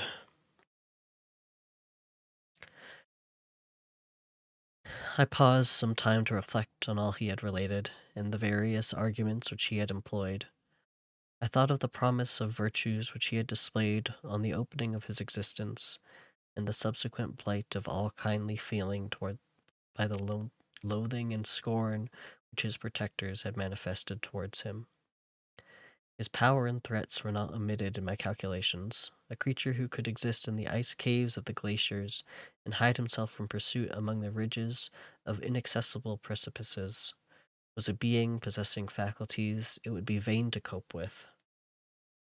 After a long pause of reflection, I concluded that the justice due both to him and my fellow creatures demanded of me that I should comply with his request. Turning to him, therefore, I said, I consent to your demand, on your solemn oath to quit Europe forever and every other place in the neighborhood of man, as soon as I shall deliver into your hands a female who will accompany you in your exile.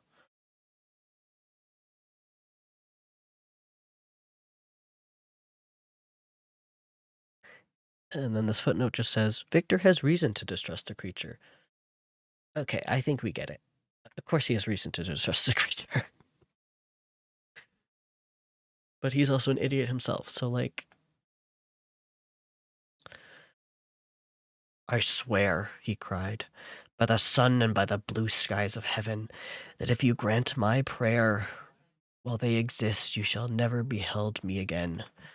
Depart to your home and commence your labors. I shall watch their progress with unutterable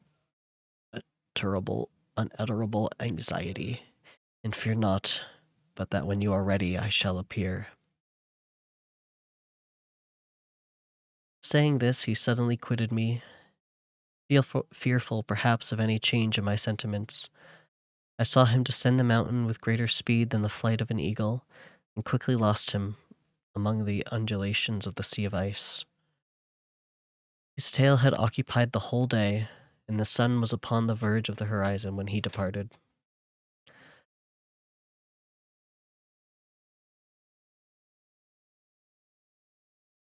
I knew that I ought to hasten my descent towards the valley, as I should soon be encompassed in darkness, but my heart was heavy and my steps slow. The labor of winding among the little paths of the mountains and fixing my feet firmly as I advanced perplexed me, occupied as I was by the emotions which the occurrences of the day had produced. Night was far advanced when I came to the halfway resting place and seated myself beside the fountain. Okay, hold on.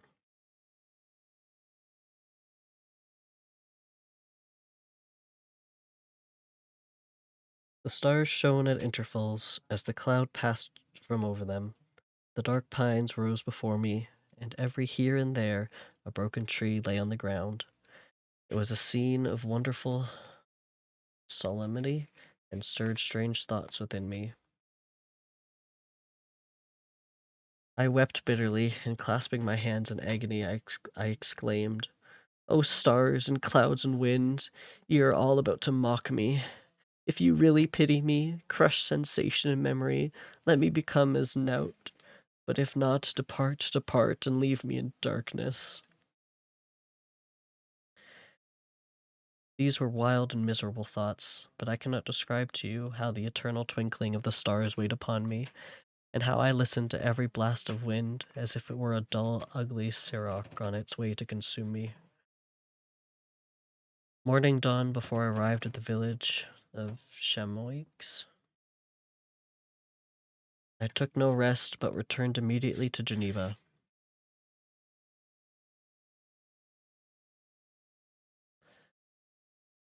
The PDF also, again, so I'm reading from a book as well as a PDF. The PDF says that he was with his family this whole time. My book says he was alone. So we're kind of switching between the two. PDF, my presence so haggard and strange hardly calmed the fears of my family, who had waited the whole night in anxious expectation of my return.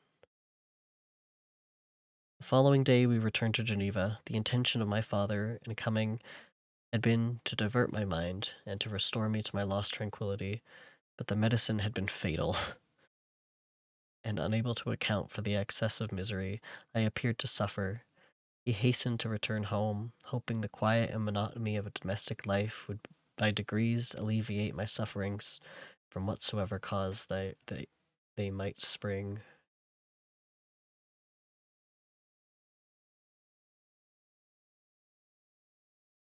For myself, I was passive in all their arrangements, and the gentle affection of my beloved Elizabeth was inadequate to draw me from the depth of my despair.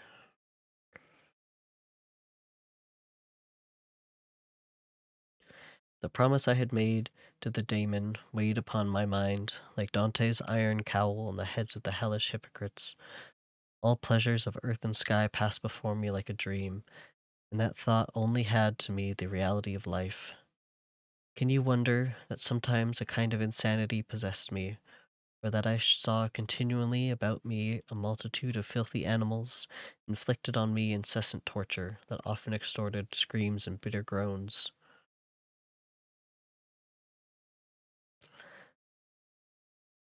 By degrees, however, these feelings became calmed. I entered again into the everyday scene of life, if not with interest, at least with some degree of tranquillity.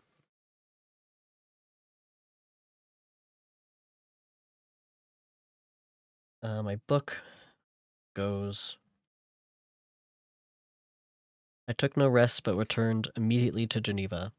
Even in my own heart, I could give no expression to my sensations. They weighed on me with a mountain's weight, and their excess destroyed my agony beneath them. Thus I returned home, and entering my house, presented myself to the family. My haggard and wild appearance awoke intense alarm, but I answered no questions. Scarcely did I speak. I felt as if I were placed under a ban, as if I had no right to claim their sympathies, as if never more might I enjoy companionship with them. Yet even thus I loved them to adoration and to save them.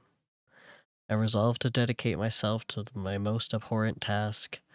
The prospect of such an occupation made every other circumstance of existence pass before me like a dream, and that thought only had to me the reality of life.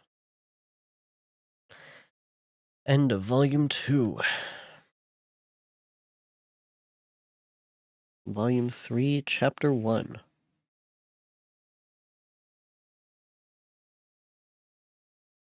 Day after day, week after week, passed away in my return to Geneva, and I could not collect the courage to recommence my work.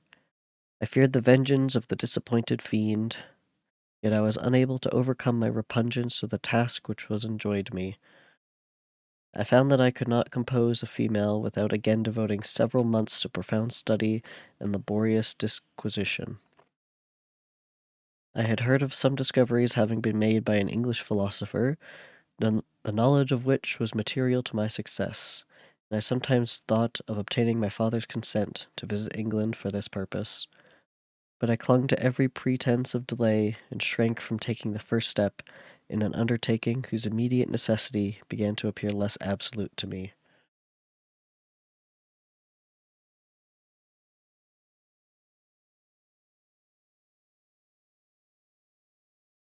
A change indeed had taken place in me.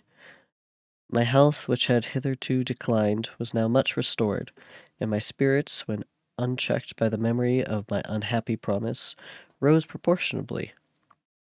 My father saw this change with pleasure, and he turned his thoughts towards the best method of eradicating the remains of my melancholy, which every now and then would return by fits, and with a devouring blackness overcast the approaching sunshine. At these moments I took refuge in the most perfect solitude. I passed whole days in the lake alone in a little boat, watching the clouds and listening to the rippling of the waves, silent and listless. But the fresh air and bright sun seldom failed to restore me to some degree of composure, and on my return I met the salutations of my friends with a readier smile and a more cheerful heart. It was after my return from one of these rambles that my father, calling me aside, thus addressed me.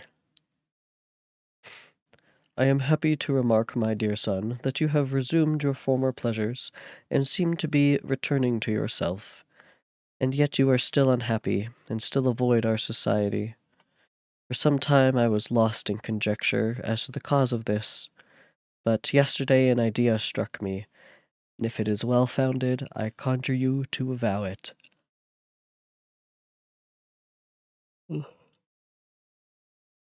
Reserve on such a point would be not only useless, but draw down terrible misery on us all.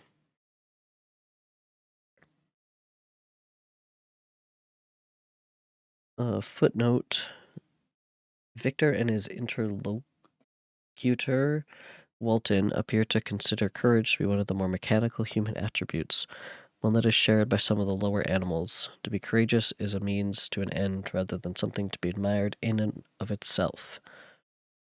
Or Victor would doubtless have had greater admiration for the creature he creates, and Walton would have found a friend among the sailors of dauntless courage he hired in St. Petersburg.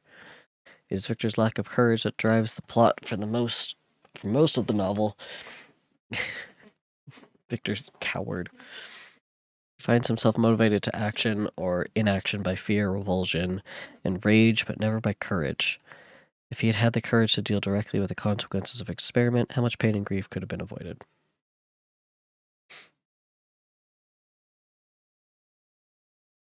I trembled violently at his exordium, and my father continued. I confess, my son, that I have always looked forward to your marriage with our dear Elizabeth as the tie of our domestic comfort, and the stay of my declining years. You were attached to each other from your earliest infancy.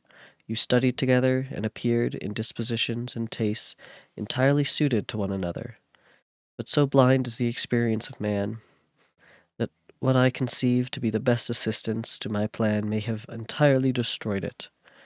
You perhaps regard her as your sister, without any wish that she might become your wife.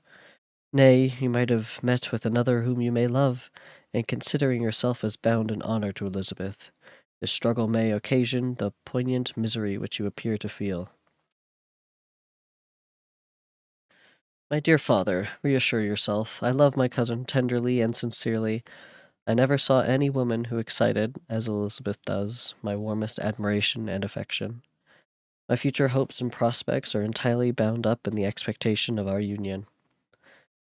The expression of your sentiments of this subject, my dear Victor, gives me more pleasure than I have for some time experienced. If you feel thus, we shall assuredly be happy. However, present events may cast a gloom over us, but it is this gloom which appears to have taken so strong a hold of your mind that I wish to dissipate. Tell me, therefore, whether you object to an immediate solemnization of the marriage. We have been unfortunate, and recent events have drawn us from that everyday tranquillity befitting my years and infirmities. You are younger, yet I do not suppose, possessed as you are of a competent fortune, that an early marriage would at all interfere with any future plans of honor and utility that you may have formed. Do not suppose, however, that I wish to dictate happiness to you, or that a delay on your part would cause me any serious uneasiness. Interpret my words with candor and answer me, I conjecture you, with confidence and sincerity.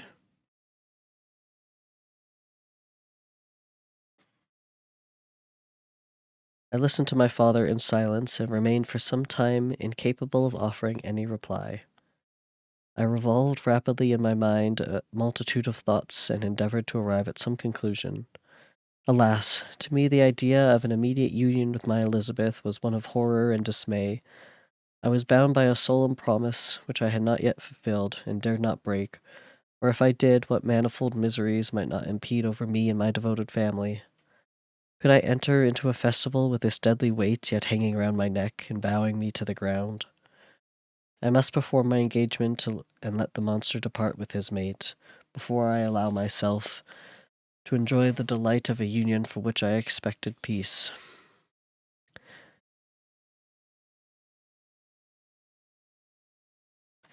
I remembered also the necessity imposed upon me of either journeying to England or entering into a long correspondence with those philosophers of that country, whose knowledge and discoveries were of indispensable use to me in my present undertaking. The latter method of obtaining the desired intelligence was dilatory and unsatisfactory. Besides, I had an insurmountable aversion to the idea of engaging myself in my lonesome task in my father's house, while in habits of familiar intercourse with those I loved.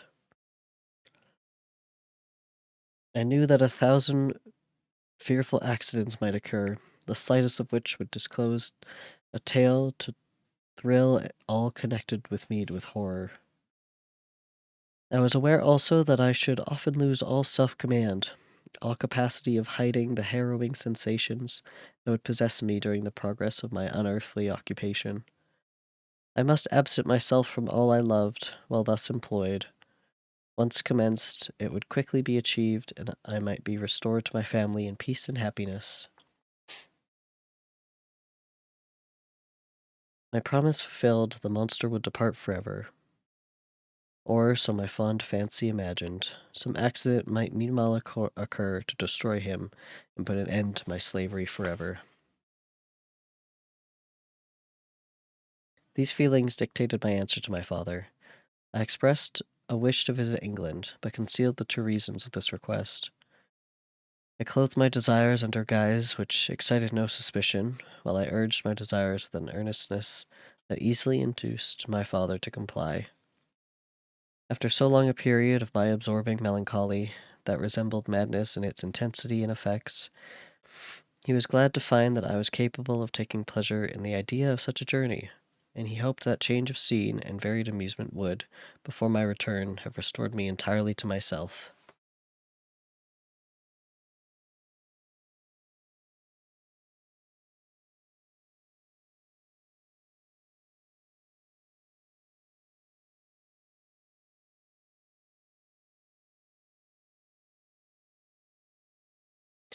The PDF says, I expressed a wish to visit England, but concealed the true reasons of this request.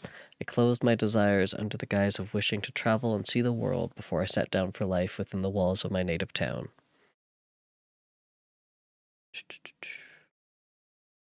I urged my entreaty with earnestness, and my father was easily induced to comply, for a more indulgent and less dictatorial parent did not exist upon earth. Our plan was soon arranged. I should travel to Strasbourg, where Clerval would join me.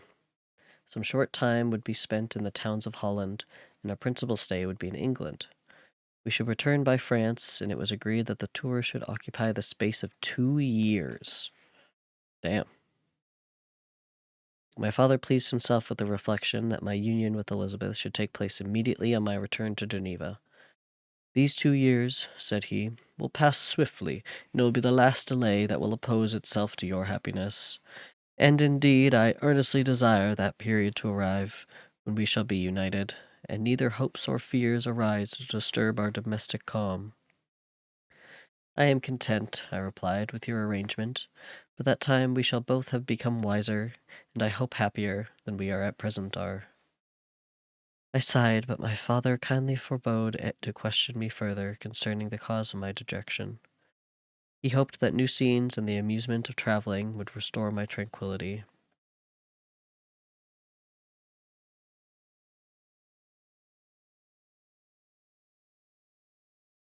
Back to the book. The duration of my absence was left to my own choice. A few months or at most a year was the period contemplated. One paternal kind precaution had taken to ensuing me having a companion. Without previously communicating with me, he had, in concert with Elizabeth, arranged that Clerval should join me in Strasbourg. This interfered with the solitude I coveted for the procession of my task, yet at the commencement of my journey the presence of my friend could in no way be an impediment, and truly I rejoiced that thus I should be saved many hours of lonely, maddening reflection. Nay, Henry might stand between me and the intrusion of my foe. If I were alone, would he not at times force his abhorrent presence on me to remind me of my task or to contemplate its progress?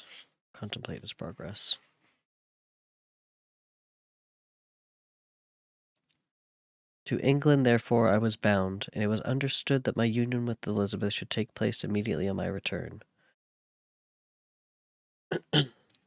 My father's age rendered him extremely averse to delay. For myself, there was one reward I promised myself for my detested toils, one consolation for my unparalleled sufferings. It was the prospect of that day when, enfranchised from this miserable slavery, I might claim Elizabeth and forget the past in union with her.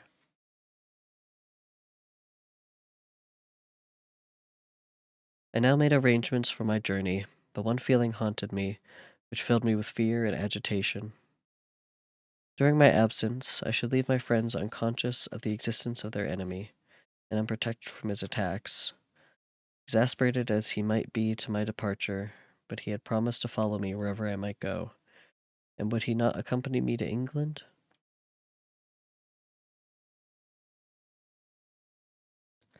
This imagination was dreadful in itself, but soothing, inasmuch as it supposed the safety of my friends.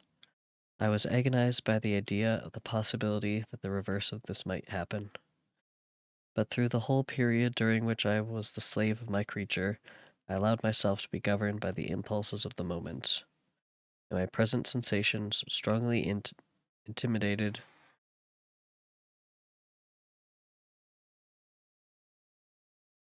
Sorry, I just got a spam call.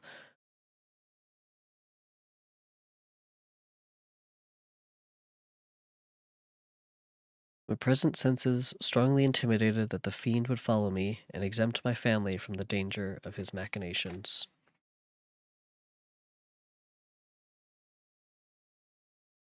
It was in the later end of August that I again quitted my native country. My journey had been my own suggestion, and Elizabeth therefore acquiesced, but she was filled with disquiet at the idea of my suffering.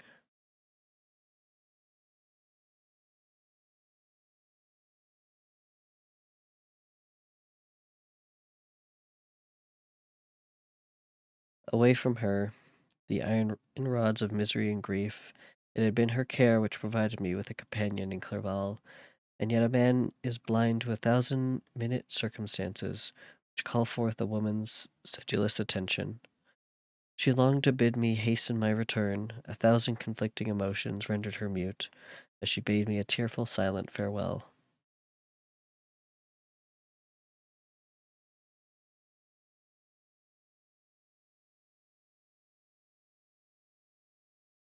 And the PDF: I departed to pass 2 years of exile. Elizabeth approved of the reasons of my departure and only regretted that she had not the same opportunities of enlarging her experience, cultivating her understanding. She wept, however, as she bade me farewell and entranced me to return happy and tranquil. We all, said she, depend on you, and if you are miserable, what must be our feelings? Very different than a silent farewell. I threw myself into the carriage that was to convey me away, hardly knowing whither I was going and careless of what was passing around. I remembered only, and it was with bitter anguish that I reflected on it, to order that my chemical instruments should be packed to go with me. Filled with dreary imaginations, I passed through many beautiful and majestic scenes.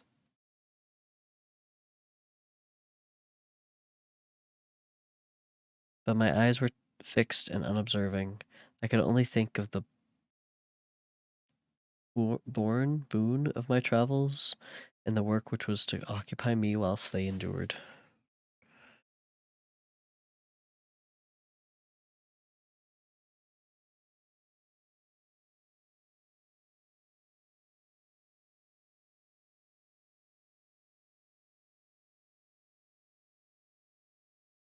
After some days spent in listless indolence,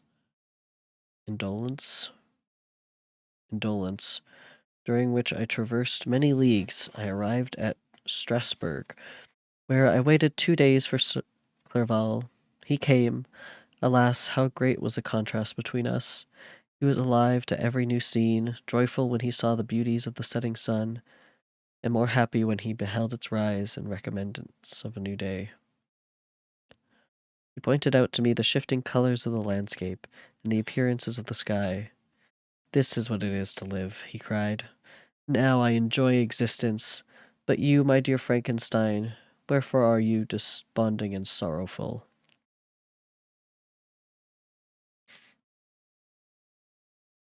In truth, I was occupied by gloomy thoughts, and neither saw the descent of the evening star, nor the golden sunrise reflected in the Rhine. Thanks for the follow, your local penguin.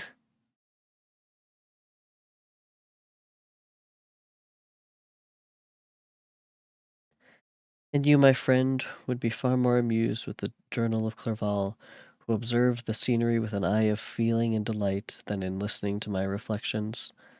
I, a miserable wretch, haunted by a curse that shut up every avenue of enjoyment. We had agreed to descend the Rhine in a boat from Strasbourg to Rotterdam, whence we might take shipping for London. During this voyage we passed many willowy islands, saw several beautiful towns.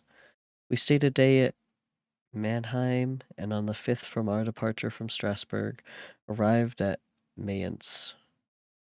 The course of the Rhine below Mayence becomes much more picturesque. The river descends rapidly, the winds between hills not high but steep, and of beautiful forms. We saw many ruined castles standing on the edges of the precipices, surrounded by black woods, high and inaccessible. This part of the Rhine, indeed, presents a singularly variegated landscape. In one spot you view rugged hills, ruined castles overlooking tremendous precipices, and the dark Rhine rushing beneath, and on the sudden turn of the promontory, flourishing vineyards with green sloping banks and a meandering river and populous towns occupy the scene. We traveled at the time of the vintage and heard the song of the laborers as we glided down the street. Even I, depressed in mind, and my spirits continually agitated by gloomy feelings. Even I was unpleased, or was pleased. I lay at the bottom of the boat, and as I gazed on the cloudless blue sky, I seemed to drink in a tranquillity to which I had long been a stranger.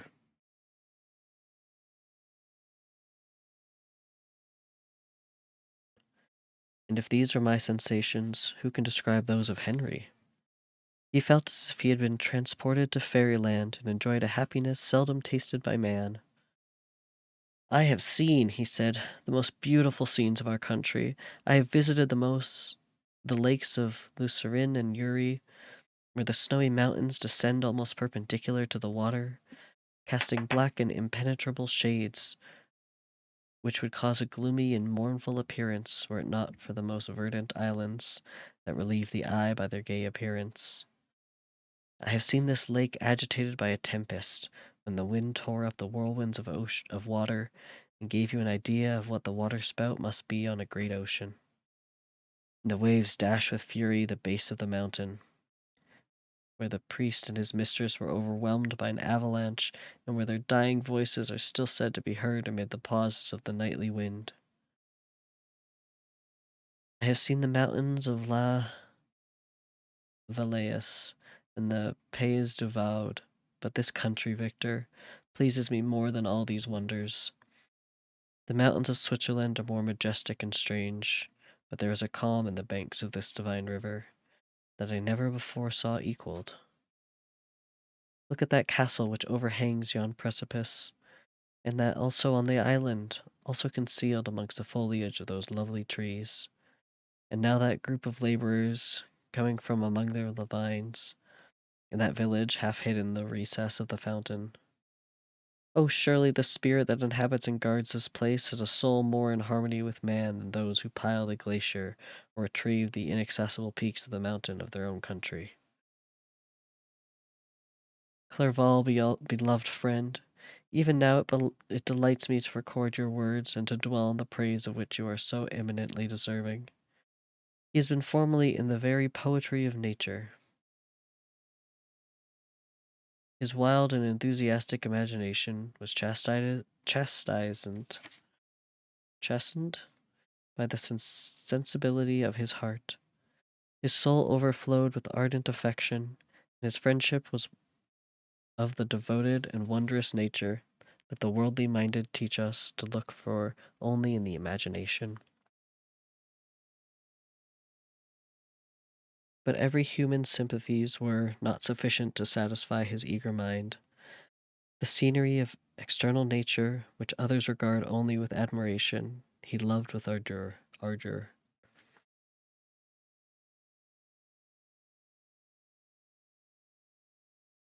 The sounding cataract haunted him like a passion, the tall rock, the mountain, and the deep and gloomy wood. Their clothes and their forms were then to him an appetite, a feeling, and a love that had no need of a remote motor charm, by thought supplied, or an interest unborrowed from the eye.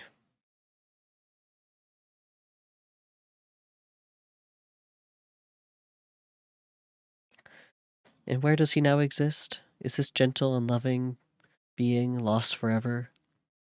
Has this mind, so replete with ideas, imaginations fanciful and magnificent, which formed a world, whose existence depends on the life of its creator, has this mind perished, since it now only exists in my memory? No, it is not thus. Your form so divinely wrought, and beaming with happy has decayed, but your soul still visits and consoles to your unhappy friend. Pardon his gush of sorrow. Those ineffectual words are but a slight tribute to the unexpected world of Henry, but they stole my heart, overflowing with the anguish which his remembrance creates. I will proceed with my tale. Beyond Cologne, we descended to the plains of Holland, and we resolved to post the remainder of our way, for the wind was contrary, and the stream of river was too gentle to aid us. Our journey here lost the ancient arising from beautiful scenery, but we arrived a few days at Rotterdam, whence we proceeded by sea to England. It was on a cliff morning, in the latter days of September, that I first saw the white cliffs of Britain. The banks of the Thames presented a new scene, They were flat but fertile, and almost every town was marked by the remembrance of some story. We saw Tilbury Fort and remembered the Spanish Armada, Gravesend, Woolwich, and Greenwich, which places which I had heard of even in my country. At least we saw the numerous steeples of London. St. Paul's towering above all, and the tower framed in English history.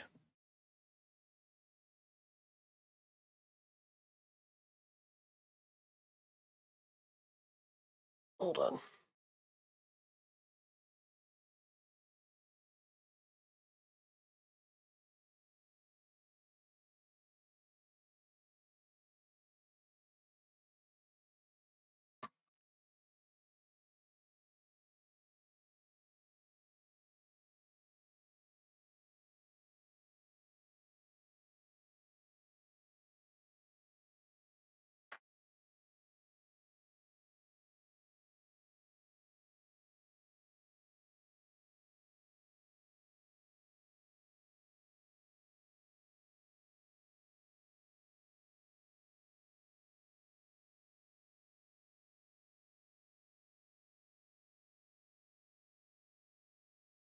Okay. Chapter 2.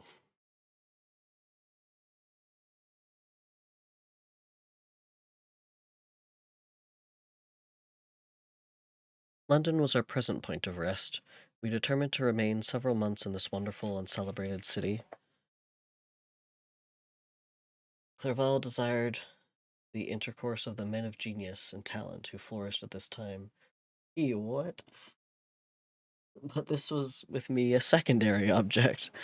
I was principally occupied with the means of obtaining the information necessary for the completion of my promise, and quickly availed myself to the letters of introduction that I had brought with me, addressed to the most distinguished natural philosopher. If this journey had taken place during my days of study and happiness, it would have afforded me inexpressible pleasure, but a blight had come over my existence, and I only visited these people for the sake of the information they might give me on the subject in which my interest was so terribly profound. Company was irksome to me when alone. I could fill my mind with the sights of heaven and earth. The voice of Henry soothed me, and I could thus cheat myself into a transitory peace. But busy, uninteresting, joyous faces brought back despair to my heart. I saw an insurmountable barrier placed between me and my fellow men. This barrier was sealed with the blood of William and Justine, and to reflect on the events connected with those names filled my soul with anguish.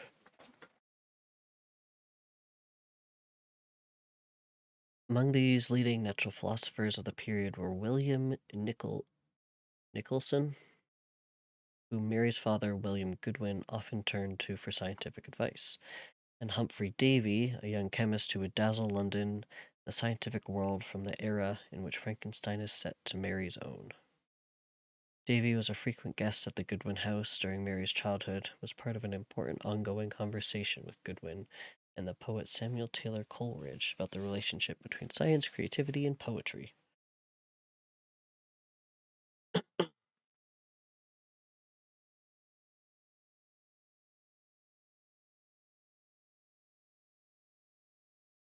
But in Clerval I saw the image of my former self.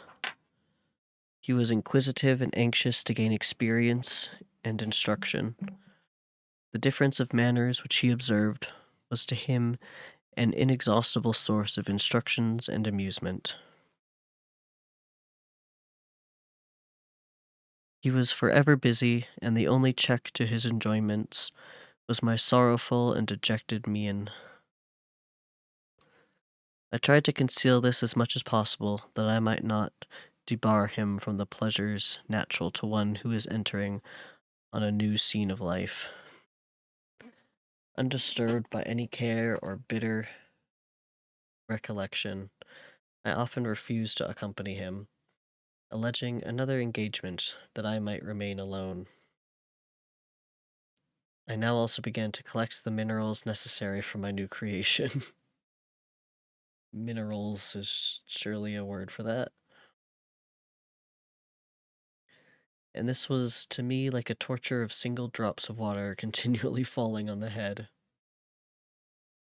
Every thought that was devoted to it was an extreme anguish, and every word that I spoke in allusion to it caused my lips to quiver and my heart to palpitate.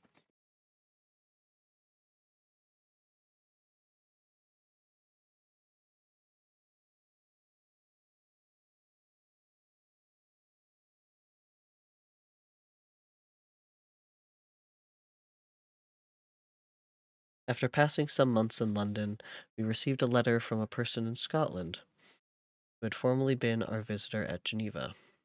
He mentioned the beauties of his native country and asked us if those were not sufficient allurements to induce us to prolong our journey as far north as Perth, where he resided. Clerval eagerly desired to accept this invitation, and I, although I abhorred society, wished to view again mountains and streams and all the wondrous works in which nature adorns her chosen dwelling places. Where is he? He's finding body parts again, right? For his female creature. Where is he storing these so that they're not like rotting?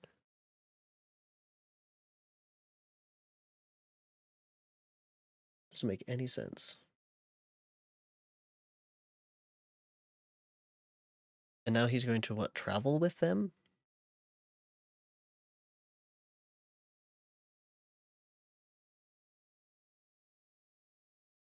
I don't know. We had arrived in England at the beginning of October. Did this start in August?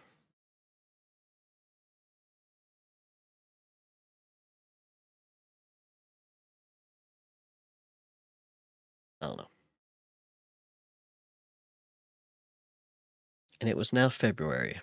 We accordingly determined to commence our journey towards the north at the expiration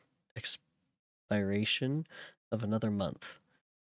In this expedition, we did not intend to follow the great road to Edinburgh, but to visit Windsor, Oxford, Matlock, and the Cumberland Lakes, resolving to arrive at the completion of this tour about the end of July. I packed up my chemical instruments and the materials I had collected, resolving to finish my labors in some obscure nook in the northern highlands of Scotland. Just packed up my chemical instruments and materials. We quitted London on the 27th of March and remained a few days at Windsor, rambling in its beautiful forest. This was a new scene to us mountaineers. The majestic oaks and the quantity of game and the herds of stately deer were all novelties to us. From thence we proceeded to Oxford. As we entered this city, our minds were filled with the remembrance of the events that had been transacted there more than a century and a half before. It was here that Charles and I had collected his forces. The city had remained faithful to him after the whole nation had forsaken his cause to join the standard of Parliament and liberty. The memory of that unfortunate king and his companies, the amiable Falkland, the insolent Goring, his queen and son gave a peculiar interest to every part of the city which they might be supposed to have inhabited. The spirit of elder days found a dwelling here, and we delighted to trace its footsteps. If these feelings had not found an imaginary gratification, the appearance of the city had yet in itself sufficient beauty to obtain our admiration.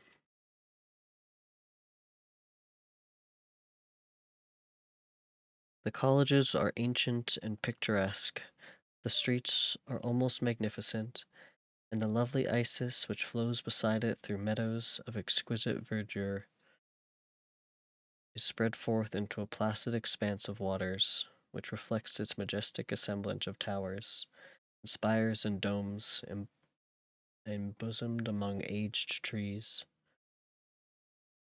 I enjoyed this scene, and yet my enjoyment was embittered both with the memory of the past and the anticipation of the future.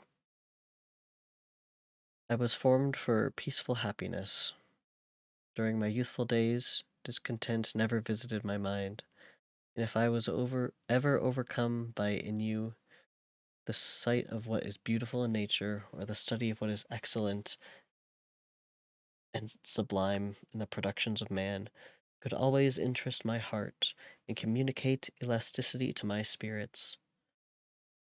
But I am a blasted tree, the bolt has entered my soul, and I felt that I should survive to exhibit what I shall soon cease to be, a miserable spectacle of wrecked humanity, pitiable, pitiable to others and intolerable to myself.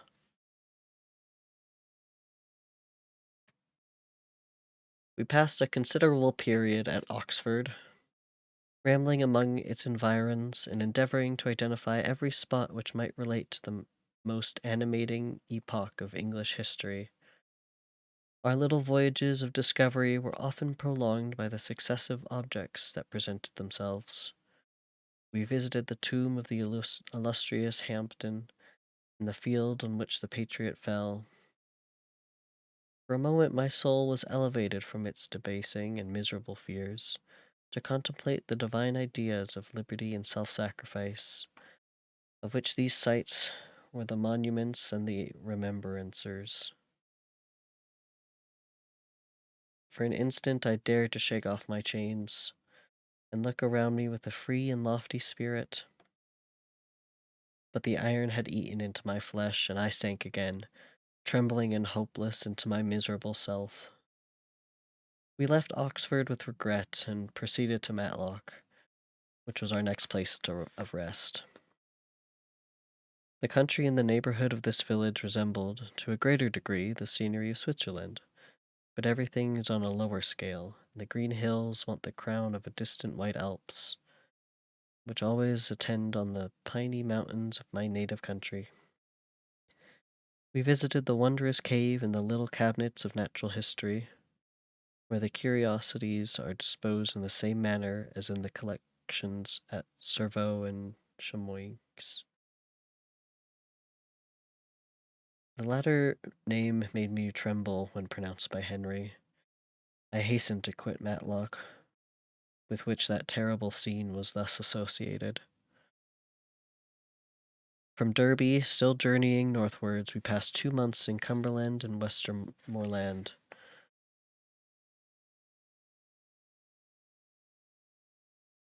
I could now almost fancy myself among the Swiss mountains. The little patches of snow which yet lingered on the northern sides of the mountains, the lakes and the dashing of the rocky streams, were all familiar and dear sights to me. Here also we made some acquaintances, who also contrived to cheat me into happiness. The delight of Clerval was proportionably greater than mine. His mind expanded in the company of men of talent, and he found in his own nature greater capacities and resources than he could have imagined himself to have possessed while he associated with his inferiors. I could pass my life right here, said he to me, and among these mountains I should scarcely regret Switzerland and the Rhine.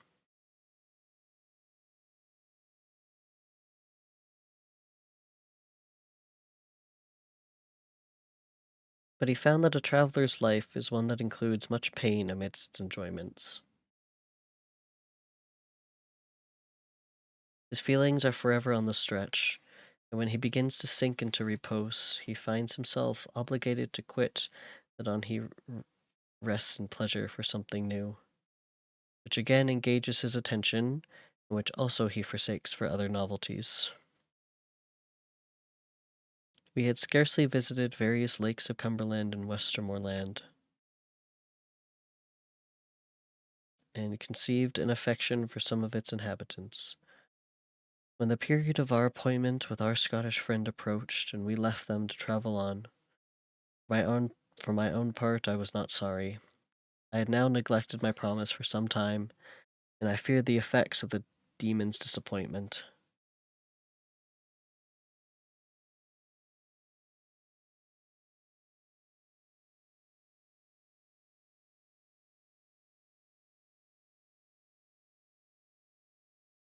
He might remain in Switzerland and wreak his vengeance on my relatives. This idea pursued me and tormented me at every moment from which I might otherwise have snatched repose and peace. I waited for my letters with feverish impatience. If they were delayed, I was miserable and overcome by 1,000 fears. And when they arrived, and I saw the superscription of Elizabeth or my father, I hardly dared to read and ascertain my fate. Sometimes I thought that the fiend followed me and might expedite my reminiscence by murdering my companion. When those thoughts possessed me, I would not quit Henry for a moment, but followed him as a shadow, to protect him from the fancied rage of his destroyer. I felt as if I had committed some great crime, the consciousness of which haunted me.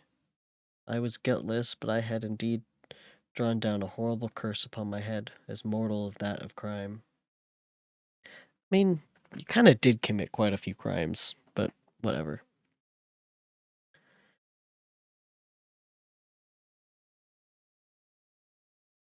His conscience haunts him for the crime he feels he has committed, but he confesses his innocence, an ironic juxtaposition with Justine's untruthful confession of guilt. In part, this passage expresses the difficulty of concisive serving as a reliable guide. Do feelings serve as a better source of moral discernment?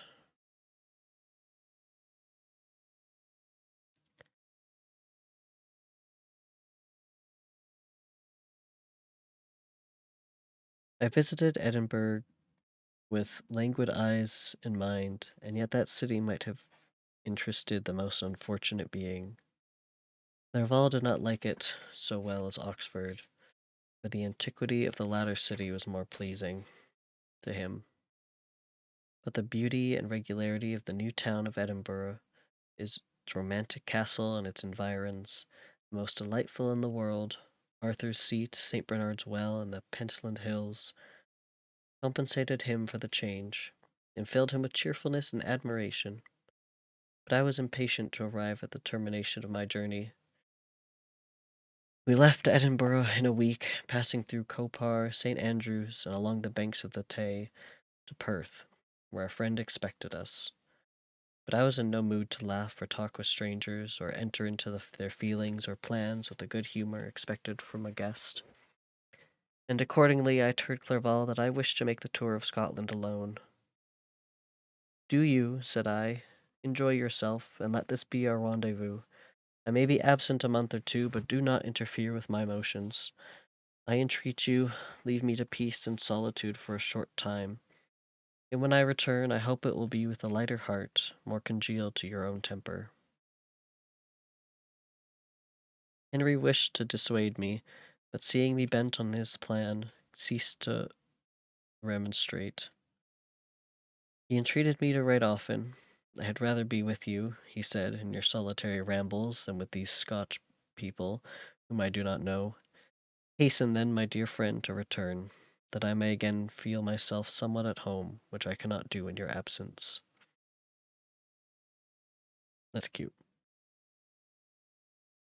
Having parted from my friend, I determined to visit some remote spot of Scotland, and finish my work in solitude. I did not doubt but that the monster followed me, and would discover himself to me when I should have finished, that I might receive his companion. With this resolution, I traversed the northern highlands and fixed on one of the remotest of the Orkneys. As the scene of my labors, it was a place fitted for such a work, being hardly more than a rock, whose high sides were continually beaten upon by the waves. The soil was barren, scarcely afforded pasture for a few miserable cows, and oatmeal for its inhabitants, which consisted of 5 persons, whose gaunt and scraggly limbs gave tokens of their miserable fare. Vegetables and bread, when they indulged in such luxuries, and even fresh water, was to be procured from the mainland, which was about 5 miles distant. On the whole island, there were but 3 miserable huts, and one of those was vacant when I arrived. This I hired, It contained but 2 rooms, and these exhibited all the qualities of the most miserable penury.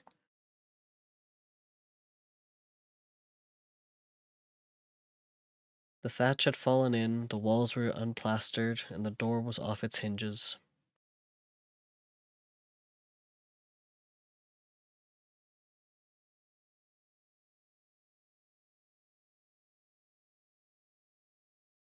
I ordered it to be repaired, bought some furniture, and took possession. An incident which would, doubtless, have occasioned some surprise had not all the scenes of the cottagers been benumbered by want and squalid poverty. As it was, I lived ungazed and at unmolested, hardly thanked for the pittance of food and clothes, which I gave. So much does suffering blunt even the poorest sensation of man. In this retreat, I devoted the morning to labor, but in the evening, when the weather permitted, I walked to the stony beach of the sea and listened to the waves as they roared and dashed at my feet. It was a monotonous yet ever-changing scene. I thought of Switzerland. It was far different from this desolate and appalling landscape. Its hills are covered with veins, and its cottages are scattered thickly in the plains. Its fair lakes reflect a blue and gentle sky, and when troubled by the winds, their tumult is but as the play of a lively infant when compared to the roarings of the giant ocean. In this manner I distributed my occupations when I first arrived, but as I proceeded in my labor, it became every day more horrible and irksome to me. Sometimes I could not prevail on myself to enter my laboratory for several days, and at other times I toiled day and night in order to complete my work. It was indeed a filthy process in which I was engaged. During my first experiment, a kind of enthusiastic frenzy had blinded me to the horror of my labor, and my eyes shut to the horror of my proceedings. But now I went into it in cold blood, and my heart often sickened at the work of my hands.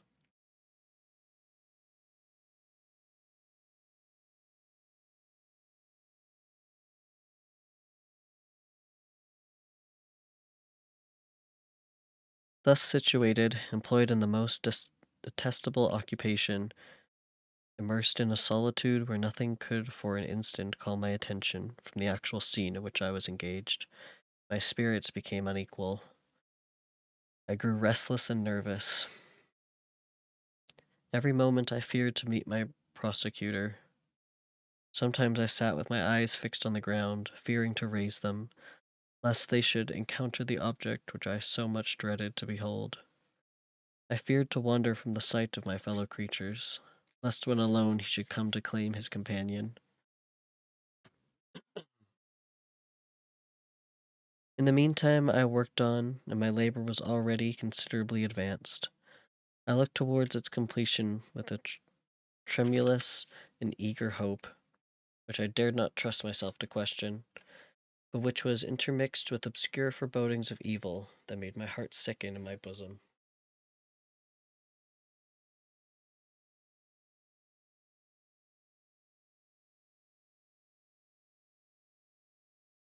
Oh, hey, Zircon. Uh, do I still have the results? I don't think I do.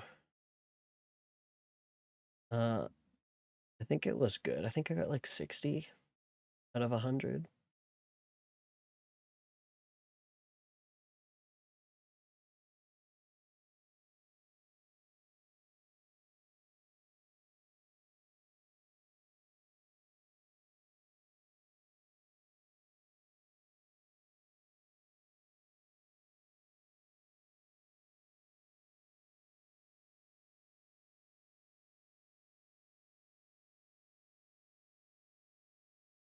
Okay. So he just did a lot of traveling. I want to really quickly search up where he did travel.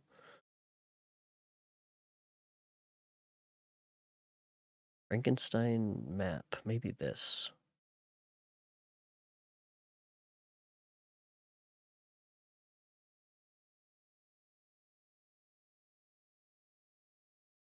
begin the journey.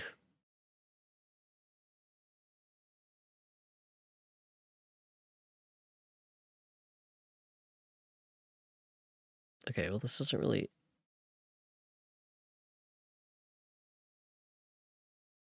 Let's just go images.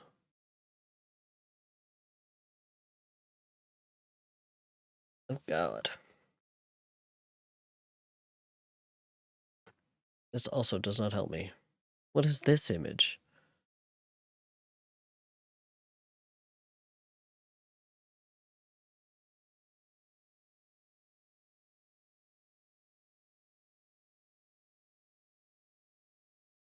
Anyway, he's usually in Geneva, and it took him... But he left in August, and they got there in October.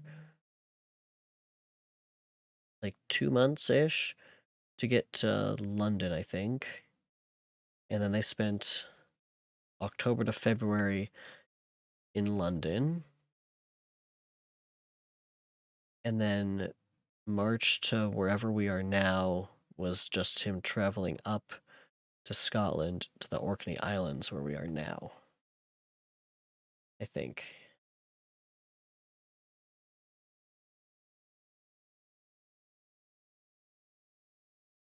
Where did he go to? Oh, okay. And pretty close to Geneva is where he went to the mountains a little bit ago to find the monster.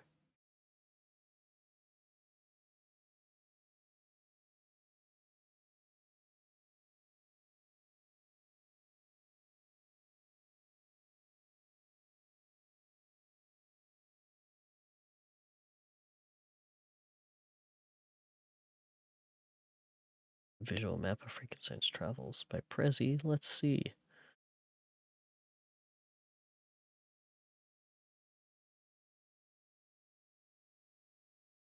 Okay, so he was born there. And then this is where they meet up with Elizabeth. And then there's a lot going on in Geneva. That's funny.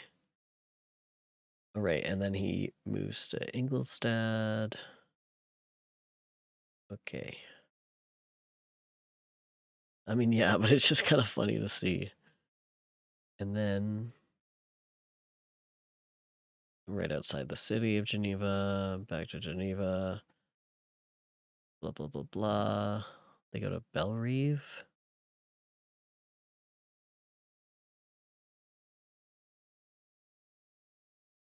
Okay, during the trial. And then they go to the mountains. He meets up with the monster.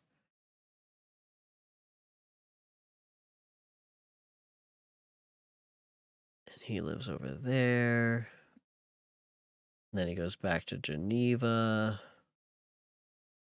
And then he goes to London. Okay, this is what we just read.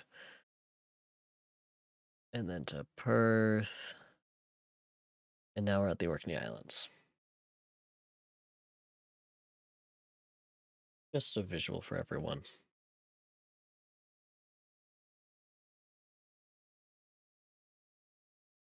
I sat one evening in my laboratory. The sun had set, and the moon was just rising from the sea. I had not sufficient light for my employment, and I remained idle. In a pause of consideration of whether I should leave my labor for the night, or hasten its conclusion by an unremitted attention to it.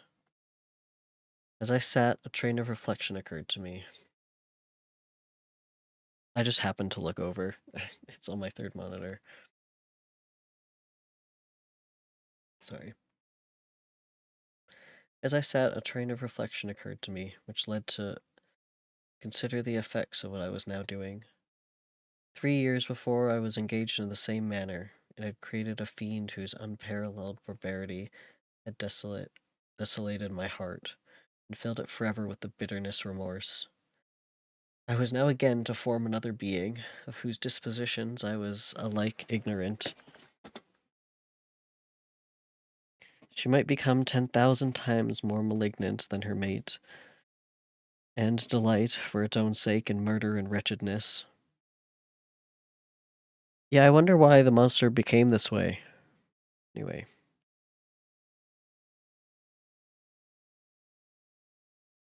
He had sworn to quit the neighborhood of man and hide himself in deserts, but she had not, and she, who in all probability was to become a thinking and reasoning animal, might refuse to comply with a compact made before her creation.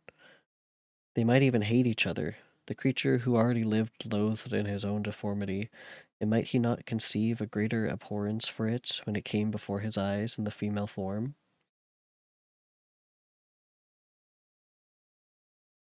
Yeah, surely it's the monster's fault that he is the way he is. She might also turn with disgust from him to the superior beauty of man. She might quit him, and he be again alone, exasperated by the fresh provocation of being deserted by one of his own species. Even if they were to leave Europe and inhabit the deserts of the New World, yet one of the first results of those sympathies for which the daemon thirsted would be children, and a race of devils would be propagated upon the earth, who might make the very existence of the species of man a condition precarious and full of terror. Why would he think they would come out looking the same?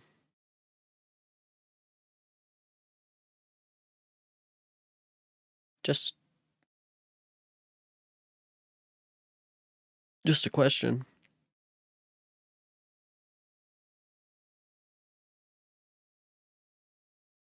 I would assume if, which again brings up the question of, did he make him a working penis? Yeah, like, wouldn't their kids just, if they happen to be, just be kind of normal kids? I mean, they might be a little messed up in the gene department.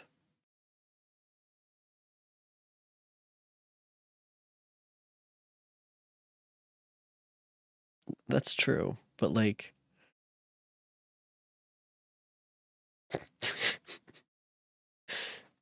but like, come on, think about it. The kid's not gonna come out with like stitches. Whatever womb you put in the female one is not going to stitch together a creature.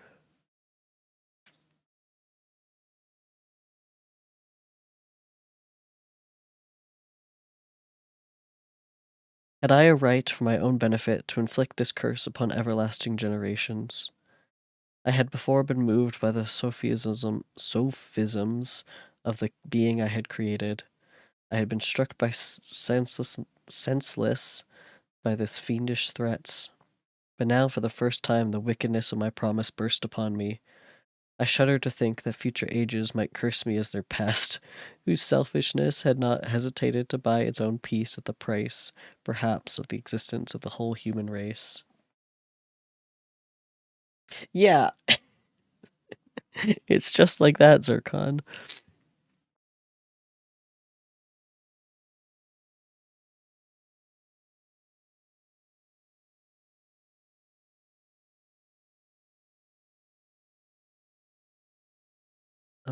Footnote. For Mary, the daughter of early feminist philosopher Mary Wollstonecraft, woman's status as the other was painfully and personally obvious. Men ruled the world, and therefore almost every philosophical, scientific, and political tract about the meaning of selfhood assured that the self is male.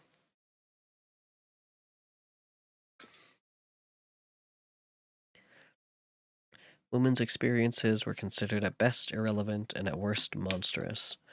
It is therefore delightfully sneaky that Mary has figured out a way to turn the female perspective into something more relatable than the male.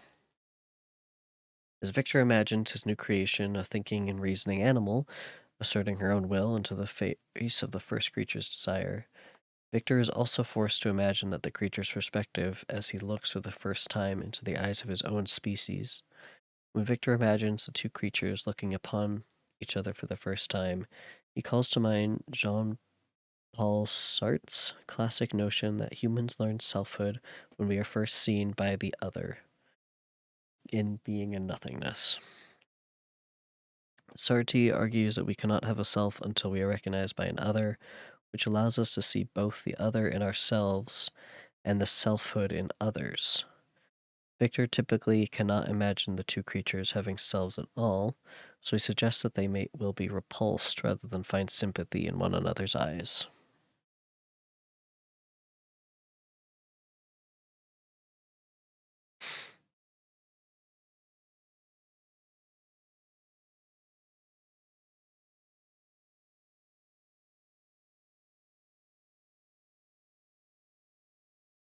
Where was I? Right. I trembled and my heart failed within me. When, on looking up, I saw by the light of the moon the demon at the casement. A ghastly grin wrinkled his lips as he gazed on me, where I sat fulfilling the task which he had allotted to me. Yes, he had followed me in my travels. He had loitered in forests, hid himself in caves, or taken refuge in wide and desert heaths.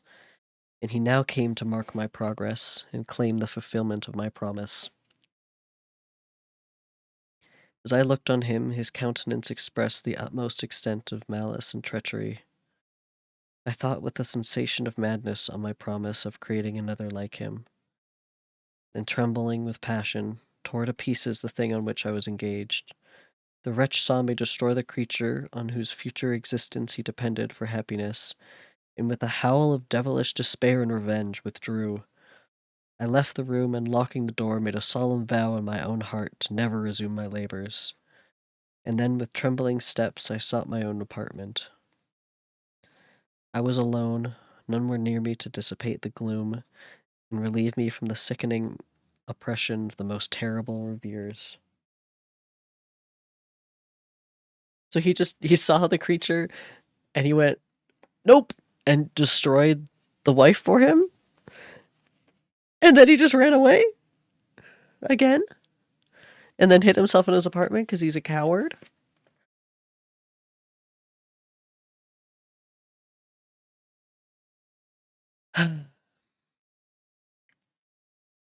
Several hours passed and I remained near my window, gazing on the sea. It was almost motionless. The winds were hushed, and all nature reposed under the eye of the quiet moon. A few fishing vessels alone speckled the water, and now and then the gentle breeze wafted the sound of voices as the fishermen called to one another. I felt the silence, although I was hardly conscious of its extreme profundity, until my ear was suddenly arrested by the padding of oars near the shore, and a person landed close to my house. In a few minutes after, I heard the creaking of my door, as if someone endeavored to open it softly. I trembled from head to foot. I felt a presentiment of who it was, and wished to rouse one of the peasants who dwelt in a cottage not far from mine. But I was overcome by the sensation of helplessness, so often felt in frightful dreams when you in vain endeavored to fly from an impending danger, and was rooted to the spot. Presently I heard the sound of footsteps along the passage. The door opened, and the wretch whom I dreaded approached. Shutting the door, he approached me and said in a smothered voice, "You have destroyed the work which you began. What is it that you intend? Do you dare to break your promise? I have endured toil and misery. I left Switzerland with you. I crept along the shores of the Rhine, among its willow islands and over the summits of its hills. I have dwelt many months in the heaths of England and among the deserts of Scotland. I have endured incalculable fatigue and cold and hunger. Do you dare destroy my hopes? Begone! I do not break my promise. Never will I do break my promise. Never will I create another like yourself, equal in deformity and wickedness."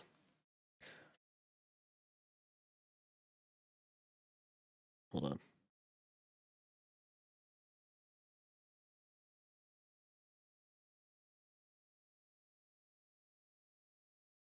The next sentence, I cannot tell who is saying it. I believe. Okay. This makes it more clear. My book only uses the one quotation mark and not like the two, and it gets a little confusing sometimes.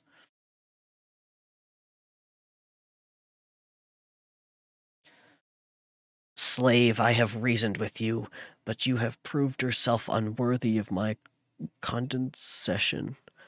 Remember that I have power. You believe yourself miserable, but I can make you so wretched that the light of day will be hateful to you. You are my creator, but I am your master. Obey.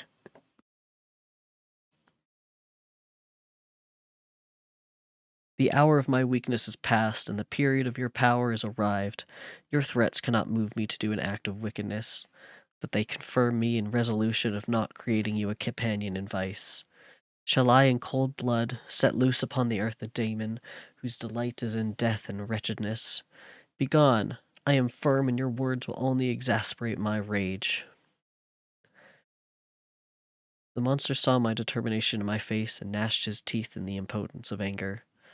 Shall each man, cried he, find a wife for his bosom, and each beast have his mate, and I be alone? I had feelings of affection, and they were requited by detestation and scorn. Man, you may hate, but beware. Your hours will pass in dread and misery, and soon the bolt will fall which must ravish from your happiness forever. Are you to be happy while I grovel in the intensity of my wretchedness? You can blast my other passions, but revenge remains. Revenge, henceforth, dearer than light or food. I may die, but first you, my tyrant and tormentor, shall curse the sun that gazes on your misery. You missed the bird quizzes, Spring. It'll be in the VOD, though.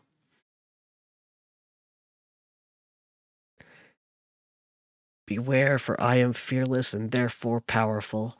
I will watch with the willingness of a snake, that I may sting with its venom. Man, you shall repent of the injuries you inflict.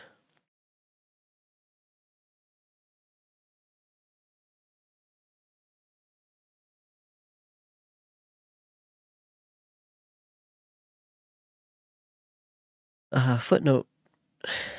A great deal is going on in this paragraph.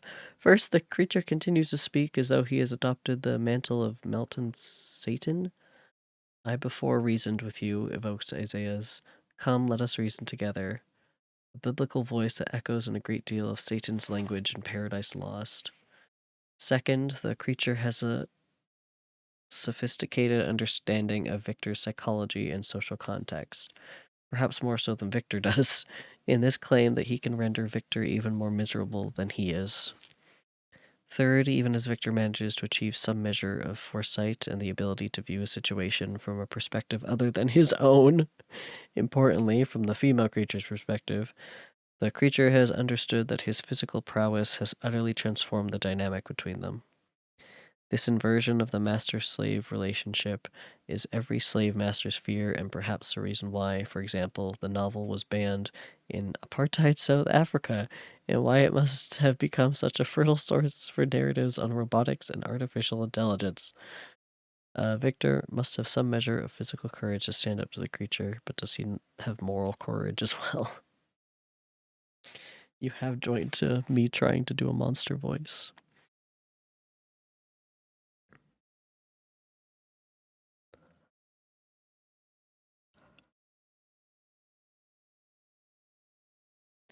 Devil, cease, and do not poison the air with which those sounds of malice. I have declared my resolution to you, and I am no coward to bend beneath words. Leave me, I am inexorable.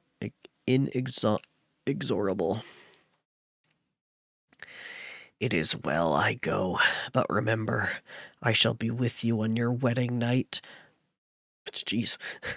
I started forward and exclaimed, Villain! You must bounce on it. Crazy style. Perfect timing. Thank you, Spring. I'm glad that's working now. That's a fishy dude's voice, by the way. That was maybe the perfect timing.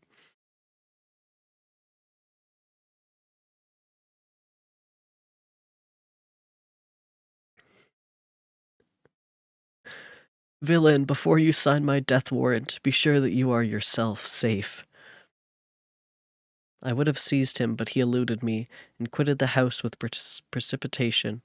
In a few moments I saw him in his boat, which shot across the waters with an arrowy swiftness, and was soon lost amid the waves. All was again silent, but his words rung in my ears. I burned with rage to pursue the murderer of my peace, and precipitate him into the ocean. I walked up and down my room hastily and perturbed, while my imagination conjured up 1,000 images to torment and sting me. Why had I not followed him and closed with him in mortal strife? But I had suffered him to depart, and he had directed his course towards the main island. I shuddered to think who might be the next victim sacrificed to his insistent revenge. And then I thought again of his words, "I will be with you on your wedding night." That then was the period fixed for the fulfillment of my destiny. In that hour I should die, and at once satisfy and extinguish his malice. The prospect did not move me to fear, yet when I thought of my beloved Elizabeth, of her tears and endless sorrow when she should find her lover so barbarously snatched from her, tears, the first I had shed for many months, streamed from my eyes, and I resolved not to fall before my enemy without a bitter struggle.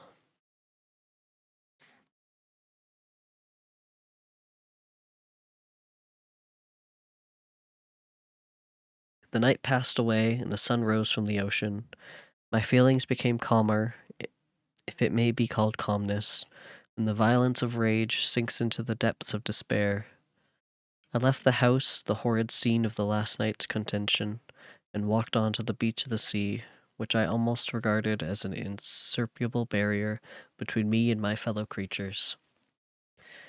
Nay, a wish that such should prove the fact stole across me.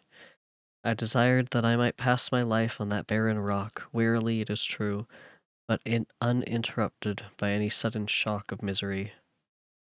If I returned, it was to be sacrificed, or to see those who I most loved die under the grasp of a demon who I had myself created. I walked about the isle like a restless spectre, separated from all it loved, and miserable in the separation. When it became noon and the sun rose higher, I lay down on the grass and was overpowered by a deep sleep. Just gonna take a nap. I had been awake the whole of the preceding night. My nerves were agitated and my eyes inflamed by watching and misery.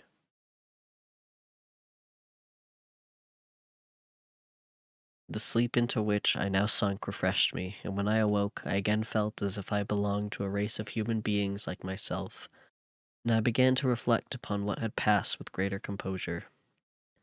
Yet still the words of the fiend rung in my ears like a death knell.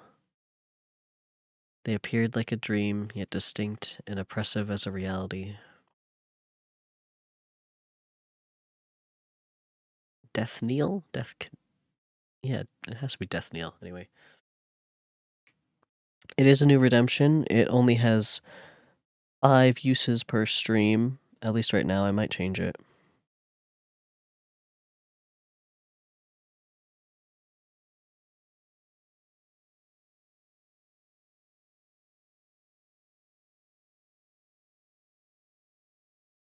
Let me look at this clip. With you on your wedding night.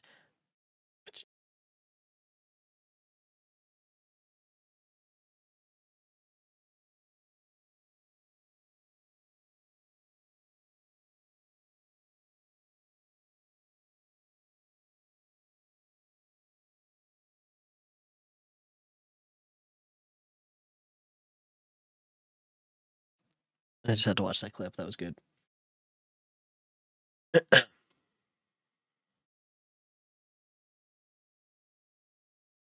The sun had far descended, and I still sat on the shore, satisfying my appetite, which had become ravenous, with an oaten cake, when I saw a fishing boat land close to me. And one of the men brought me a packet. It contained letters from Geneva, and one from Clerval. entreating me to join him. He said that nearly a year had elapsed since we had quitted Switzerland, and France as yet unvisited. He entreated me, therefore, to leave my solitary isle and meet him at Perth, in a week from that time, when we might arrange the plan of our future proceedings. This letter in a degree recalled me to life, and I determined to quit my island at the expiration of 2 days. Yet before I departed, there was a task to perform on which I shuddered to reflect. Yeah, kind of a situation in his house. I must pack my chemical instruments, and for that purpose I must enter the room which had been the seat of my odious work, and I must handle those utensils, the sight of which was sickening to me. The next morning at daybreak, I summoned sufficient courage and unlocked the door of my laboratory. The remains of the half-finished creature whom I had destroyed lay scattered on the floor. I am curious what he means by destroyed. Like, what exactly does this scene look like? I felt as if I had mangled the living flesh of a human being. Well, you did, but a little, in a way. I paused to collect myself and then entered the chamber. With trembling hands, I conveyed the instruments out of the room, but I reflected that I ought not to leave the relics of my work to excite the horror and suspicion of the peasants. Yeah, and I accordingly put them into a basket with a great quantity of stones, and laying them up, determined to throw them into the sea that very night. And in the meantime, I sat upon the beach, employed in cleaning and arranging my chemical apparatus. Yeah, that's crazy. I can't imagine if, like, modern times, like a bunch of grave robberies or whatever happened, and then they just appeared on the Orkney Isles, like washed up at sea.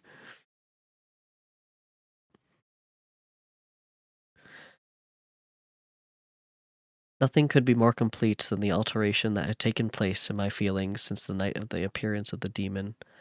I had before regarded my promise with a gloomy despair, as a thing that, with whatever consequences, must be fulfilled, but I now felt as if a film had been taken from before my eyes, and that I for the first time saw clarity. The idea of renewing my labors did not for one instant occur to me. The threat I had heard weighed on my thoughts, but I did not reflect that a voluntary act of mine could avert it. I had resolved in my own mind that to create another like the fiend I had first made would be an act of the basest and most atrocious selfishness, and I banished from my mind every thought that could lead to a different conclusion. Hey, if you want to not be selfish, you could tell people about what you did. But okay. Between 2 and 3 in the morning the moon rose, and I then, putting my basket aboard a little skiff, sailed out about 4 miles from the shore. The scene was perfectly solitary. A few boats were returning towards land, but I sailed away from them. I felt as if was about the commission of a dreadful crime, and I avoided with shuddering anxiety any encounter with my fellow creatures. At one time the moon, which had before been clear, was suddenly overspread by a thick cloud, and I took advantage of the moment of darkness and cast my basket into the sea. I listened to the gurgling sound as it sunk, and then sailed away from the spot. The sky became clouded, but the air was pure, although chilled by the northeast breeze that was then rising.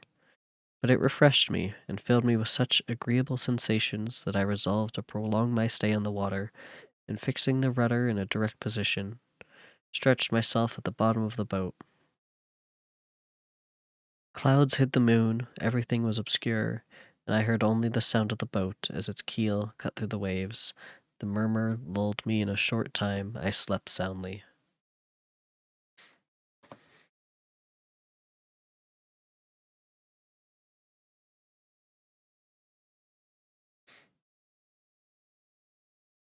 I do not know how long I remained in this situation, but when I awoke I found that the sun had already mounted considerably. The wind was high and the waves continually threatened the safety of my little skiff. I found that the wind was northeast and must have driven me far from the coast from which I had embarked. I had endeavored to change my course, but quickly found that if I again made the attempt, the boat would be instantly filled with water. Thus situated, my only resource was to drive before the wind. I confess that I felt a few sensations of terror. I had no compass with me, and was so little acquainted with the geography of this part of the world that the sun was a little benefit to me. I might be driven into the wide Atlantic and feel all the tortures of starvation, or be swallowed up in the immensible waters that roared and buffeted toward me. I had already been out many hours, and felt the torment of a burning thirst, a prelude to my other sufferings. I looked on the heavens, which were covered by clouds that flew before the wind, only to be replaced by others. I looked upon the sea, it was to be my grave. Fiend, I exclaimed, your task is already fulfilled. I thought of Elizabeth, of my father, and of Clerval, and sunk into a reverie, so despairing and frightful that even now, when the scene is on the point of closing before me forever, I shudder to reflect it. Some hours passed thus, by degrees, as the sun declined towards the horizon. The wind died away into a gentle breeze, and the sea became free from breakers. But these gave place to a heavy swell. I felt sick and hardly able to hold the rudder, when suddenly I saw a line of high land towards the south. Almost spent as I was by fatigue and the dreadful suspense I endured for several hours, this sudden certainty of life rushed like a flood of warm joy to my heart, and tears gashed from my eyes. Tapir! Did you guys hear that one? I didn't.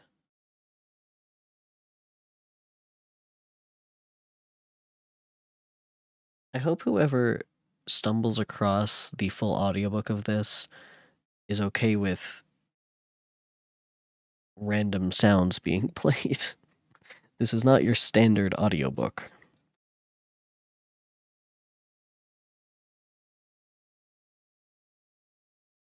That is the other new one that I have added. It's a tapir. As in...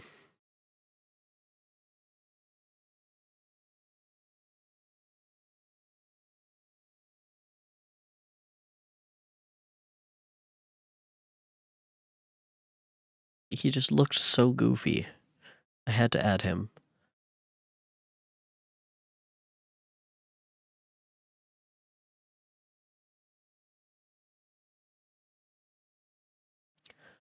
Almost spent as I was by fatigue and the dreadful suspense I endured for several hours, this sudden certainty of life rushed like a flood of warm joy to my heart, and tears gushed from my eyes.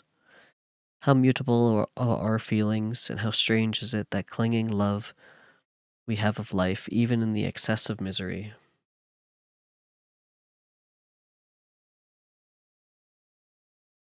I constructed another sail with a part of my dress, and eagerly steered my course towards the land.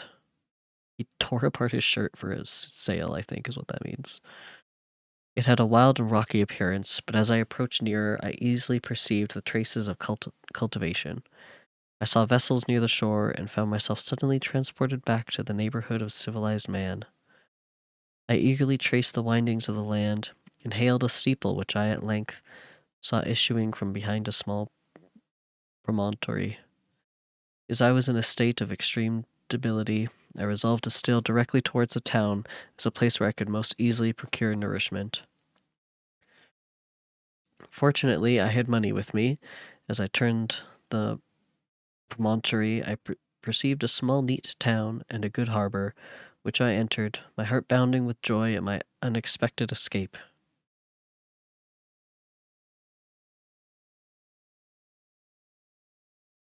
That that would be fucked up. Obviously, it's with a moon rock, right?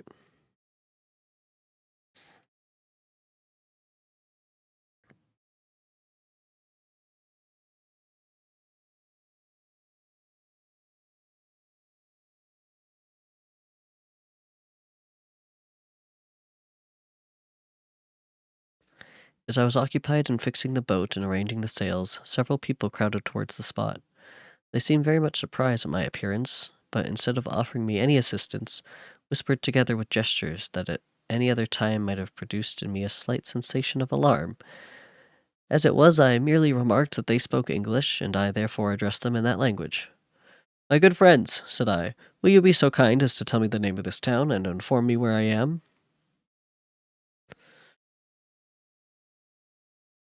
Imagine if one guy killed another guy with a rock on the moon, but it wasn't a moon rock. Would that be fucked?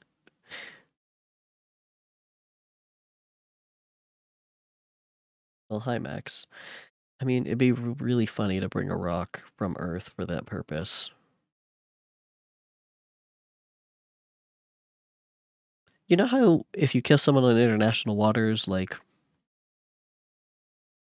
that whole thing, what happens in space? Bring a rock to a gunfight.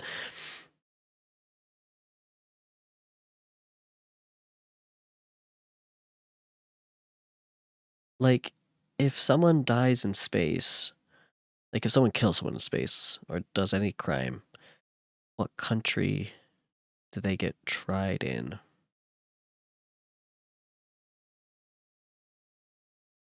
Space is also international waters, yeah.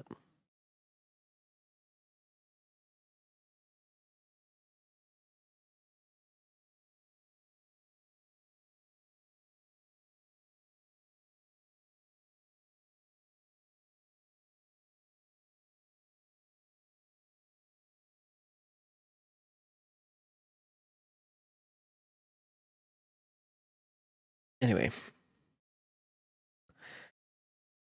Will you be so kind as to tell me the name of this town and inform me where I am? You will know that soon enough, replied a man with a gruff voice.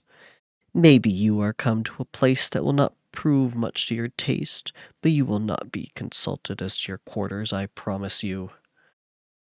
I was exceedingly surprised on receiving so rude an answer from a stranger, but I was also disconcerted on perceiving the frowning and angry countenances of his companions.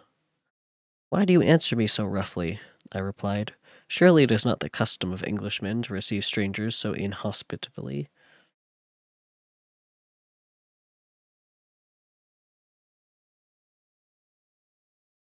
Space pirate. Okay, but Max, what if you're the only two people? I do not know, says the man, what the custom of the English may be, but it is the custom of the Irish to hate villains. While this strange dialogue continued, I perceived the crowd rapidly increase. Their faces expressed a mixture of curiosity and anger, which annoyed and in some degree alarmed me. I inquired the way to the inn, but no one replied. I then moved forward, and a murmuring sound arose from the crowd as they followed and surrounded me. With an ill-looking man approaching, tapped me on the shoulder and said, "Come, sir, you must follow me to Mr. Kerwin's to give an account of yourself." Who is Mr. Kerwin? Why am I to give an account of myself? Is not this a free country?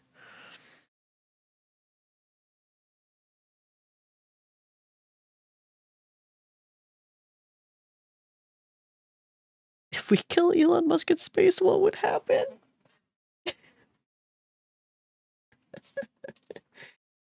Uh, that is how he should go.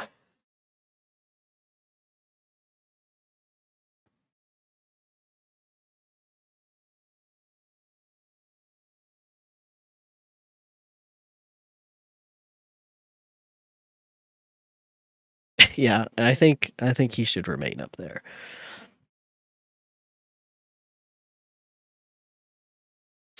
Except that's littering.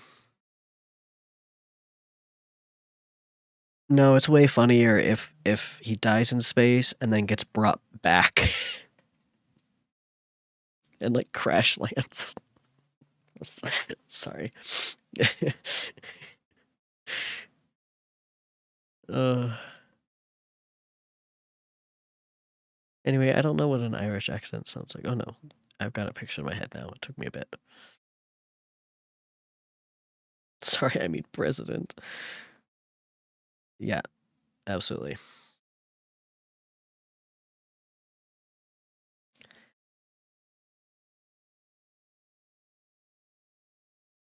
I'm pretty sure he already wants to own space.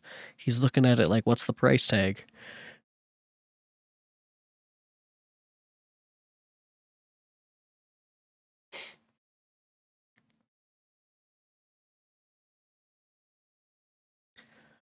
Aye, sir, free enough for honest folks.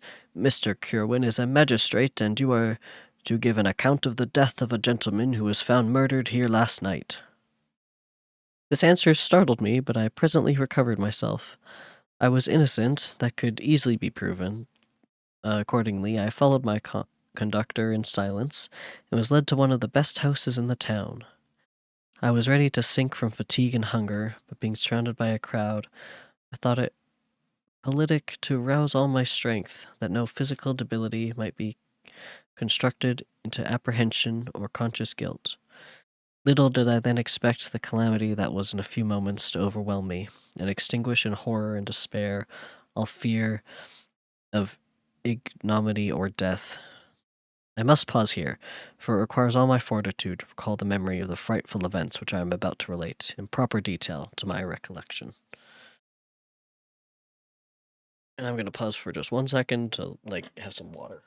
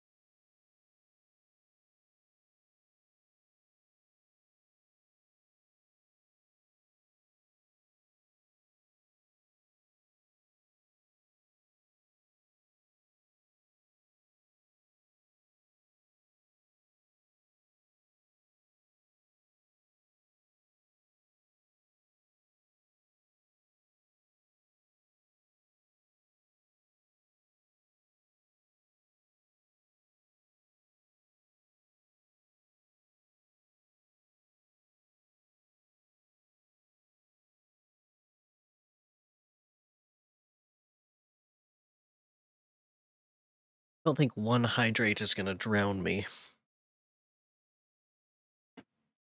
Okay. I think I'll do at least one more chapter.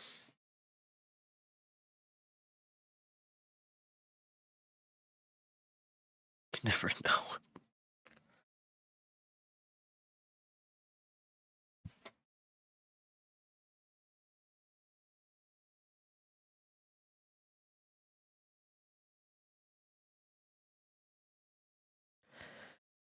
I was soon introduced into the presence of the magistrate, an old benevolent man with calm and mild manners. He looked upon me, however, with some degree of severity. And then, turning towards my conductors, he asked who appeared as a witness on this occasion. About half a dozen men came forward, and one being selected by the magistrate, he deposed that he has been out fishing the night before with his son and brother-in-law, Daniel Nugent, when about 10 o'clock they observed a strong northerly blast rising, and they accordingly put in report. It was a very dark night, as the moon had not yet risen. They did not land at the harbor, but as they had been accustomed, at a creek about 2 miles below. He walked on first, carrying a part of a fishing tackle, and his companions followed him at some distance. As he was proceeding along the sands, he struck his foot against something, and fell all his length on the ground. Today's redemption day. His companions came up to assist him, and by the light of their lantern, they found that he had fallen on the body of a man who was to all appearance dead. Their first supposition was that it was the corpse of some person who had been drowned and was thrown on shore by the waves. But upon examination, they found that the clothes were not wet, and even that the body was not then cold. They instantly carried it to the cottage of an old woman near the spot and endeavored, but in vain, to restore it to life. He appeared to be a handsome young man, about 25 years of age. He had apparently been strangled, for there was no sign of any violence except for black marks of fingers on his neck. Gee, I wonder who did it. Am I getting quieter? I'll get closer to my mic.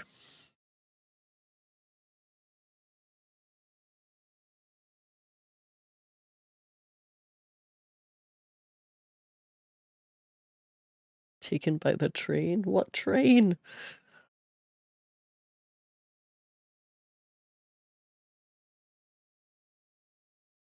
The first part of this deposition did not in the least interest me. But when the mark of the fingers was mentioned, I remembered the murder of my brother, and felt myself extremely agitated. My limbs trembled, and a mist came over my eyes, which obliged me to lean on a chair for support.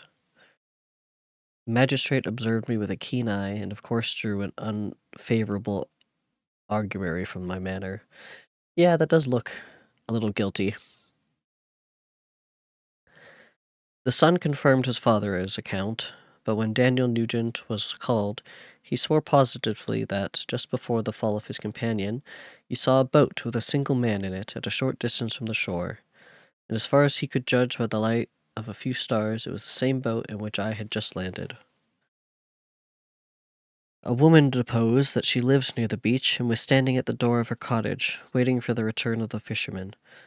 About an hour before, she heard of the discovery of the body, when she saw a boat, with one man in it, push off from that part of the shore where the corpse was afterwards found. Another woman confirmed that the account of the fisherman having brought the body into her house, it was not cold. They put it into a bed and rubbed it, and Daniel went to the town for an apothecary, but life was quite gone. Several other men were examined concerning my landing, and they agreed that, with the strong north wind that had arisen during the night, it was very probable that I had beaten about for many hours, and had obliged to return nearly to the same spot from which I had departed. Besides, they observed that it appeared that I had been brought the body from another place, and it was likely that, as I did not appear to know the shore, I might have put it into the harbor ignorant of the distance to the town of blank, from which the place where I was deposited the corpse. Mr. Kerwin, on hearing this evidence, desired that I should be taken into the room where the body lay for interment, that it might be observed what effect the sight of it would produce upon me. This idea was probably suggested by the extreme agitation I had exhibited when the mode of the murder had been described. I was accordingly conducted by the magistrate and several other persons to the inn.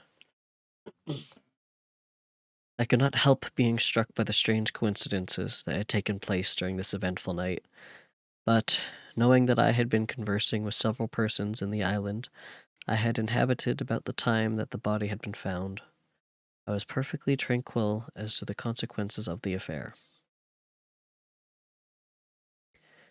I entered the room where the corpse lay and was led up to the coffin.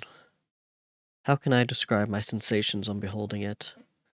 I feel yet parched with horror, nor can I reflect on what the terrible moment, without shuddering and agony, that faintly reminds me of the anguish of their recognition.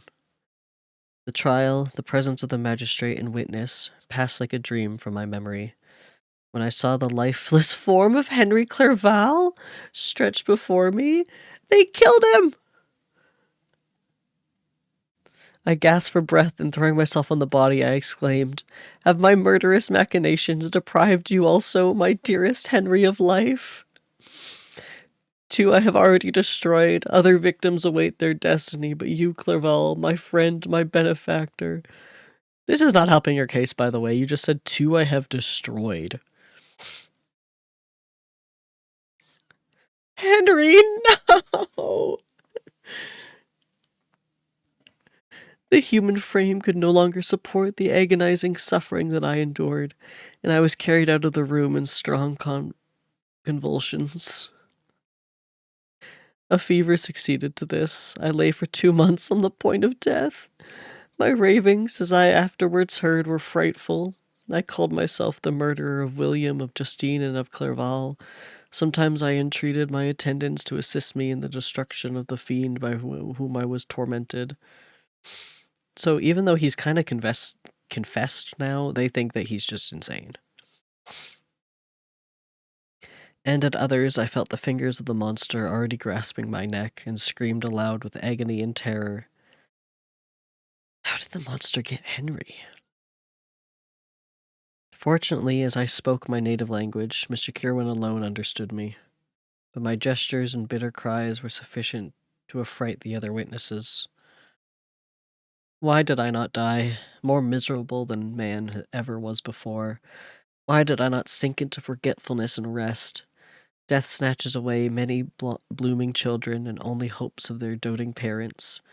How many brides and youthful lovers have been one day in the bloom of health and hope, and the next a prey for worms and the decay of the tomb? Of what materials was I made that I could thus resist so many shocks, which, like the turning of the wheel, continually renewed the torture? I mean, that does happen. It's 8:30.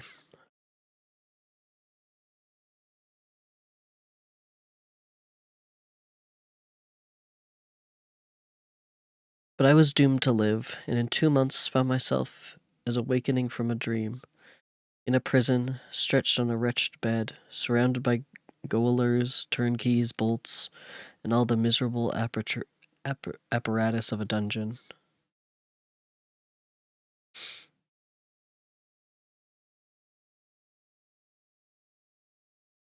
It's silly. It was morning, I remember, when I thus awoke to understanding. I had forgotten the particulars of what had happened, and only felt as if some great misfortune had suddenly overwhelmed me. But when I looked around and saw the barred windows and the squalidness of the room in which I was, all flashed across my memory, I groaned bitterly. The sound disturbed an old woman who was sleeping in a chair beside me. She was a hired nurse, the wife of one of the old turnkeys, and her countenance expressed all those bad qualities which often characterize that class. The lines of her face were hard and rude, like that of a person accustomed to seeing without sympathizing in sights of misery. Her tone expressed her entire indifference. She addressed me in English, and the voice struck me as one that I had heard during my sufferings.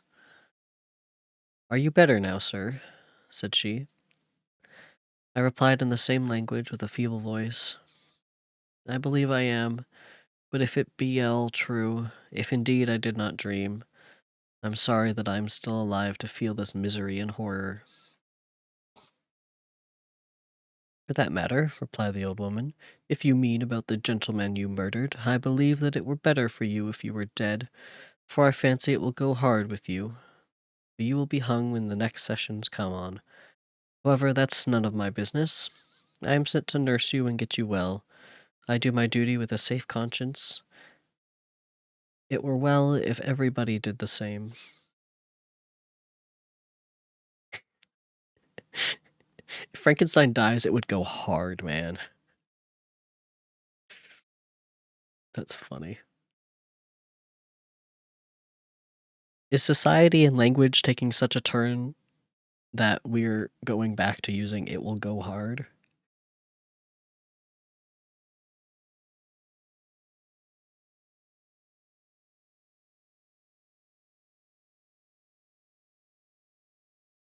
I turned with loathing from the woman who could utter so unfeeling a speech to a person just saved, on the very edge of death, but I felt languid and unable to reflect on all that had passed. The whole series of my life appeared to me as a dream. I sometimes doubted if indeed it were all true, for it never presented itself to my mind with the force of reality.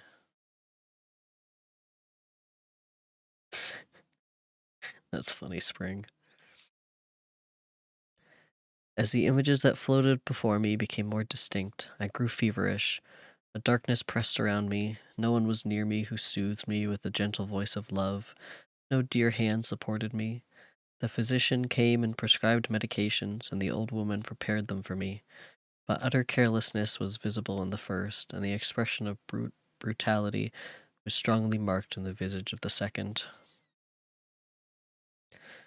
Wouldn't his hands be like a different size than the ones that strangled Henry, though? Potentially. But also, he kind of did confess, so like.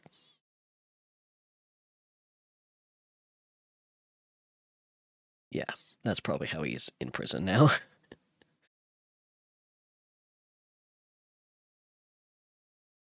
Who could be interested in the fate of a murderer but the hangman who would gain his fee? These were my first reflections, but I soon learned that Mr. Kirwin had shown me some kindness. He had caused the best room in the prison to be prepared for me. Wretched indeed was the best, and it was he who had provided a physician and a nurse. It is true he seldom came to see me, for although he ardently desired to relieve the sufferings of every human creature, he did not wish to be present at the agonies and miserable ravings of a murderer. He came, therefore, sometimes to see that I was not neglected, but his visits were short and at long intervals.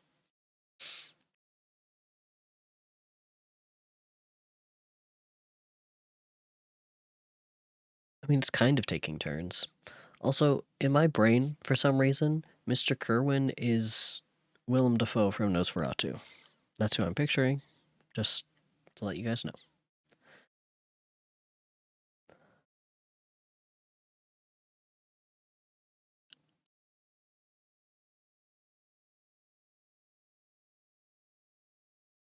Ooh, monograms.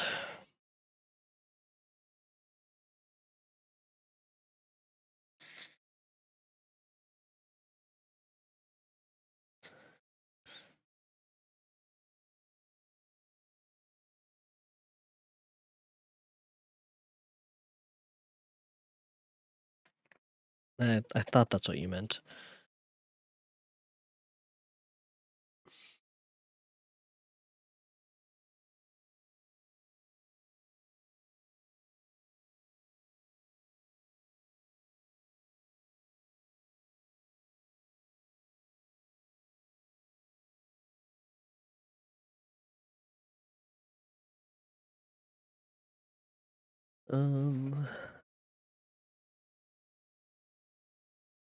One day when I was gradually recovered, I was seated in a chair, my eyes half open and my cheeks livid like those in death.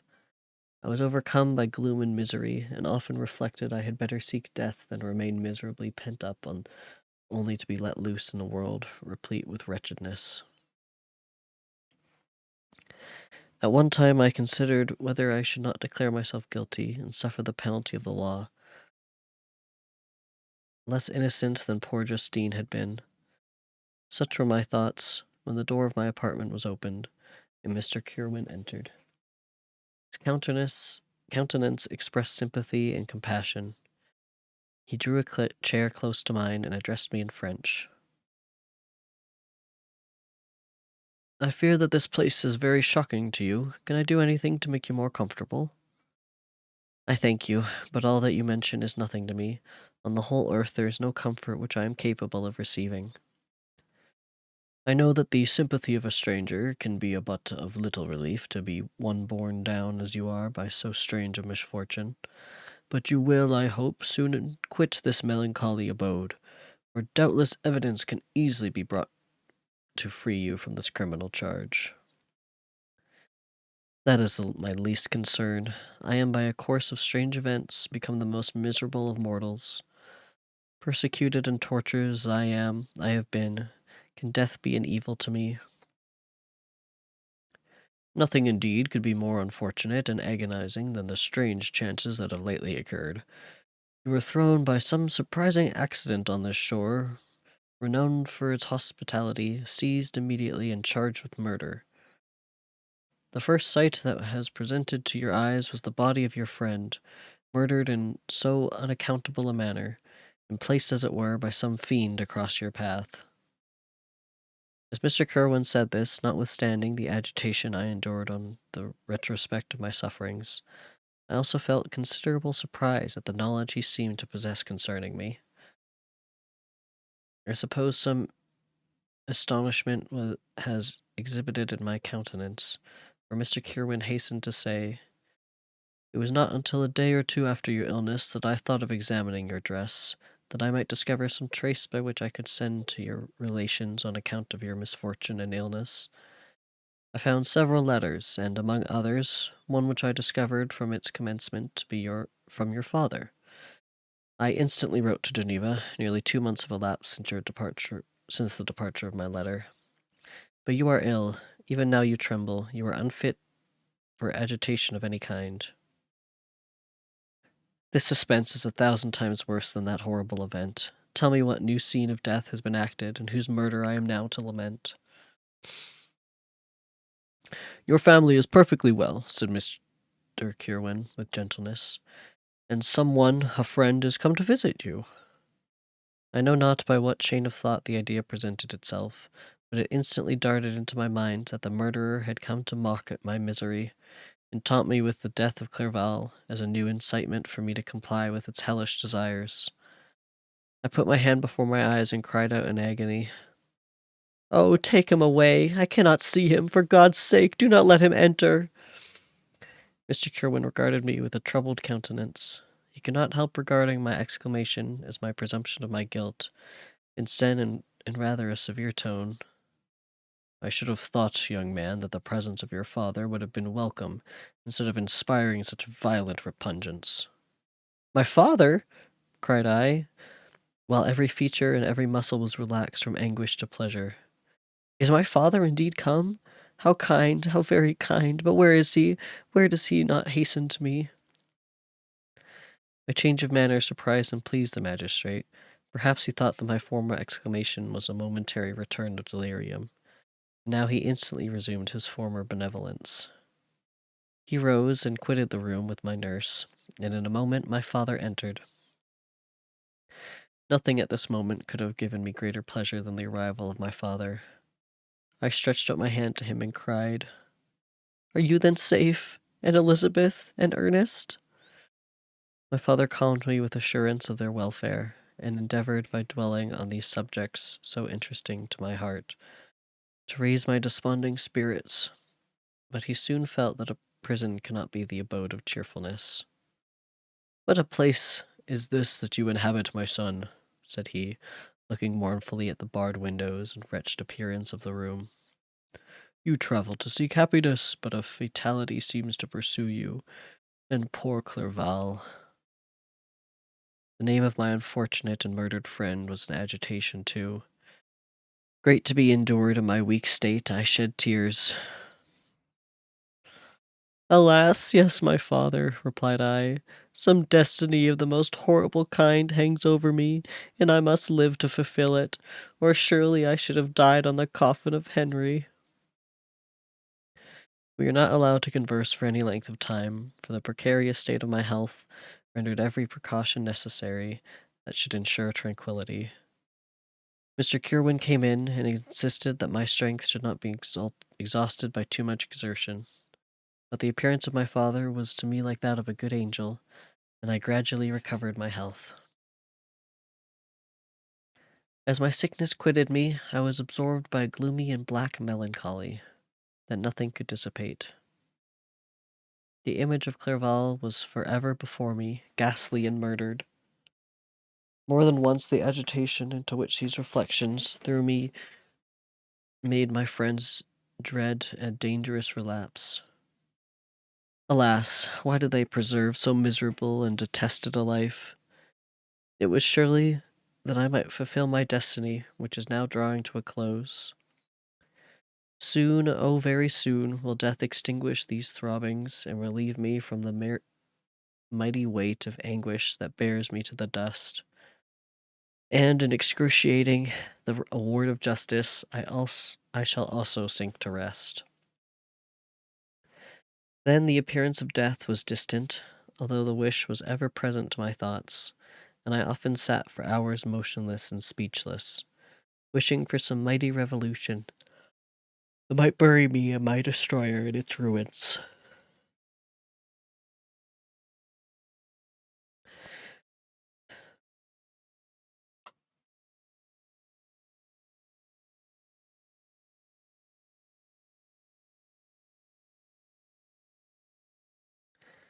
The season of the assizes approached.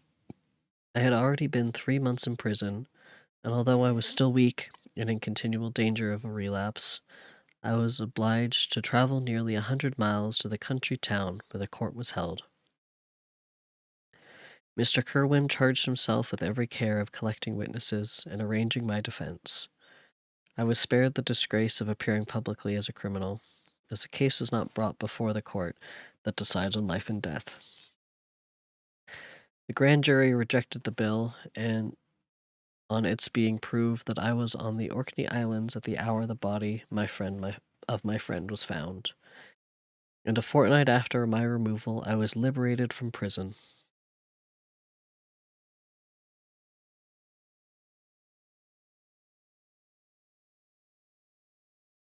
I'm just trying to think of the timeline. So Henry was killed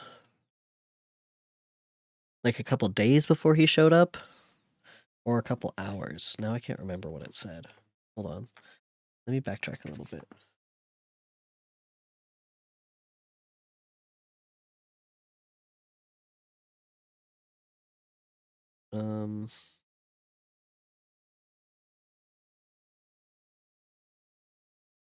The night before.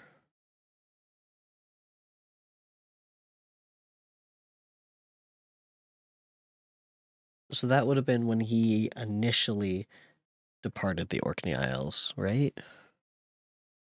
So Clerval was dead the same time that he got on a boat to dispose of the remains in the basket.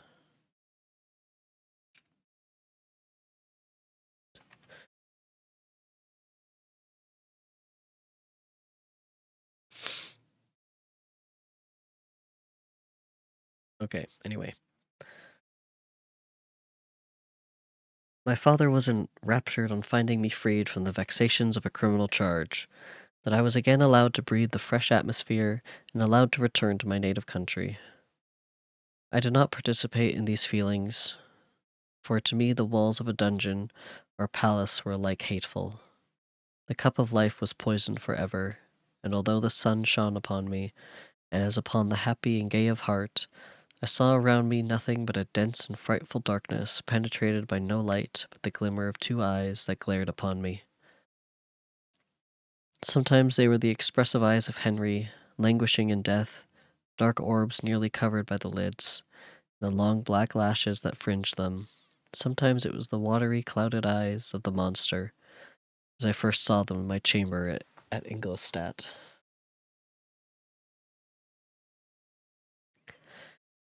Footnote: Victor's misery is all-consuming, and it colors the way he sees his whole world, regardless of his circumstances. As he states in this passage, to him, such a perspective challenges the notion that there is an objective reality out there, considering that Victor's reality, his cup of life, is so significantly shaped by his personal misery and grief. Okay.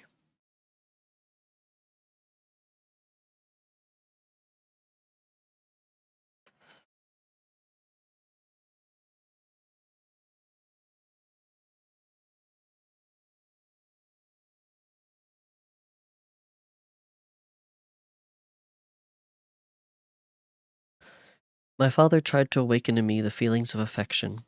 He talked of Geneva, which I should soon visit, of Elizabeth and Ernest, but these words only drew deep groans from me. Sometimes, indeed, I felt a wish for happiness, and thought with melancholy delight of my beloved cousin, or longed with a devouring malade du pas to see once more the blue lake and rapid Rhone that had been so dear to me in early childhood. But my general state of feeling was a torpor in which a prison was as welcome a residence as the divinest scene in nature, and these fits were seldom interrupted but by paroxysms of anguish and despair. At these moments I often endeavored to put an end to the existence I loathed, and it required unceasing attendance and vigilance to restrain me from committing some dreadful act of violence. surely that means, or at least that feels like he's a little suicidal. Probably.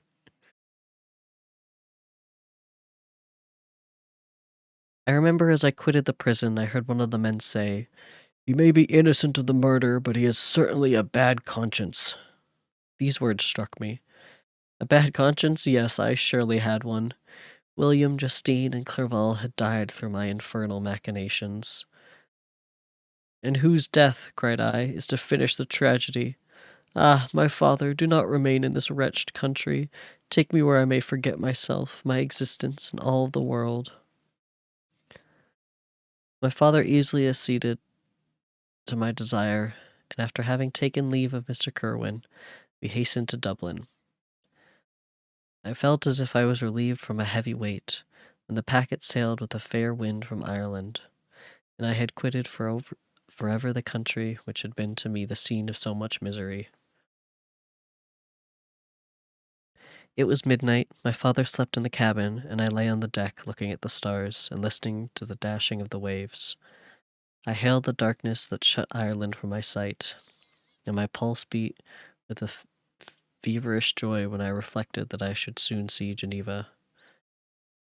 The past appeared to me in the light of a frightful dream, yet the vessel in which I was, the wind that blew me from the detested shore of Ireland, and the sea which surrounded me, told me forcibly that I was deceived by no vision, and that Clerval, my friend and dearest companion, had fallen a victim to me and the monster of my creation. I repassed in my memory my whole life, my quiet happiness while residing with my family in Geneva, the death of my mother, and my departure for Ingolstadt. I remembered shuddering at the mad enthusiasm that hurried me on to the creation of my hideous enemy, and I called to mind the night during which he first lived. I was unable to pursue the train of thought. 1,000 feelings pressed upon me, and I wept bitterly.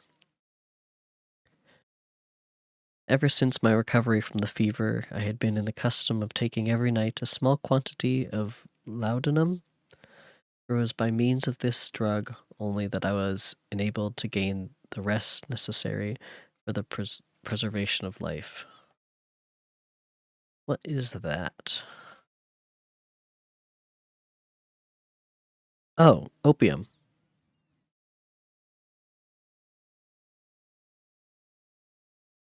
Of course.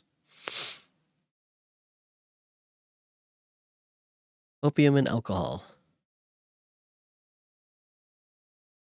Widely used to treat anything from pain and insomnia to female disorders, it was also used to quiet crying babies.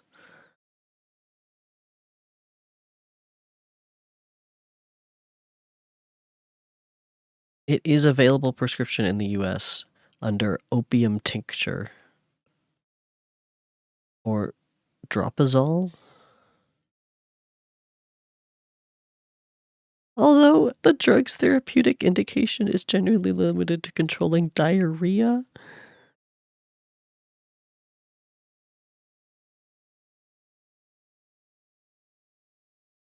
What?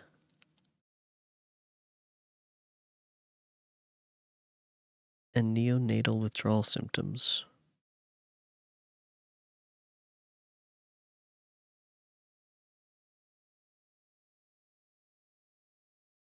Huh.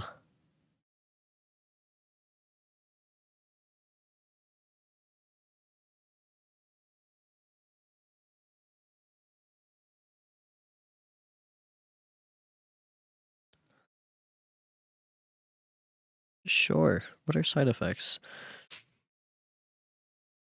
Oh, that's a lot.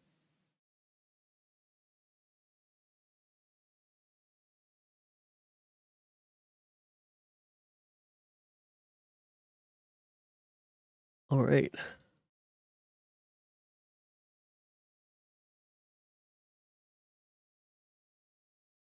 Oppressed by the recollection of my various misfortunes, I now took a double dose and soon slept profoundly.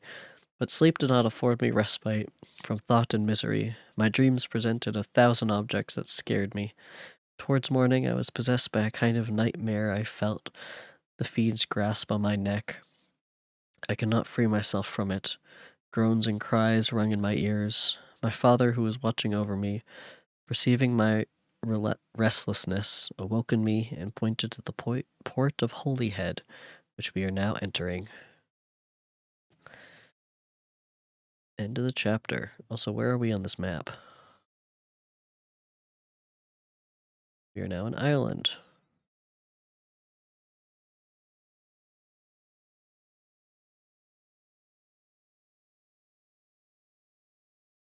Wait, can I just get a close-up actually of...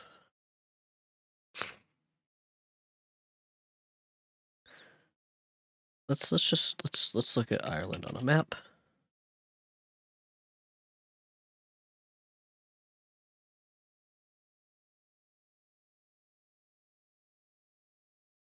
So he was... Where's the Orkney Islands? Is it these? Are these the Orkney Isles? Or is it like up here?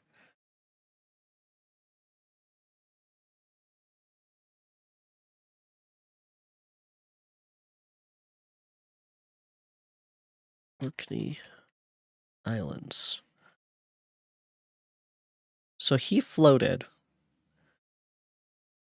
like overnight and maybe a day from here all the way down to like here, maybe?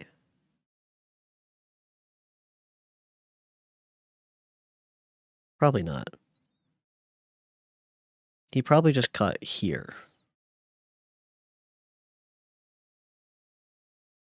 And then they probably traveled this way and then for some reason went to Ireland and Dublin before going back this way.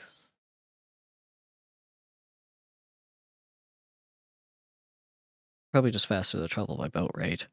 They probably just went from up here. You can't really see my mouse, but up here and went all the way around to Ireland. Just easier on boat, I guess. Sure.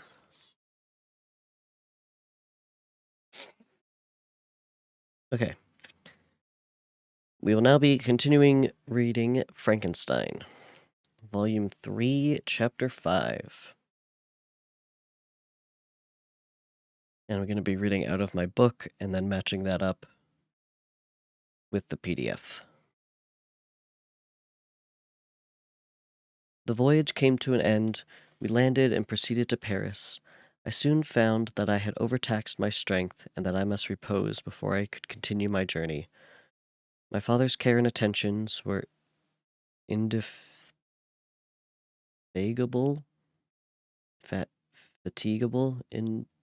indefatigable. That's a weird word. But he did not know the origins of my sufferings, and sought erroneous methods to remedy the incurable ill. He wished me to seek amusement in society. I abhorred the face of man. Oh, not abhorred. They were my brethren, my fellow beings, and I felt attracted even to the most repulsive among them, as to creatures of an angelic nature and celestial mechanisms.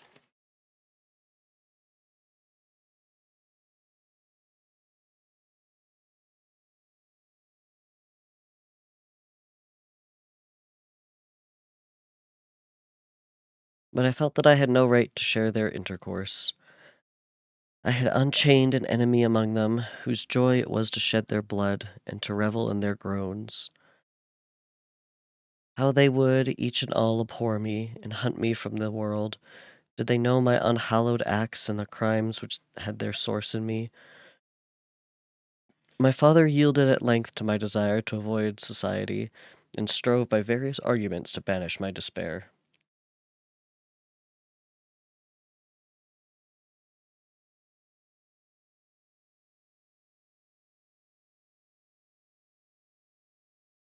Sometimes he thought that I felt deeply the degradation of being obliged to answer a charge of murder, and he endeavored to prove to me the futility of pride.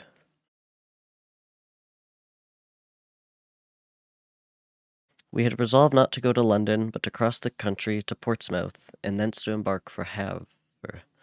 I preferred this plan principally because I dreaded to see again those places in which I had enjoyed a few moments of tranquillity with my beloved Clerval. I thought with horror of seeing again those persons whom we had been accustomed to visit together, and who might make inquiries concerning an event, the very remembrance of which made me again feel the pang I endured when I gazed on his lifeless form in the inn.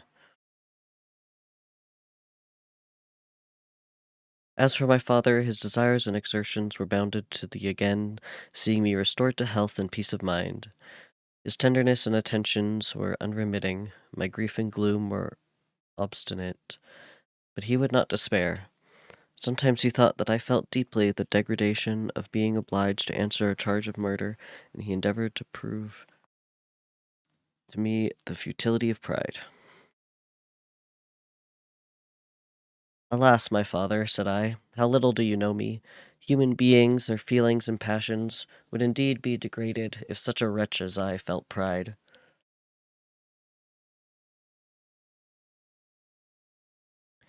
Justine, poor unhappy Justine, was as innocent as I, and she suffered the same charge. She died for it, and I am the cause of this. I murdered her, William, Justine, and Henry. They all died by my hands. A little dramatic. My father had often, during my imprisonment, heard me make the same assertion. When I thus accused myself, he sometimes seemed to desire an explanation, and at others he appeared to consider it as caused by delirium, and that, during my illness, some idea of this kind had presented itself to my imagination, the remembrance of which I preserved in my convalescence. I avoided explanation and maintained a continual silence concerning the wretch I had created. I had a feeling that I should be supposed mad, and this forever chained my tongue, when I would have given the whole world to have confided that fatal secret. But besides, I could not bring myself to disclose a secret which would fill my hearer with consternation and make fear and unnatural horror the inmates of his breast.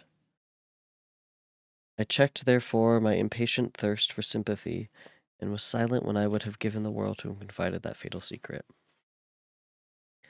Yet still words like those I have recorded would burst uncontrollably from me. I could offer no explanation of them, but their truth in part relieved the burden of my mysterious woe. Upon this occasion, my father said with an expression of unbounded wonder, "My dearest Victor, what infatuation is this? My dear son, I entreat you never to make such an assertion again." "I am not mad," I cried energetically. "The sun and the heavens, who have viewed my operations, can bear witness of my truth. I am the assassin of those most innocent victims. They died by my machinations. 1,000 times would I have shed my own blood, drop by drop, to have saved their lives, but I could not, my father. Indeed, I could not sacrifice the whole human race."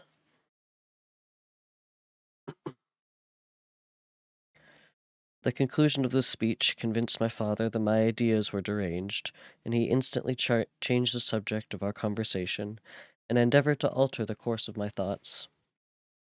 He wished as much as possible to obliterate the memory of the scenes that had taken place in Ireland, and never alluded to them or suffered me to speak of my misfortunes. As time passed away, I became more calm.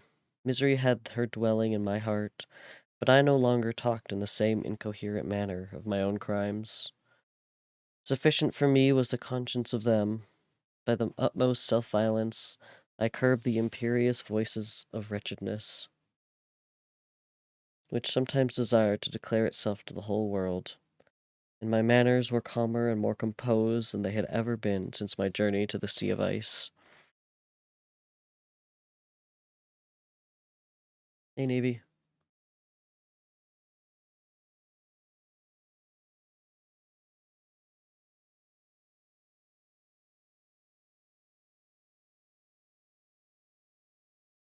A few days before we left Paris on our way to Switzerland, I received the following letter from Elizabeth. We arrived at Havre on the 8th of May and instantly proceeded to Paris, where my father had some business which detained us a few weeks. In this city, I received the following letter from Elizabeth. To Victor Frankenstein.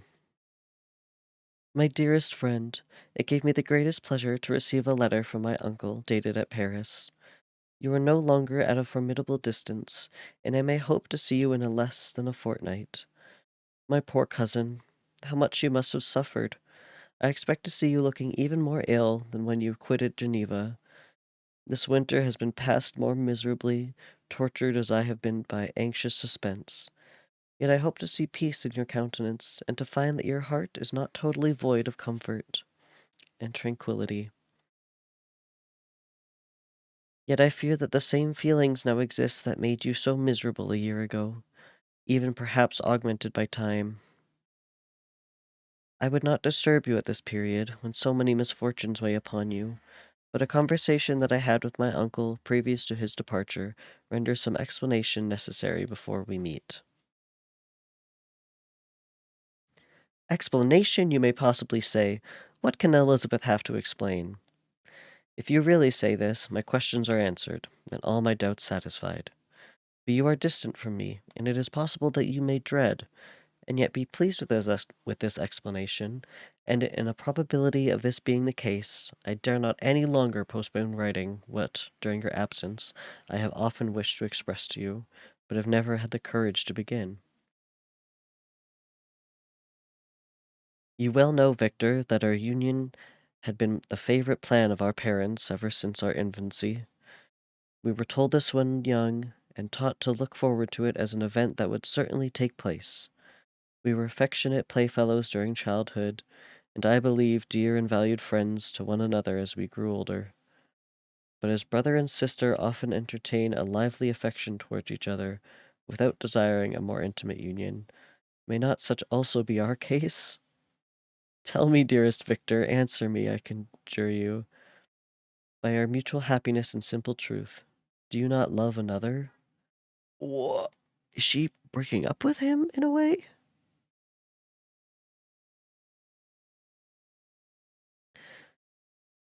You have traveled, you have spent several years of your life at Ingolstadt, and I confess to you, my friend, that when I saw you last autumn so unhappy, flying to solitude from the society of every creature, I could not help supposing that you might regret our connection, and believe yourself bound in honor to fulfill the wishes of our parents. Although they oppose themselves to your inclinations, but this is false reasoning.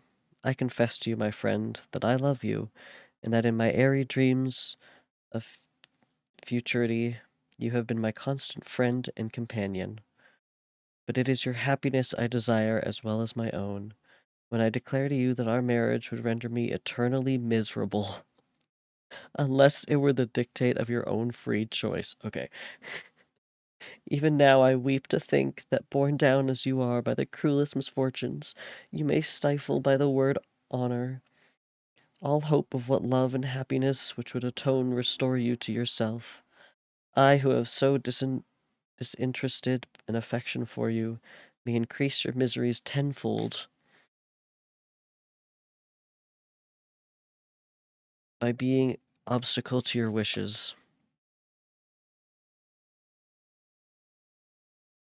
Ah, Victor, be assured that your cousin and playmate has too sincere a love for you not to be made miserable by this supposition.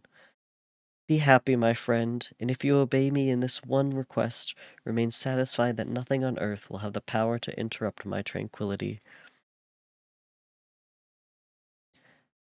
Do not let this letter disturb you. Do not answer tomorrow or the next day, or even until you come, if it will give you pain. My uncle will send me news of your health, and if I see but one smile on your lips when we meet, occasioned by this or any other exertion of mine, I shall need no other happiness. She kind of friend-zoned him, but also was like, "Hey, I'd marry you, but I don't know if that's what you want." Okay.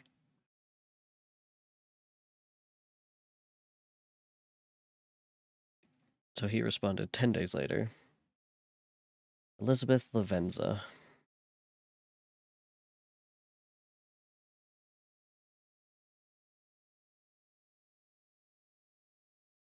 This is from him, right? I'm sure.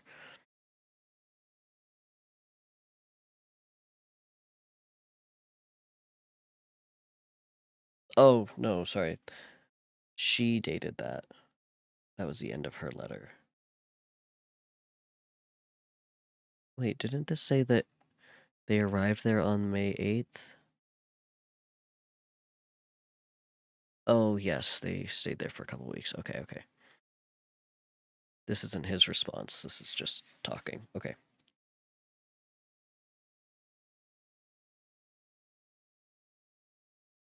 This letter revived in my memory what I had before forgotten, the threat of the fiend.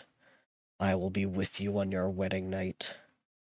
Such was my sentence, and on that night would the demon employ every art to destroy me, and tear me from the glimpse of happiness which promised partly to console my sufferings.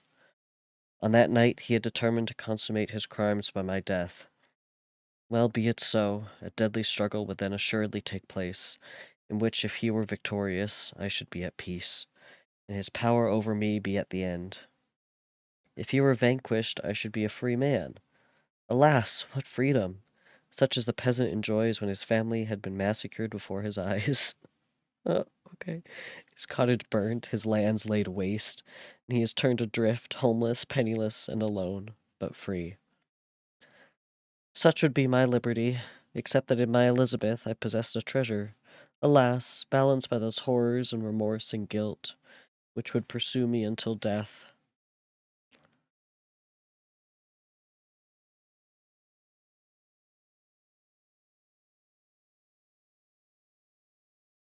Sweet and beloved Elizabeth, I read and reread her letter, and some softened feelings stole into my heart and dared to whisper paradisiacal dreams of love and joy.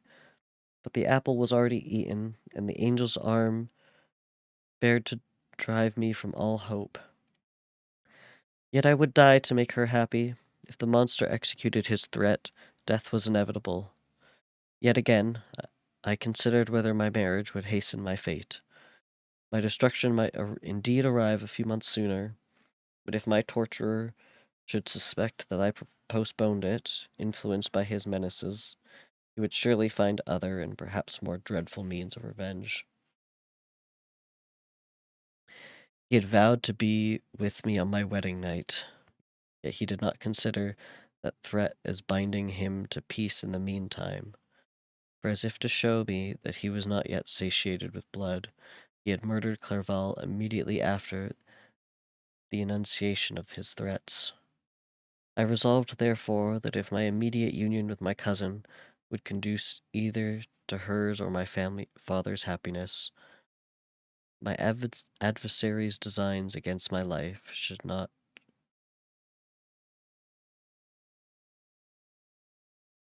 something in a single hour.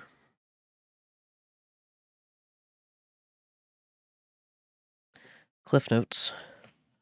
Altruism, typically conceived of as a selfless concern for the best intent of others, is usually seen as a positive quality. Though Victor does appear altruistic here, he never shows selfless concern for his creation, and instead shirks responsibility for the creature and his well-being. Moreover, in the context of scientific research, it is important to consider the tireless or altruistic behavior of the researcher that leads to the complete abnegation of the self, resulting in unreflective decisions and actions. Perhaps if Victor had taken the time to reflect on himself, his motives, decisions, desires, and actions during his scientific pursuits, he would have refrained from bringing his creature to life in the first place. Perhaps if Victor thought about it for a little bit, he might not have done what he done.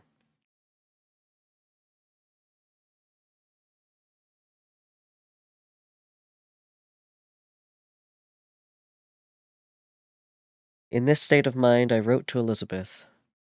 My letter was calm and affectionate. I fear, my beloved girl, I said, little happiness remains for us on earth, yet all that I may one day enjoy is centered in you.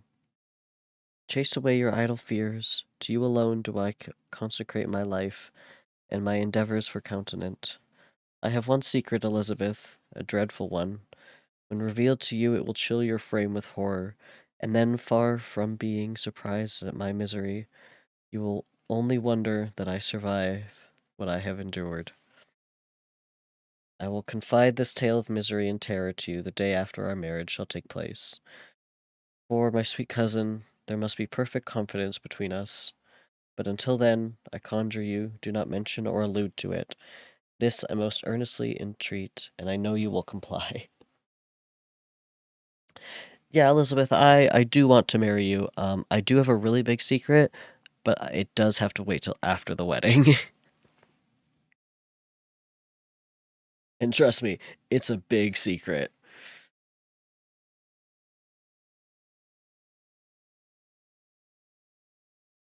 In about a week after the arrival of Elizabeth's letter, we returned to Geneva.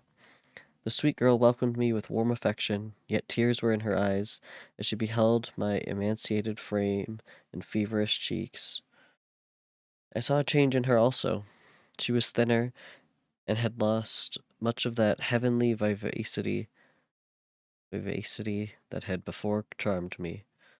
But her gentleness and soft looks of compassion made her a more fit companion for one blasted and miserable as I was.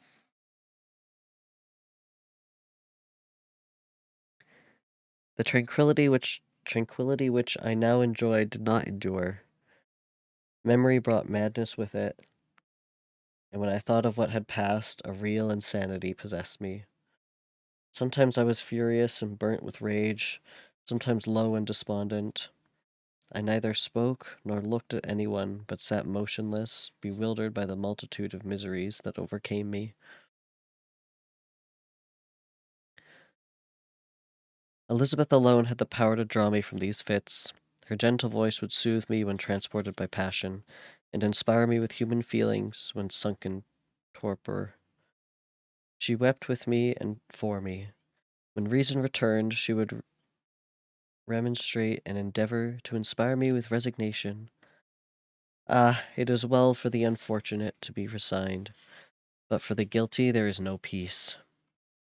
The agencies of remorse poison the luxury there is otherwise sometimes found in indulging the excess of grief. Soon after my arrival, my father spoke of my immediate marriage with Elizabeth. I remained silent. Have you, then, some other attachment? None on earth. I love Elizabeth, and look forward to our union with delight. Let the day therefore be fixed, and on it will consecrate myself, in life or death, to the happiness of my cousin. My dear Victor, do not speak thus. Heavy misfortunes have befallen us, but let us only cling closer to what remains, and transfer our love for those whom we have lost to those who yet live. Our circle will be small, but bound close by the ties of affection and mutual misfortune. And when time shall have softened your despair, new and dear objects of care will be born to replace those of whom we have been so cruelly deprived.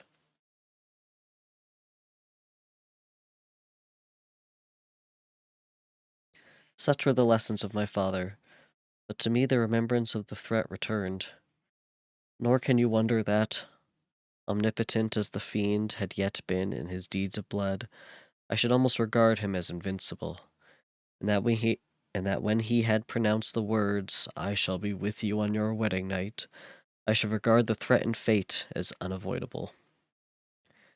But death was no evil to me if the loss of Elizabeth were balanced by it, and I therefore, with a contented and even cheerful countenance, agreed with my father that if my cousin would consent, the ceremony should take place in 10 days, and thus put, as I imagined, the seal to my fate. Great God! If for one instant I had thought what might be the hellish intention of my fiendish adversary, I would rather have banished myself forever from my native country, and wandered a friendless outcast over the earth, than have consented to this miserable marriage. But, as if possessed of magic powers, the monster had blinded me to his own real intentions, and when I thought that I had prepared only my own death, he hastened that of a far dearer victim. Uh-oh.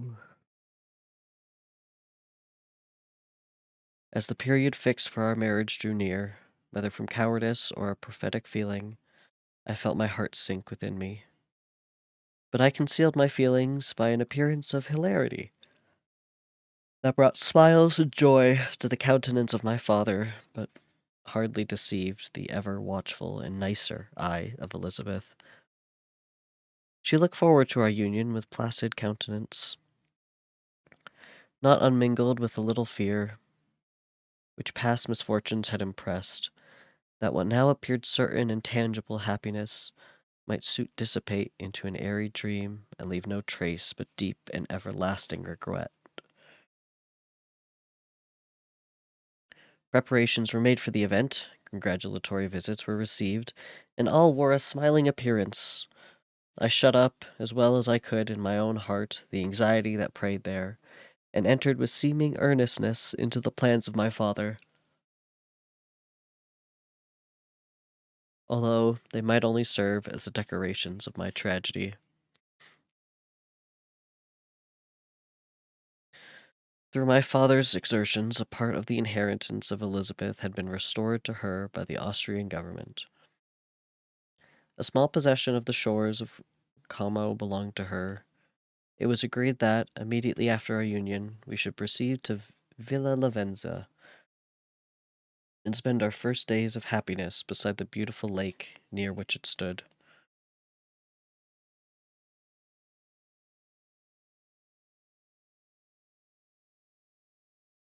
The PDF reads, a house was purchased for us near Colony, by which we should enjoy the pleasures of the country and yet be so near Geneva.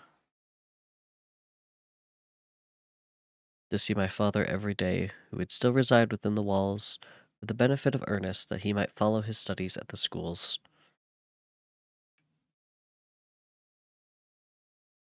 In the meantime, I took every precaution to defend my person, in case the fiend should openly attack me.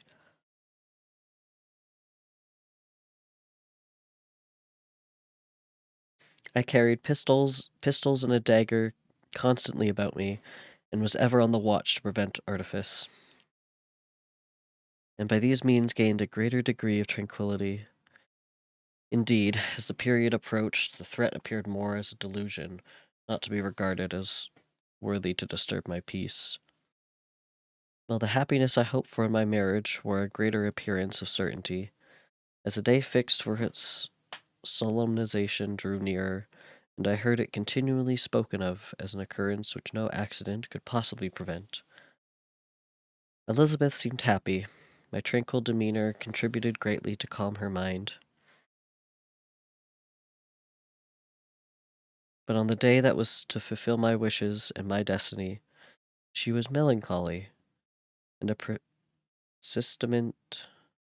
presentiment of evil pervaded her, and perhaps also she thought the dreadful secret which I had promised to reveal to her on the following day. My father was in the meantime overjoyed in the bustle of preparation, only recognized in the melancholy of his niece the diffidence of a bride. After the ceremony was performed, a large party assembled at my father's, but it was agreed that Elizabeth and I should commence our journey by water, sleeping that night at Evian, and continuing our voyage on the following day.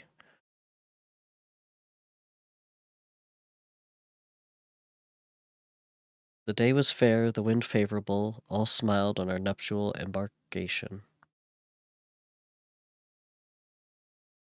The PDF just says, Elizabeth and I should pass the afternoon and night at Evian and return to Colony the next morning. We resolved to go by water. Those were the last moments of my life, during which I enjoyed the feeling of happiness.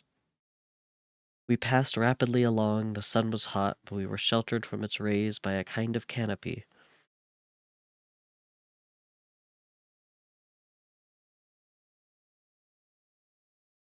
While we enjoyed the beauty of the scene, sometimes on one side of the lake, we saw Mount Salève, the pleasant banks of Montalegre, and at a distance, surmounting all, the beautiful Mont Blanc, and the assemblage of snowy mountains that in vain endeavor to emulate her. Sometimes coasting the opposite banks, we saw the mighty Jura opposing its dark side to the ambition that would quit its native country, and an almost insurmountable barrier to the invader who should wish to enslave it. I took the hand of Elizabeth.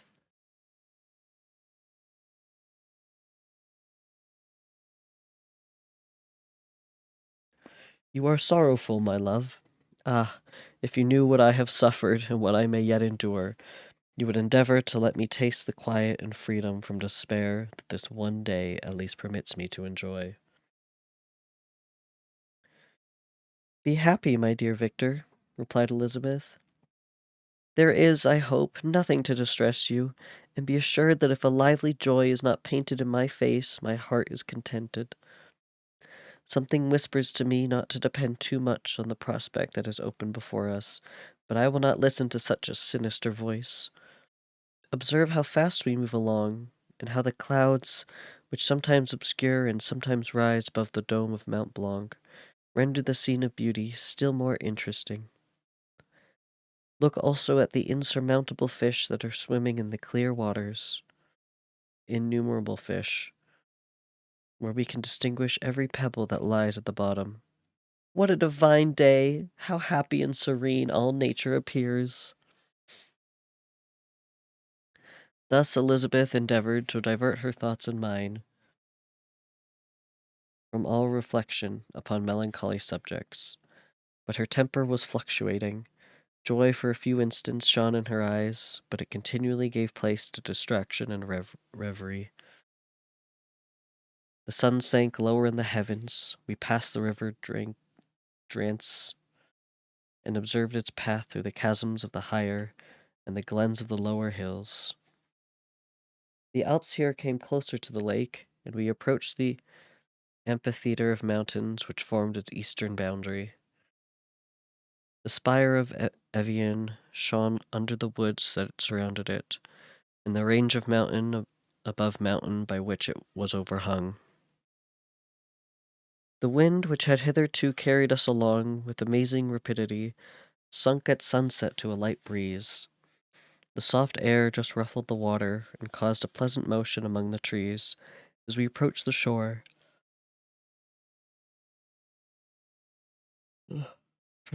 from which it wafted the most delightful scent of flowers and hay.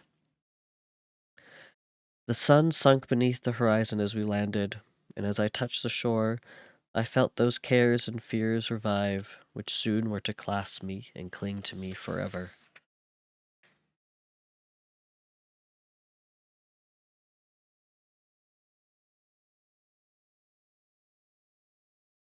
All right.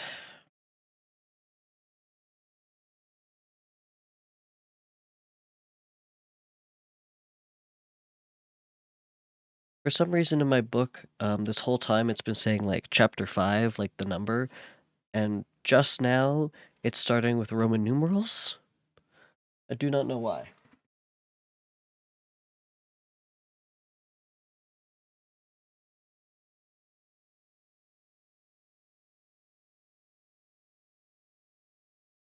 But they are finally married, and I feel like we're about to go into like a big fight scene. Oh, that was my back, Jesus.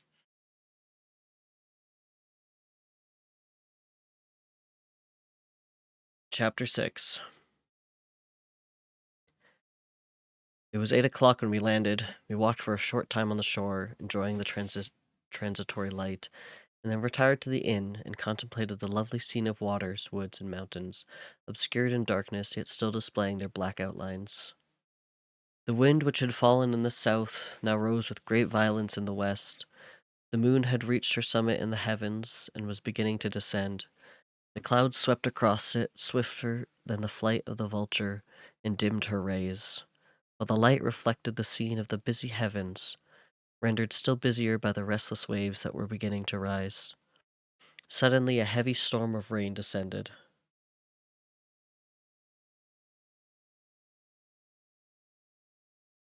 I had been calm during the day, but so soon as night obscured the shapes of objects, 1,000 fears arose in my mind. I was anxious and watchful, while my right hand grasped a pistol which was hidden in my bosom. Pardon? Where was it hidden? Okay. Every sound terrified me, but I resolved that I would sell my life dearly, and not shrink from the conflict until my own life, or that of my adversary, was extinguished. Elizabeth observed my agitation for some time in timid and fearful silence, but there was something in my glance which communicated terror to her, and trembling she asked, "What is it that agitates you, my dear Victor? What is it you fear?" "Oh, peace, peace, my love," replied I. "This night and all will be safe, but this night is dreadful, very dreadful." That's not... Dude, you are not good with words. That's not helpful. I passed an hour in this state of mind, when suddenly I reflected how fearful the combat which I momentarily expected would be to my wife, and I earnestly entreated her to retire, resolving not to join her until I had obtained some knowledge as to the situation of my enemy. She's just like, Victor, it's our wedding night. Are we gonna, like, go to bed or anything? And he's, like, holding a gun, like, no, an enemy is approaching. She's like, okay, I'll just go to bed. She left me, and I continued some time walking up and down the passages of the house and inspecting every corner that might afford a retreat to my adversary.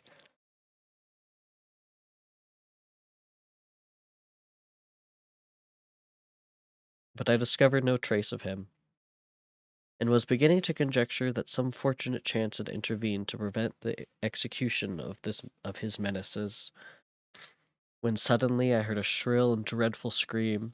It came from the room into which Elizabeth had retired. As I heard it, the whole truth rushed into my mind. My arms dropped, the motion of every muscle and fiber was suspended.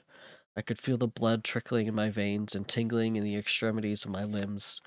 This state lasted for an instant. The scream was repeated, and I rushed into the room. Great God, why did I not then expire?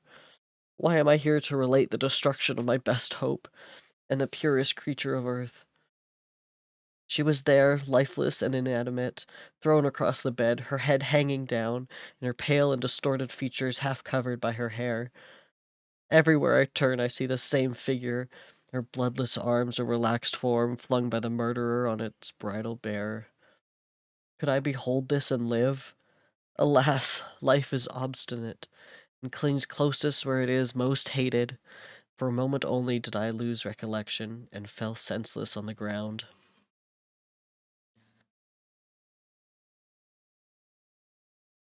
When I recovered, I found myself surrounded by the people of the inn. Their countenances expressed a breathless terror, but the horror of others appeared only as a mockery, a shadow of the feelings that oppressed me. I escaped from them to the room where lay the body of Elizabeth, my love, my wife, so lately living, so dear, so worthy. She had been moved from the posture in which I had first beheld her, and now as she lay, her head upon her arm, and a handkerchief thrown across her face and neck, I might have supposed her asleep. I rushed towards her and embraced her with ardor, but the deadly languor and coldness of the limbs told me that what I now held in my arms had ceased to be the Elizabeth whom I had loved and cherished. The murderous mark of the fiend's grasp was on her neck, and the breath had ceased to issue from her lips. Who would have guessed? While I still hung over her in the agony of despair, I happened to look up. The windows of the room had before been darkened, and I felt a kind of panic on seeing the pale yellow light of the moon illuminate the chamber. The shutters had been thrown back,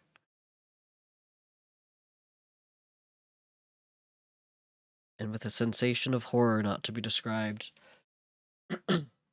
I saw at the open window a figure, the most hideous and abhorred, A grin was on the face of the monster. He seemed to jeer, as with his fiendish finger he pointed towards the corpse of my wife. I rushed towards the window and, dragging a pistol from my bosom, fired, but he eluded me, leaped from his station, and running with the swiftness of lightning, plunged into the lake. The report of the pistol brought a crowd into the room. I pointed to the spot where he had disappeared, and he followed the track with boats. Nets were cast, but in vain. After several hours, we returned hopeless.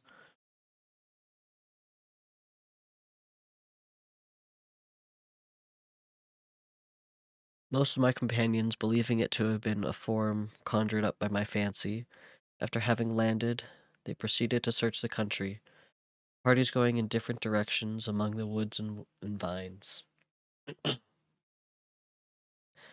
I attempted to accompany them and proceeded a short distance from the house, but my head whirled around.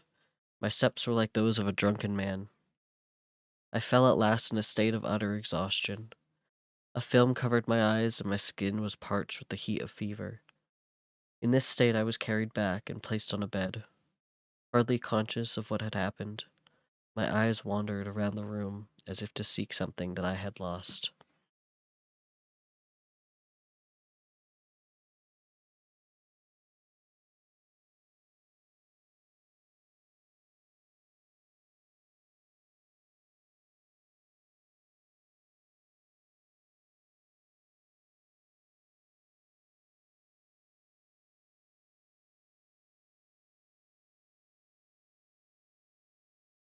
At length I remembered that my father would anxiously expect the return of Elizabeth and myself, and that I must return alone. This reflection brought tears into my eyes, and I wept for a long time, but my thoughts rambled to various subjects, reflected on my misfortunes and their cause.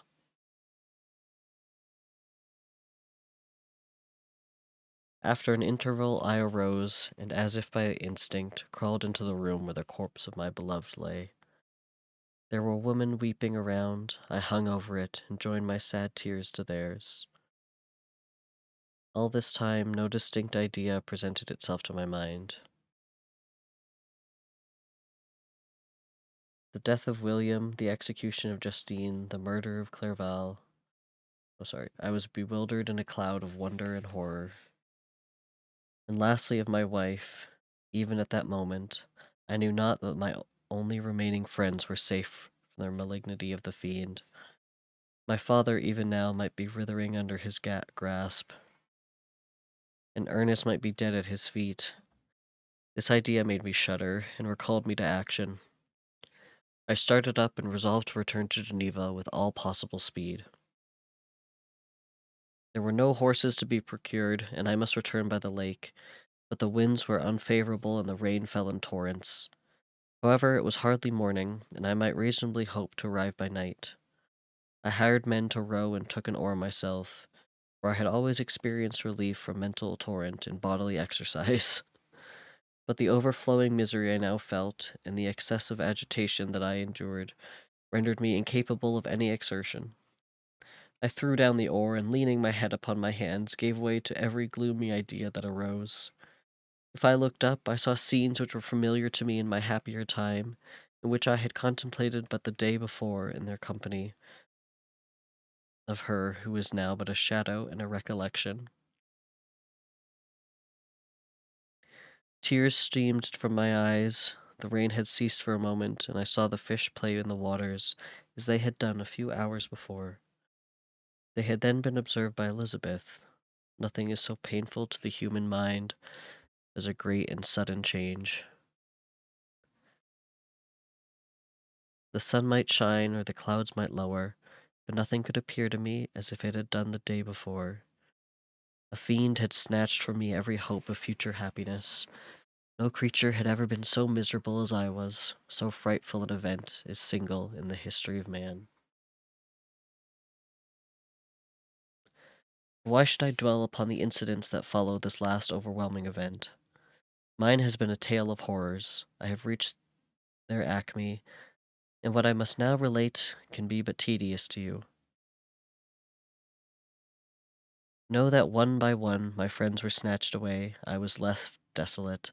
My own strength is exhausted, and I must tell in a few words what remains of my hideous narration. I arrived at Geneva. My father and Ernest yet lived, but the former sunk under the tidings that I bore. I see him now, excellent and vulnerable old man. His eyes wandered in vacancy, for they had lost their charm and their delight. His Elizabeth, his more than daughter, whom he doted on with all that affection which a man feels, who in the decline of life, having few affections, clings more earnestly to those that remain. Cursed, cursed be the fiend that brought misery on his grey hairs, and doomed him to waste and wretchedness. He could not live under the horrors that were accumulated around him. An apoplectic fit was brought on, and in a few days he died in my arms. Oh, God. Curse the fiend. You did this, buddy.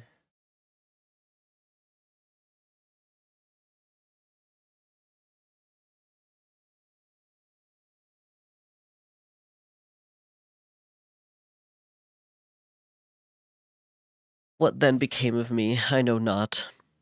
I lost sensation, and chains and darkness were the only objects that pressed upon me. Sometimes, indeed, I dreamt that a wanderer wandered in flowery meadows and pleasant valleys with the friends of my youth, but I awoke and found myself in a dungeon. Melancholy followed, but by degrees I gained a clear conception of my miseries and situation, and was then released from my prison. For they had called me mad, and during many months, as I understood, a solitary cell had been my habitation. Oh, so you went to jail again? Liberty, however, had been a useless gift to me. Had I not, as I awakened to reason, at the same time awakened to revenge.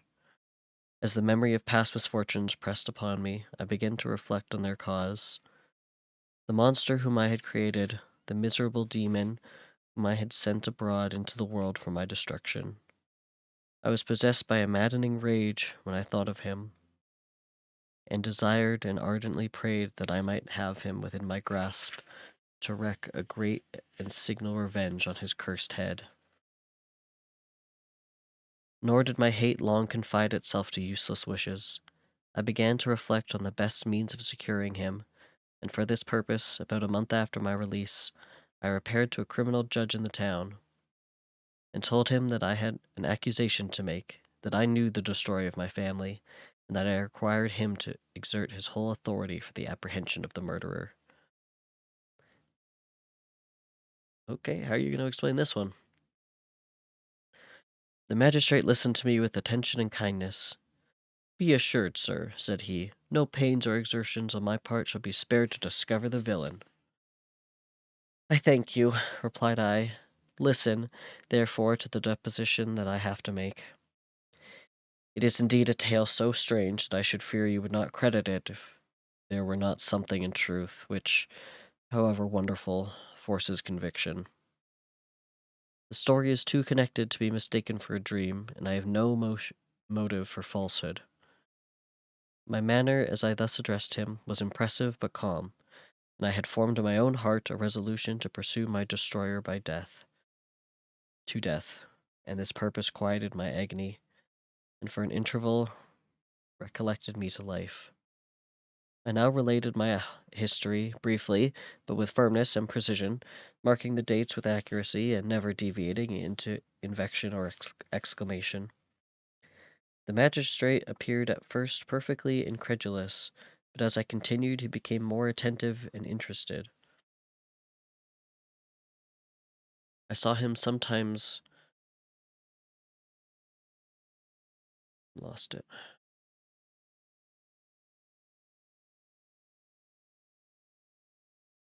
I saw him sometimes shudder with horror, at others a lively surprise. Unmingled with disbelief was painted on his countenance. When I had concluded my narration, I said, This is the being whom I accuse, and for whom seizure and punishment I shall call upon you to exert your whole power. It is your duty as a magistrate, and I believe and hope that your feelings as a man will not revolt from the execution of those functions on this occasion. This address caused a considerable change in the physiognomy of my own auditor.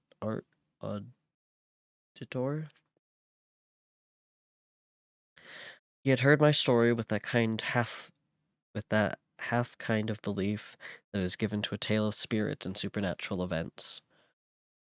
But when he was called upon to act officially in consequence, the whole tide of his incredulity returned. He, however, answered mildly, "I would be willing afford you every aid in your pursuit, but the creature of whom you speak appears to have powers which would put all my exertions to defiance. Who can follow an animal which can traverse the sea of ice, and inhabit caves and dens where no man would venture to intrude? Besides, some months have elapsed since the commission of his crimes, and no one can conjure to what place he had wandered, or what region he may now inhabit."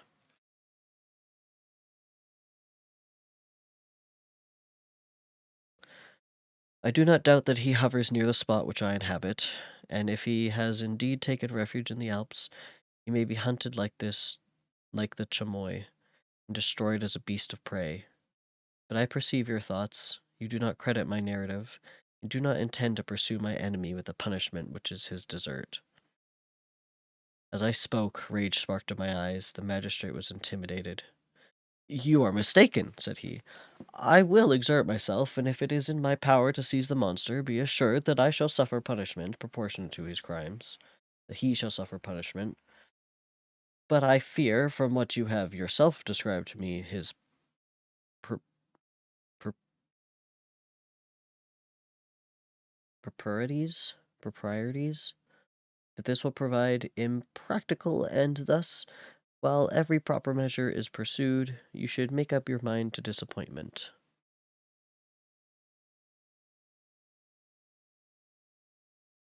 Yes, this is true. Y'all want to see a chamois?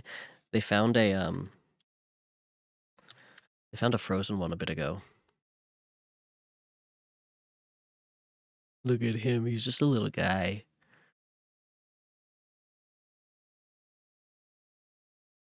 But yeah, they are closer to goats. Where's the? I wonder if I can find the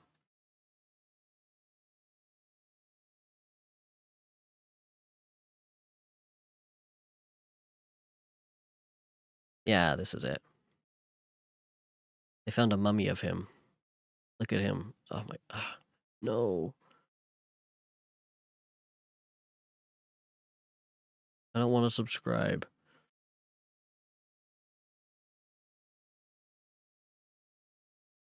Oh, you had to look that up. I did see that word and go, "Oh, chamois. I know him."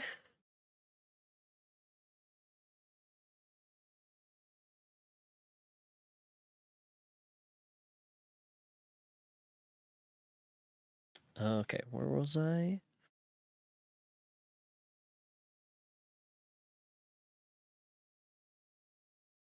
Properties. That's the word. I don't know why I looked at that for so long. I'm like, I know this, but I can't say it. While every proper measure is pursued, you should make up your mind to disappointment. That cannot be, but all that I can say will be of little avail. My revenge is of no moment to you, yet, while I allow it to be a vice, I confess that it is the devouring and only passion of my soul. My rage is unspeakable, and I will reflect that the murderer whom I have turned loose upon society still exists.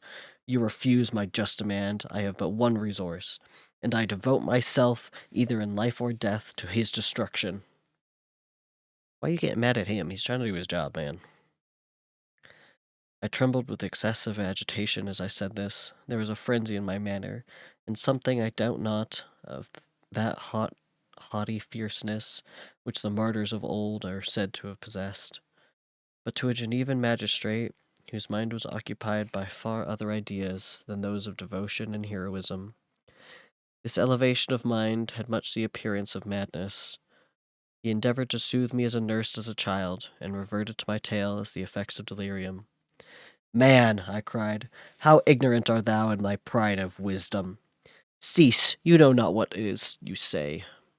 I broke from the house angry and disturbed, and retired to meditate on some other mode of action.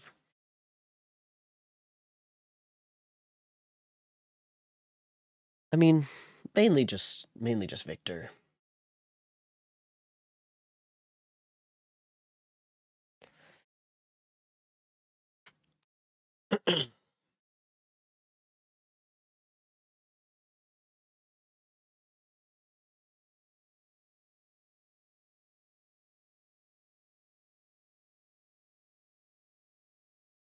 He went to his lawyer or magistrate or something or other, some government official, maybe police, I don't know.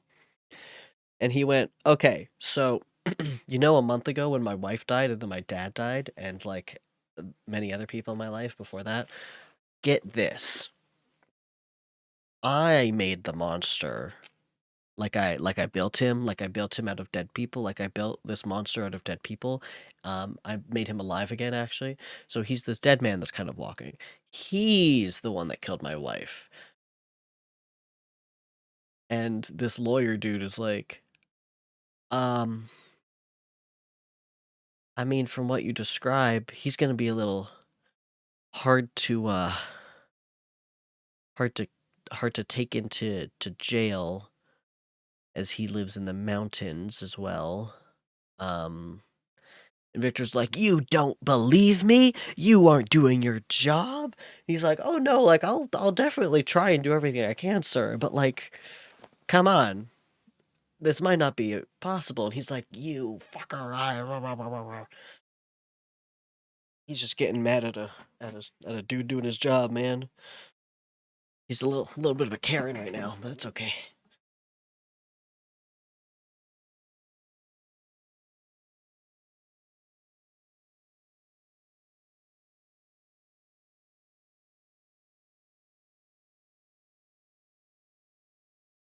Okay.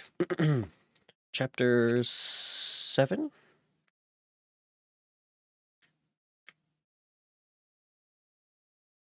We have like 20 pages left.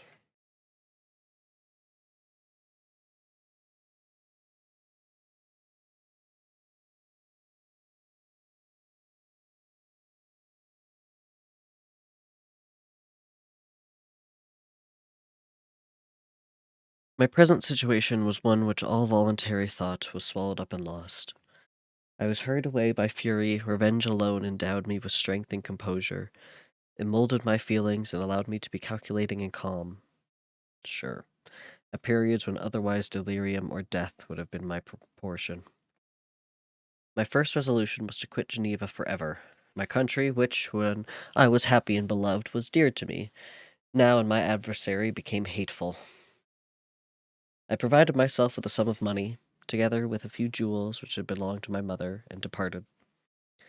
And now my wanderings began, which are to cease but with life. I have traversed a vast portion of the earth, and have endured all the hardships of travelers in deserts and barbarous countries are wont to meet. How I have lived I hardly know.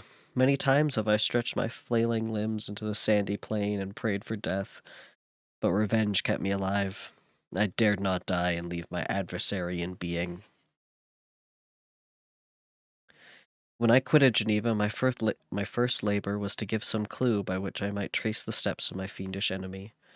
But my plan was unsettled, and I wandered many hours round the confines of the town, uncertain what path I should pursue. As night approached, I found myself in the entrance of the cemetery where William, Elizabeth, and my father reposed.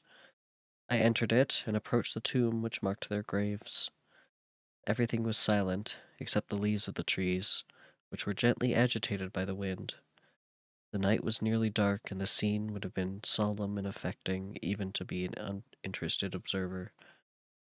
The spirits of the departed seemed to flit around and to cast a shadow, which was felt but not seen, around the head of the mourner. Deep grief, which this scene had at first excited, quickly gave way to rage and despair. They were dead and I lived. Their murderer also lived, and to destroy him, I must drag out my weary existence. I knelt on the grass and kissed the earth, and with quivering lips exclaimed, "By the sacred earth on which I kneel, by the shades that wander near me, by the deep and eternal grief that I feel, I swear, and by thee, O night, and the spirits that preside over thee, to pursue the demon who caused this misery, until he or I shall perish in mortal conflict. For this purpose I will preserve my life, to execute this dear revenge, will I again behold the sun, and tread the green herbage of earth, which otherwise should vanish from my eyes forever. And I call on you, spirits of the dead, and on you, wandering ministers of vengeance, to aid and conduct me in my work. Let the cursed and hellish monster drink deep of agony. Let him feel the despair that now torments me." He already feels despair, man, like, that you caused, but okay.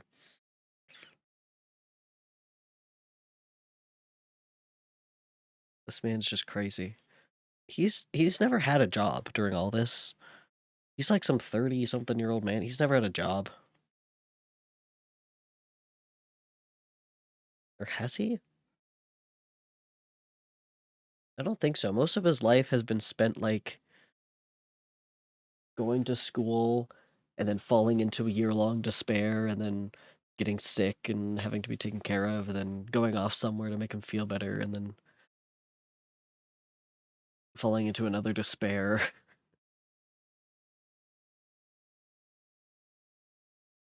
He's just extremely depressed.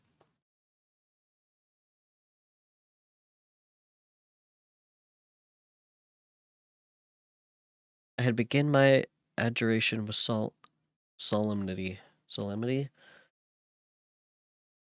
and an awe which almost assured me of the shades of my murdered friends heard and approved my devotion. But the furies possessed me as I concluded, and rage choked my utterance. I was answered through the stillness of night by a loud and fiendish laugh. It rang in my ears long and heavily. The mountains re-echoed it, and I felt as if all hell surrounded me with mockery and laughter. Surely in that moment I should have been possessed by frenzy and have destroyed my miserable existence. But that my vow was heard, and that I was reserved for vengeance, the laughter died away, when a well-known and abhorred voice appeared close to my ear, addressed me in an audible whisper. "I am satisfied, miserable wretch. You have determined to live, and I am satisfied." I darted towards the spot from which the sound proceeded, but the devil eluded my grasp. Suddenly the broad disk of the moon arose and shone full upon his ghastly and distorted shape as he fled with more than mortal speed. I pursued him, and for many months this had been my task. Guided by a slight clue, I followed the windings of the road, but vainly. The blue Mediterranean appeared, and, by strange chance, I saw the fiend enter by night and hide himself in a vessel bound for the Black Sea.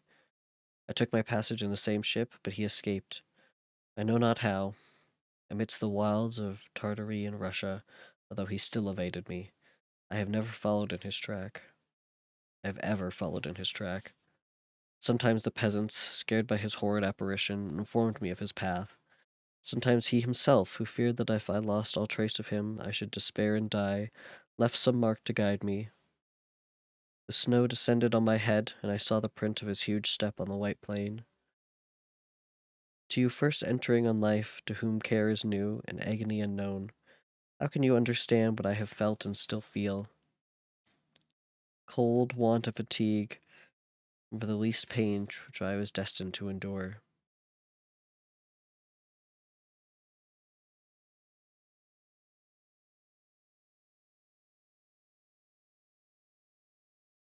I was cursed by some devil, and carried about with me my eternal hell.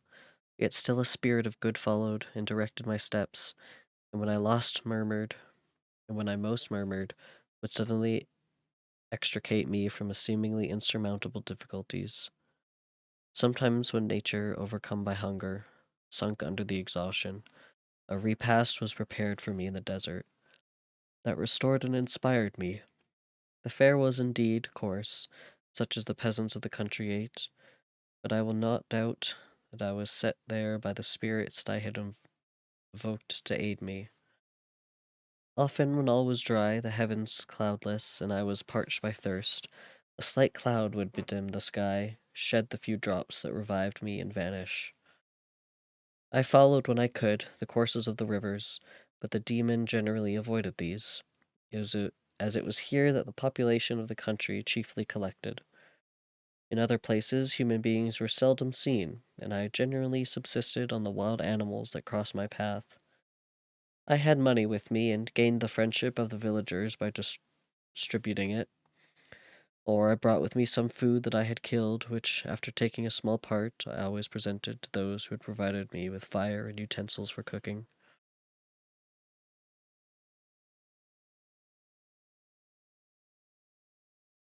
My life as it passed thus was indeed hateful to me, and it was during sleep alone that I could taste joy. Oh, blessed sleep! Often when most miserable I sank to repose, and my dreams lulled me even to rapture. The spirits that guarded me had provided these moments, or rather hours, of happiness, that I might retain strength to fulfill my pilgrimage. Deprived of his respite, I should have sunk under my hardships.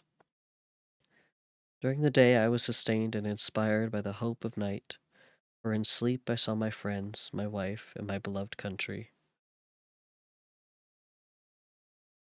Again I saw the benevolent countenance of my father, heard the silver tones of my Elizabeth's voice, and beheld Clerval enjoying health and youth. When wearied by a toilsome march, I persuaded myself that I was dreaming until night should come, and that I should then enjoy reality in the arms of my dearest friends. What agonizing fondness did I feel for them! How did I cling to their dear forms, as sometimes they haunted even my waking hours, and persuaded myself that they still lived. At such moments, vengeance that burned within me died in my heart. I pursued my path towards the destruction of the demon, more as a task enjoined by heaven, as a mechanical impulse of some power of which I was unconscious, than as the ardent desire of my soul.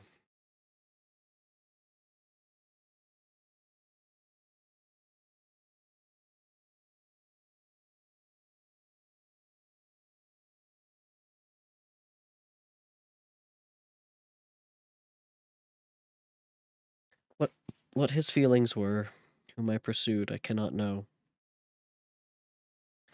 Sometimes, indeed, he left marks in writing in the barks of trees, or cut in stone that guided me, and instigated my fury.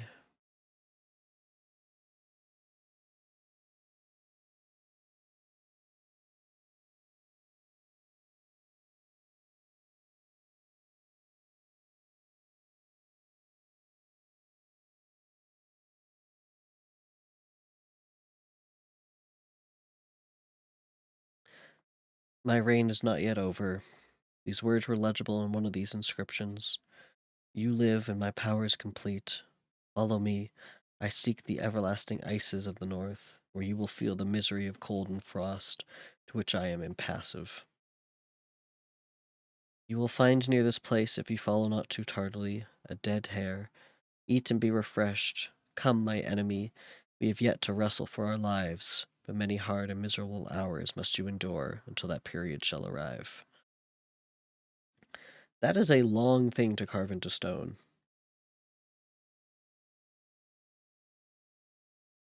Scoffing devil, again do I vow vengeance, again do I devote thee, miserable fiend, to torture and death. Never will I give up in my search until here I perish, and then with what ecstasy shall I join my Elizabeth and my departed friends, who even now prepare for me the reward of my tedious toil and horrible pilgrimage. What's he gonna do if he wins this fight? As I still pursued my journey to the northward, the snow thickened, and the cold increased in a degree almost too severe to support. The peasants were shut up in their hovels, and only a few of the most hardy ventured forth to seize the animals, whom starvation had forced from their hiding places to seek for prey. The rivers were covered with ice, and no fish could be procured, and thus I was cut off from my chief article of maintenance.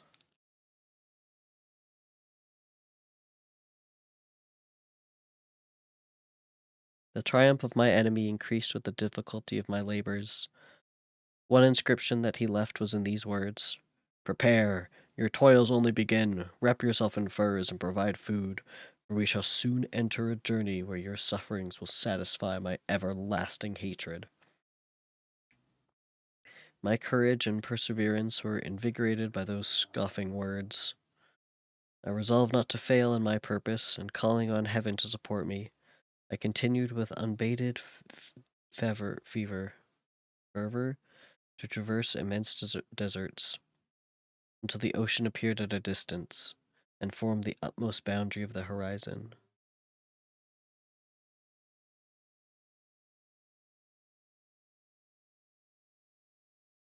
Oh, how unlike it was to the blue seasons of the south. Covered with ice, it was only to be distinguished from land by its superior wildness and ruggedness.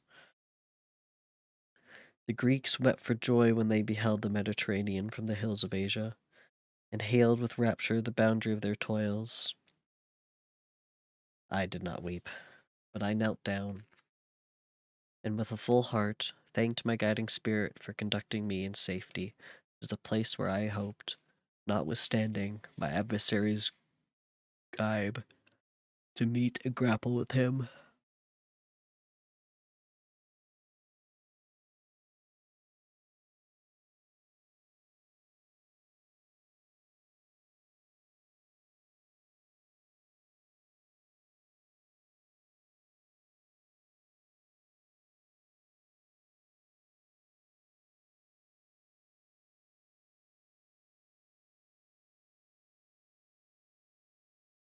Some weeks before this period, I procured a sledge and dogs, and thus traversed the snows with inconceivable speed. I know not whether the fiend possessed the same advantages, but I found that, as before I had daily lost ground in the pursuit, I now gained on him. So much so that when I first saw the ocean, he was but one day's journey in advance, and I hoped to intercept him before he should reach the beach. With new courage, therefore, I pressed on, and in 2 days arrived at a wretched hamlet on the seashore. I inquired of the inhabitants concerning the fiend, and gained acute information. A gigantic monster, they said, had arrived the night before, armed with a gun and many pistols, putting to flight the inhabitants of a solitary cottage through fear of this terrific appearance. He had carried off their store of winter food, and placing it in a sledge, to draw which he had seized on a numerous drove of trained dogs. He had harnessed them, and the same night, to the joy of the horror-struck villagers, had pursued his journey across the sea in a direction that led to no land, and they conjectured that he must speedily be destroyed by the breaking of the ice, or frozen to the eternal frosts. On hearing this information, I suffered a temporary access of despair. He had escaped me, and I must commence a destructive and almost endless journey across the mountainous ices of the ocean, amid cold that few of the inhabitants could long endure, and which I, the native of a genial and sunny climate, could not hope to survive. Yet at the idea that the fiend should live and be triumphant, my age and vengeance returned, and like a mighty tide overwhelmed every other feeling. After a slight repose,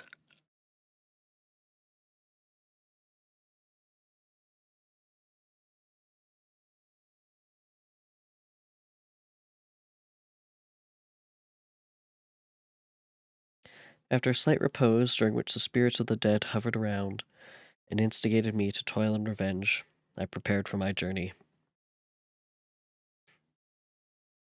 I exchanged my land sledge for one fashioned for the inequalities of the frozen ocean, and purchasing a plentiful stock of provisions, I departed from land.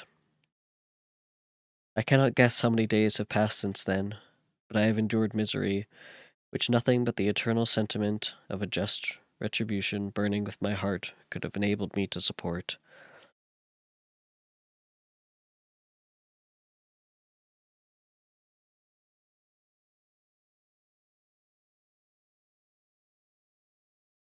Immense and rugged mountains of ice often barred up my passage, and I often heard the thunder of the ground sea, which threatened my destruction. But again the frost came and made the paths of the sea secure. By the quantity of provisions which I had consumed, I should guess that I had passed 3 weeks in this journey, and the continual protraction of hope returned back upon the heart, often wrung bitter drops of despondency and grief from my eyes. Despair had indeed almost secured her prey, and I should soon have sunk beneath this misery. Once after the poor animals that conveyed me with incredible toil gained the summit of a sloping ice mountain, and one sinking under his fatigue died. I viewed the expanse before me with anguish, when suddenly my eye caught a dark speck upon the dusty plain. I strained my sight to discover what it could be, and uttered a wild cry of ecstasy when I distinguished a sledge, and the distorted proportions of a well-known form within. Oh, with what a burning gush did I hope revisit my heart! Warm tears filled my eyes, which I hastily wiped away, that they might not intercept the view I had of the demon. But still my sight was dimmed by the burning drops, until, giving way to the emotions that oppressed me, I wept aloud.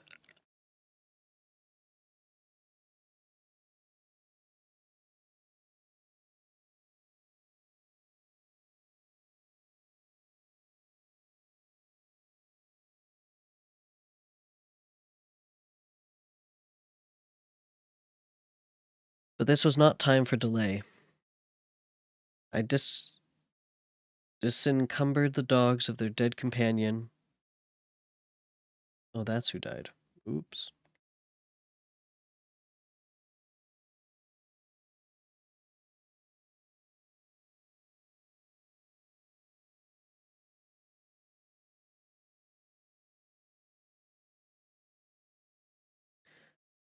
Gave them a plentiful portion of food, and after an hour's rest, which was absolutely necessary, and yet which was bitterly irksome to me, I continued my route.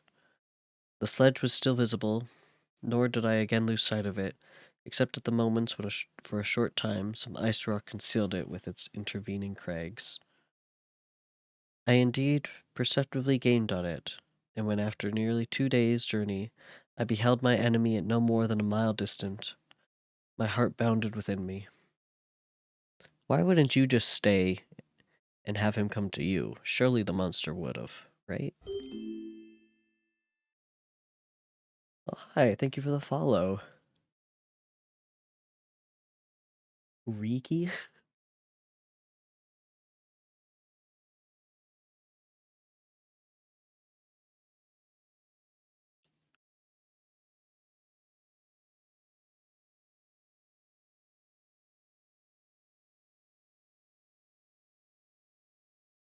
But now when I appeared almost within grasp of my foe, my hopes were suddenly extinguished, and I lost all trace of him more utterly than I had ever done before. A ground sea was heard, the thunder of its progress, as the waves rolled and swelled beneath me, became every moment more ominous and terrific. I pressed on, but in vain. The wind arose, the sea roared, and as with the mighty shock of an earthquake it split, and cracked with a tremendous and overwhelming sound. The work was soon finished. In a few minutes, a tumultuous sea rolled between me and my enemy, and I was left drifting on a scattered piece of ice that was continually lessening, and thus preparing for me a hideous death. In this manner, many appalling hours passed. Several of my dogs died, and I myself was about to sink under the accumulation of distress when I saw your vessel riding at anchor, and holding forth to me hopes of secure in life.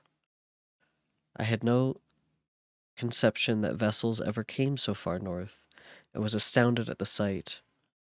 I quickly destroyed part of my sledge to construct oars, and by these means was enabled, with infinite fatigue, to move my ice raft to the direction of your ship. I had determined, if you were going southwards, still to trust myself to the mercy of the seas, rather than abandon my purpose. I hoped to induce you to grant me a boat with which I could pursue my enemy, but your direction was northward. You took me on board when my vigor was exhausted, and I should soon have sunk under my manipulated hardships into a death which I still dread, for my task is unfulfilled.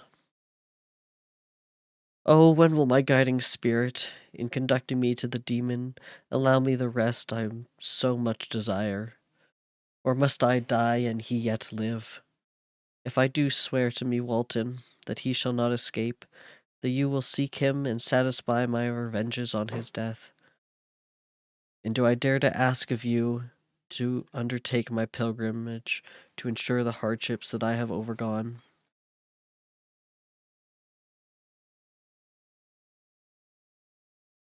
No, I am not so selfish. Yet when I am dead, if he should appear, if the ministers of vengeance should conduct him to you, swear that he shall not live. Swear that he shall not triumph over my accumulated woes and survive to add to the list of his dark crimes. He is eloquent and persuasive, and once his words have even power over my heart, but trust him not. His soul is as hellish as his form, full of treachery and fiend-like malice. Hear him not. Call in the names of William, Justine, Clerval, Elizabeth, my father, and of the wretched Victor, and trust your sword into his heart. I will honor near and direct the steel aright. I will hover near and direct the steel aright.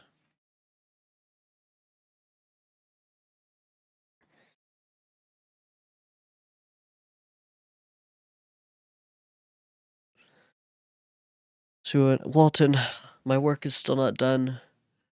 He's still out there. Will you kill him for me? Please promise that you'll kill him for me. I know you don't really have a stake in this, but please, you have to kill him for me.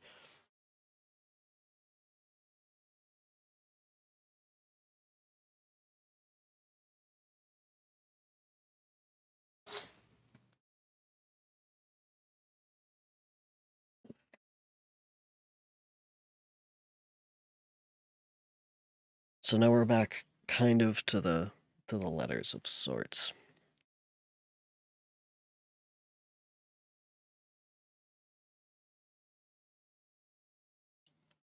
I know we're almost done, but I need to go get some more water. I need to refill my water bottle. I will be right back.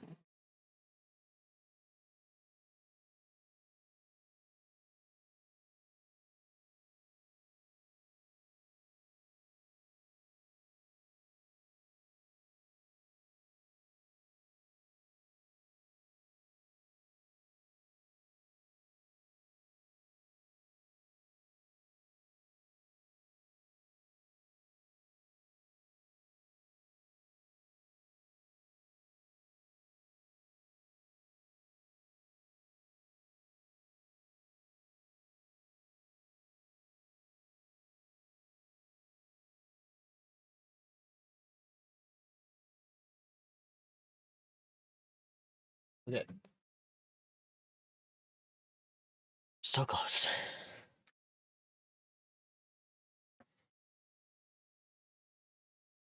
Walton in continuation. August 26th. You have read this strange and terrific story, Margaret. Do you not want to, do you not feel your blood congeal with horror, like that which even now curdles mine? Sometimes, seized with sudden agony, he could not continue his tale. At others, his voice broke, yet piercing, uttered with difficulty the words so replete with anguish. His fine and loving eyes were now lighted up with indignation.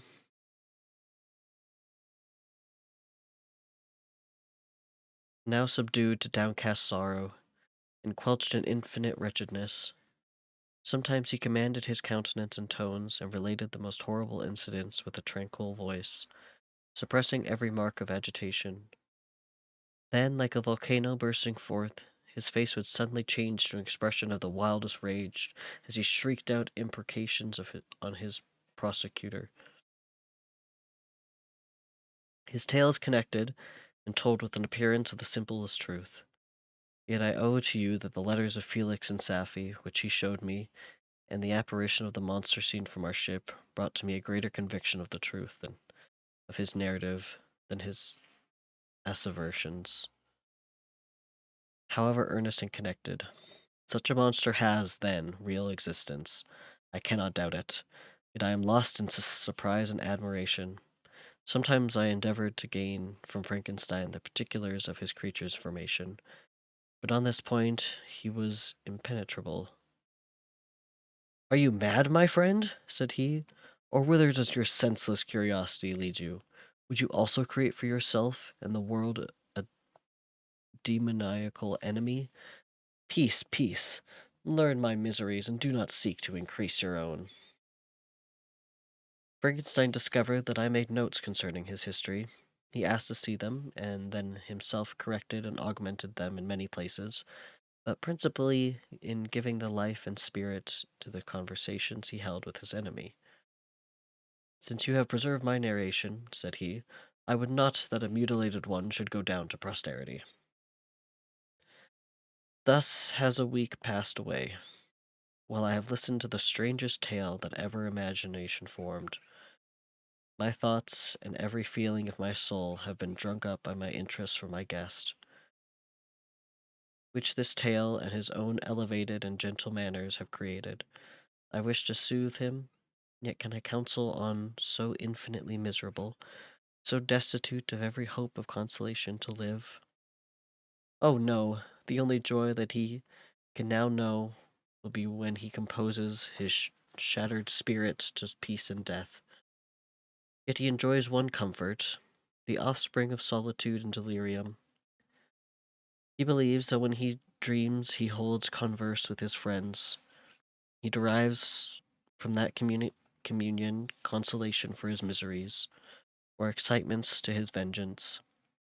That they are not the creations of his fancy, but the beings themselves who visit him from the regions of a remote world. This faith gives a solemnity to his reveries that render them to me almost as imposing and interesting as truth. Sorry, I forgot to scroll. Our conversations are not always confined to his own history and misfortunes. On every point of general literature he displays unbounded knowledge, and a quick and piercing apprehension. His eloquence is forcible and touching, nor can I hear him when he relates a pathetic incident or endeavors to move the passions of pity or love without tears. What a glorious creature must he have been in the days of his prosperity, when he is thus noble and godlike in ruin. He seems to feel his own worth and the greatness of his fall. "When younger," said he, "I believed myself destined for some great enterprise. My feelings are profound, but I possessed a coolness of judgment that fitted me for illustrious achievements. This sentiment of the worth of my nature supported me, when others would have been oppressed, for I deemed it criminal to throw away in useless grief those talents that I might be useful to my fellow creatures. When I reflected on the work I had completed, no less a one than a creation of a sensitive and rational animal, I could not rank myself with the herd of common projectors. But this thought, which supported me in the commencement of my career, now serves only to plunge me lower in the dust. All my speculations and hopes are as nothing, and like the archangel who aspired to omnipotence, I am chained in an eternal hell. My imagination was vivid, yet my powers of analysis and application were intense. By the union of these qualities I conceived the idea, and executed the creation of a man. Even now I cannot recollect, without passion, my reveres with the work while the work was incomplete. I trod heaven in my thoughts, now exulting in my powers, now burning with the idea of their effects. From my infancy I was imbued with high hopes and a lofty ambition. But how am I sunk? Oh, my friend, if you had known me as I once was, you would not recognize me in this state of degradation. Despondency rarely visited my heart. A high destiny seemed to bear me on, until I fell, never, never again to rise.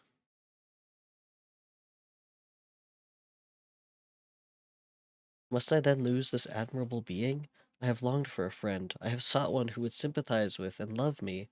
Behold, on the desert seas I have found such a one. But I fear I have gained him only to know his value and lose him. I would reconcile him to life, but he repulses the idea. I thank you, Walton, he said, for your kind intentions towards so miserable a wretch.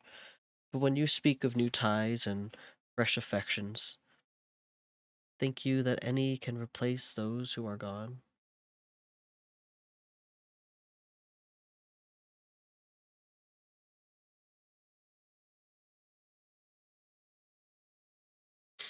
Can any man be to me as Clerval was, or any woman another Elizabeth? Even where the affections are not strongly moved by any superior excellence, the companions of our childhood always possess a certain power over our minds, which hardly any latter friend can obtain. They know our infantine dispositions, which, however they may be afterwards modified, are never eradicated, and they can judge of our actions with more certain conclusions as to the integrity of our motives. A sister or a brother can never, unless indeed such symptoms have been shown early, suspect the other of fraud or false dealing, when another friend, however strongly he may be attached, may, in spite of himself, be contemplated with suspicion. But I enjoyed friends, dear not only through habit and association, but from their own merits, and wherever I am, the soothing voice of my Elizabeth and the conversation of Clerval will be ever whispered in my ear. They are dead, and but one feeling in such a solitude can persuade me to preserve my life. If I were engaged in any high undertaking or design, fraught with extensive utility to my fellow creatures, then could I live to fulfill it, but such is not my destiny. I must pursue and destroy the being to whom I gave existence, then my lot on earth will be fulfilled, and I may die.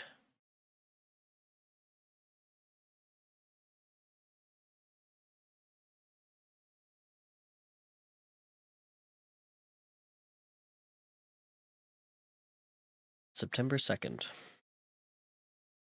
My beloved sister, I write to you, encompassed by peril and ignorant whether I am ever doomed to see again dear England, and the dearer friends that inhabit it. I am surrounded by mountains of ice which admit of no escape, and threaten every moment to crush my vessel. The brave fellows whom I have persuaded to be my companions look towards me for aid, but I have none to bestow. There is something terribly appalling in our situation, yet my courage and hopes do not desert me. Yet it is terrible to reflect that the lives of all these men are endangered through me. If we are lost, my mad schemes are the cause. And what, Margaret, will be the state of your mind? You will not hear of my destruction, and you will anxiously await my return. Years will pass, and you will have visitings of despair, and yet be tortured by hope.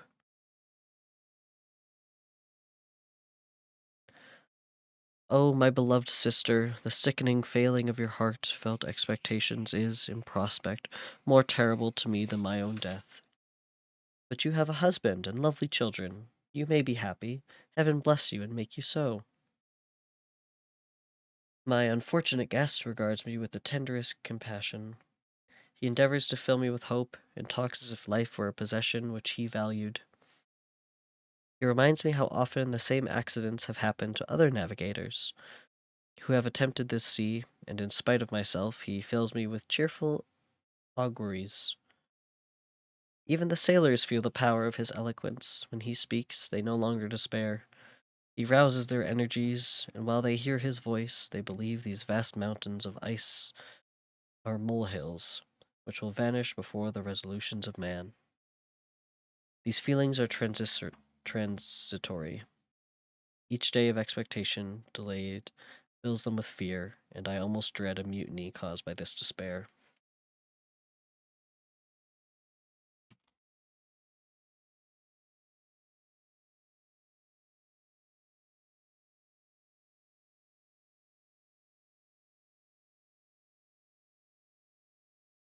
September 5th. A scene has just passed of such uncommon interest that although it is highly probable these papers may never reach you, yet I cannot forbear recording it. We are still surrounded by mountains of ice, still in imminent danger of being crushed in their conflict. The cold is excessive, and many of my unfortunate comrades have already found a grave amidst the scene of desolation. Frankenstein has daily declined in health. A feverish fire still glimmers in his eyes, and he is exhausted. But when suddenly roused to any exertion, he speedily sinks again into apparent lifelessness.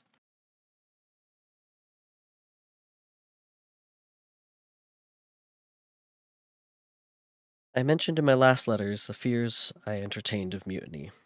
This morning, as I sat watching the wan countenance of my friend, his eyes half closed and his limbs hanging listlessly, I was roused by half a dozen of the sailors, who demanded admission me into the cabin.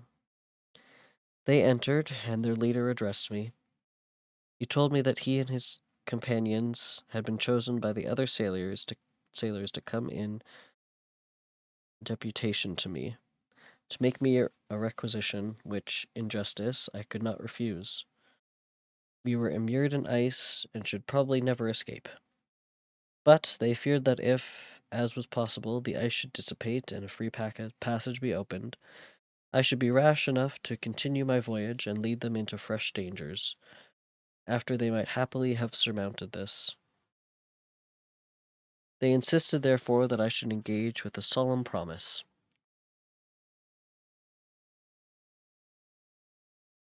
That if the vessel should be freed, I would instantly direct my course southward. This speech troubled me. I had not despaired, nor had I yet conceived the idea of returning, if set free. Yet could I in justice, or even in possibility, refuse this demand? I hesitated before I answered, when Frankenstein, who had at first been silent, and indeed appeared hardly to have force enough to attend, now roused himself. His eyes sparkled, and his cheeks flushed with momentary vigor, turning towards the men. He said, "What do you mean? What do you demand of your captain? Are you then so easily turned from your design?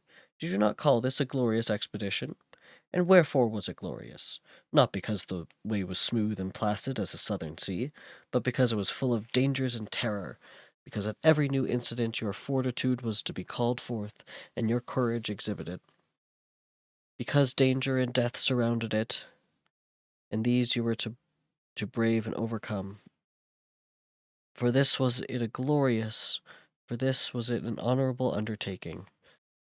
You were hereafter to be hailed as the benefactors of your species, your names adored as belonging to the brave men who encountered death for honor and the benefit of mankind. And now behold, with the first imagination of danger, or, if you will, the first mighty and terrific trial of your courage, you shrink away. You are content to be handed down as men who had not strength enough to endure cold and peril, and so, poor souls, they were chilly and returned to your warm firesides. Why, that requires not this preparation. Ye need not have come thus far, and dragged your captain to the shame of a defeat, merely to prove yourselves cowards. Oh, be men, or be more than men, be steady to your purpose, and firm as a rock. The ice is not made of such stuff as your hearts may be. It is mutable and cannot withstand you. If you say that it shall not, do not return to your families with the stigma of disgrace marked on your brows. Return as heroes who have fought and conquered, and who know not what it is to turn their backs on the foe."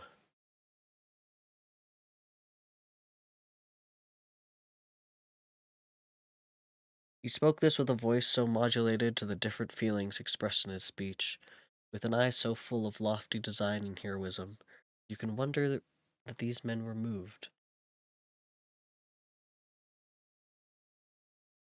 They looked at one another and were unable to reply.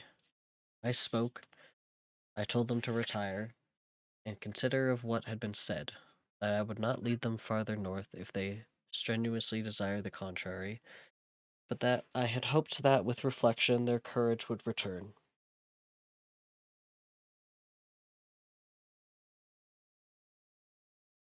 They retired, and I turned towards my friend. But he was sunk in languor, and almost depraved of life. How all this will terminate, I know not, but I had rather die than return shamefully, my purpose unfilled. Yet I fear such will be my fate. The men, unsupported by ideas of glory and honor, can never willingly continue to endure their present hardships. September 7th. The die is cast. I have consented to return if we are not destroyed. Thus are my hopes blasted by cowardice and indecision. I come back ignorant and disappointed. It requires more philosophy than I possess to bear this justice with patience. I mean, they would have to return at some point, right, to like report their findings. Whatever.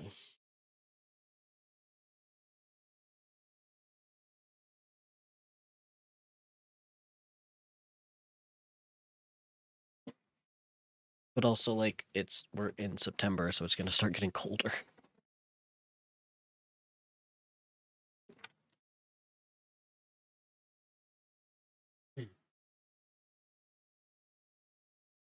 September 12th.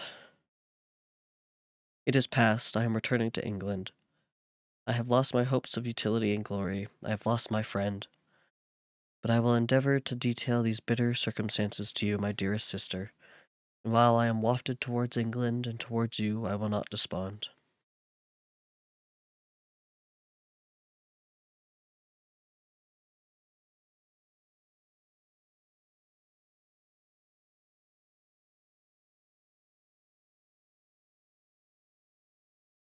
September 9th, the ice began to move, and roarings like thunder were heard at a distance, as the island split and cracked in every direction.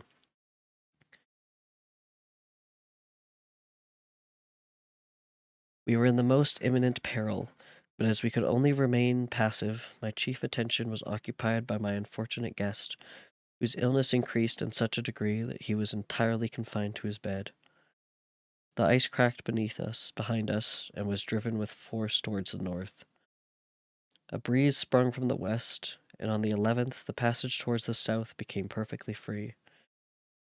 When the sailors saw this, and that their return to their native country was apparently assured, a shout of tumultuous joy broke from them, loud and long continued.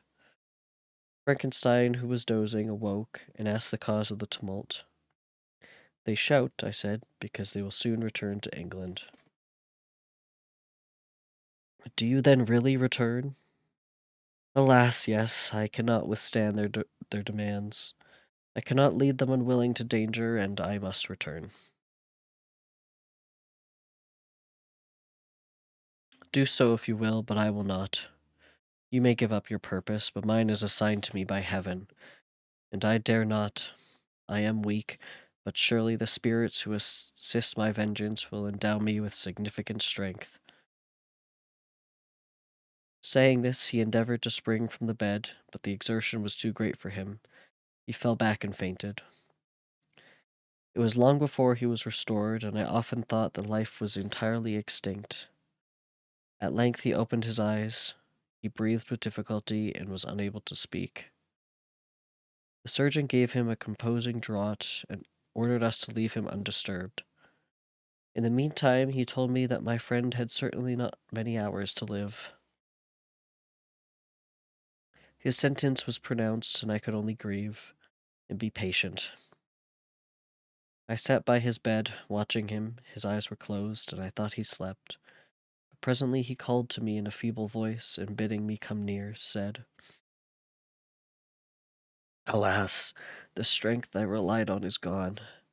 I feel that I should soon die, and he, my enemy and prosecutor, may still be in being. Think not, Walton, that in the last moments of my existence I feel that burning hatred and ardent desire of revenge I once expressed, but I feel myself justified in desiring the death of my adversary. During these last days I have been occupied in examining my past conduct, nor do I find it blamable. In a fit of enthusiastic madness, I created a rational creature and was bound towards him, to assure, as far as was in my power, his happiness and well-being. This was my duty, but there was another still paramount to that. My duty towards the beings of my own species had greater claims to my attention, because they included a greater proportion of happy or misery. Urged by this view, I refused, and I did right in refusing, to create a companion for the first creature. He showed unparalleled malignity and selfishness and evil. He destroyed my friends, he devoted to destruction beings who possessed exquisite sensations, happiness, and wisdom. Nor do I know where this thirst for vengeance may end. Miserable himself that he may render no other wretched, he ought to die. The task of his destruction was mine, but I have failed. When actuated by selfish and vicious motives, I asked you to undertake my unfinished work and renew this request now, when I am only induced by reason and virtue.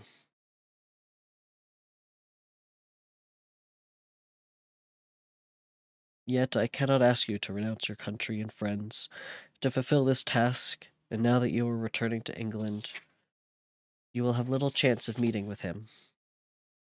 But the consideration of these points, and the well-balancing of what you may esteem your duties, I leave to you. My judgment and ideas are already disturbed by the near approach of death. I dare not ask you to do what I think right, for I may still be misled by passion. That he should live to be an instrument of mischief disturbs me. In other respects, this hour, when I momentarily expect my release, is the only happy one which I have enjoyed for several years.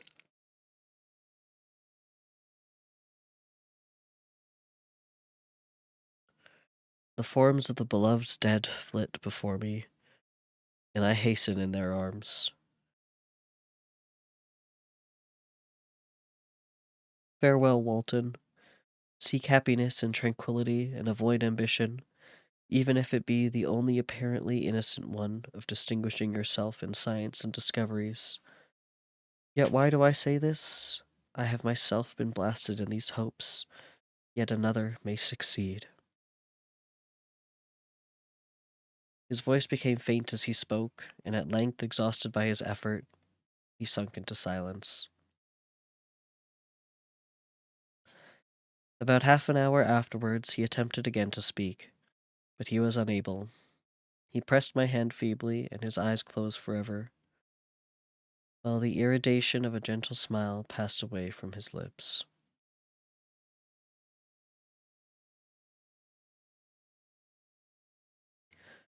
Margaret, what comment can I make on the untimely execution of this glorious spirit? What can I say that will enable you to understand the depth of my sorrow? All that I should express would be inadequate and feeble. My tears flow, my mind is overshadowed by a cloud of disappointment. But I journey towards England, and I may there find consolation. I am interrupted. What do these sounds portend? It is midnight, the breeze blows fairly, and the watch on deck scarcely stir. Again there is a sound as of a human voice, but hoarser. It comes from the cabin where the remains of Frankenstein still lie. I must arise and examine. Good night, my sister.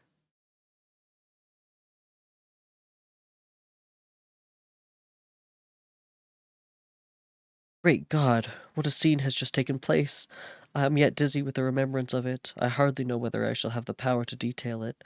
Yet the tale which I have recorded would be incomplete without this final and wonderful catastrophe. I entered the cabin where lay the remains of my ill-fated and admirable friend. Over him hung a form which I cannot find words to describe, gigantic in stature, yet uncouth and distorted in its proportions. As he hung over the coffin, his face was concealed by long locks of ragged hair, but one vast hand was extended, in color and apparent texture like that of a mummy. When he heard the sound of my approach, he ceased to utter exclamations of grief and horror, and sprang towards the window. Never did I behold a vision so horrible as his face, of such loathsome yet appalling hideousness. I shut my eyes involuntarily, and endeavored to recollect what were my duties with regard to this destroyer. I called on him to say. He paused, looking on me with wonder, and again turning towards the lifeless form of his creator. He seemed to forget my presence, and every feature and gesture seemed instigated by the wildest rage of some uncontrollable passion.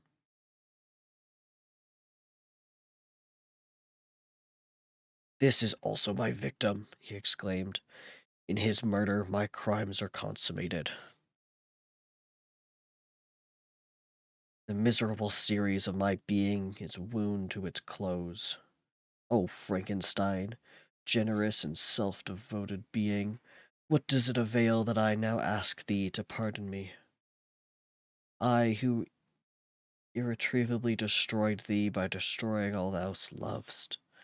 Alas, he is cold, he cannot answer me." His voice seemed suffocated, and my first impulses, which had suggested to me the duty of obeying the dying request of my friend, in destroying his enemy, were now suspended by a mixture of curiosity and compassion. I approached this tremendous being.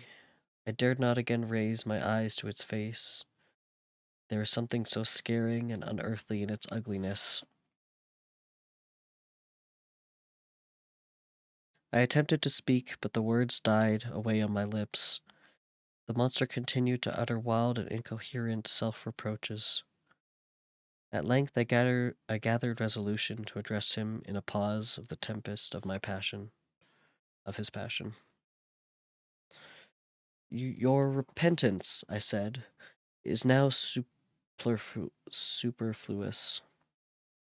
If you had listened to the voice of conscience and heeded the stings of remorse, before you had urged your diabolical vengeance to this extremity, Frankenstein would yet have lived." "And do you dream?" says the demon. "Do you think that I was then dead to agony and remorse? He continued, pointing to the corpse, he suffered not in the consummation of the deed. Oh, not the 10,000th portion of the anguish that was mine during the lingering detail of its execution.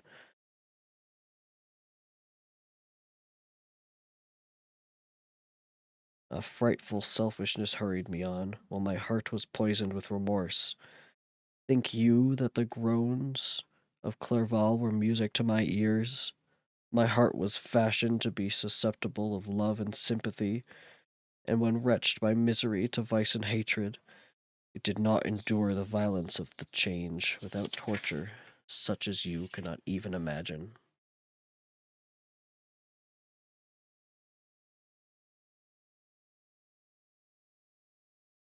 After the murder of Clerval, I returned to Switzerland, heartbroken and overcome.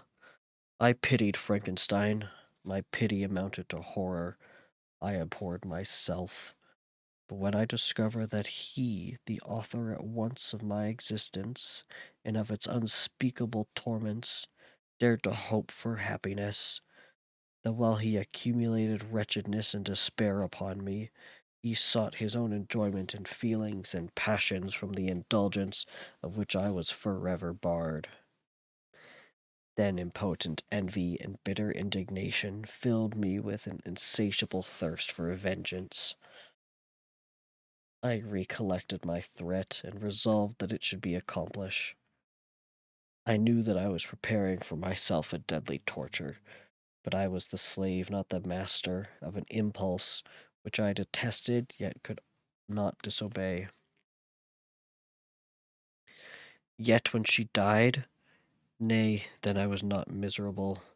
I had cast off all feeling, subdued all anguish to riot in the excess of my despair.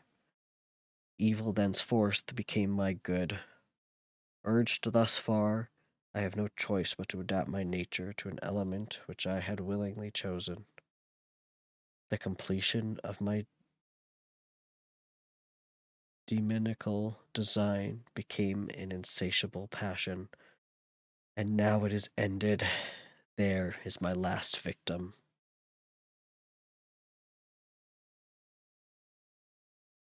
I was at first touched by the expressions of his misery, yet when I called to mind what Frankenstein had said of his powers of eloquence and persuasion, and when I again cast my eyes on the lifeless form of my friend, indignation was rekindled within me.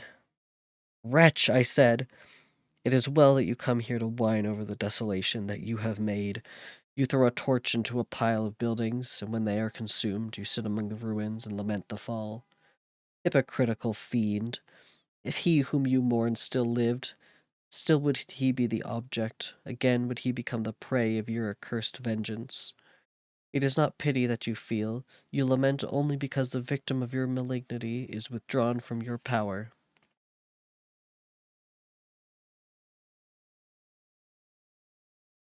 Oh, it is not thus, interrupted the being. Yet such must be the impression conveyed to you by which appears to be the purport of my actions. Yet I seek not a fellow feeling in my misery. No sympathy will I ever find. When I first sought it, it was the love of virtue, the feelings of happiness and affection with which my whole being overflowed, that I wished to be participated. But now that virtue has become to me a shadow, and that happiness and affection are turned into bitter and loathing despair. In what should I seek for sympathy? I am content to suffer alone. While my suffering shall endure, when I die, I am well satisfied that abhorrence and opprobrium should load my memory. Once my fancy was soothed with dreams of virtue, of fame and enjoyment. Once I falsely hoped to meet with beings who, pardoning my outward form, would love me for their excellent qualities which I was capable of unfolding. I was nourished with high thoughts of honor and devotion, but now crime has degraded me beneath the meanest animal. No guilt, no mischief, no malignity, no misery can be found comparable to mine. When I run over the frightful catalogue of my sins, I cannot believe that I am the same creature whose thoughts were once filled with sublime and transcendent visions of the beauty and the majesty of goddess goodness. But it is even so. The fallen angel becomes a malignant devil. Yet even that enemy of God and man had friends and associations in his desolation. I am quite alone. You who call Frankenstein your friend seem to have a knowledge of my crimes and his misfortunes, but in the detail which he gave you of them, he could not sum up the hours and months of misery which I endured, wasting in impotent passions. For while I destroyed his hopes, I did not satisfy my own desires. They were forever ardent and craving. Still I desired love and fellowship, and I was still spurned. Was there no justice in this? Am I to be thought the only criminal when all humankind sinned against me?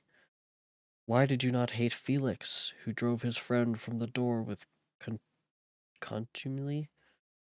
Why do you not execrate the rustic who sought to destroy the savior of his child? Nay, these are virtuous and immaculate beings. I, the miserable and the abandoned, and an abortion to be spurned at. and kicked and trampled on. Even now my blood boils at the recollection of this injustice. But it is true that I am a wretch. I have murdered the lovely and the helpless. I have strangled the innocent as they slept, and grasped to death his throat who never injured me or any other living thing. I have devoted my Creator, the select specimen of all that is worthy of love and admiration among men, to misery. I have pursued him even to that irredeemable ruin. There he lies, white and cold in death. You hate me, but your abhorrence cannot equal that with which I regard myself.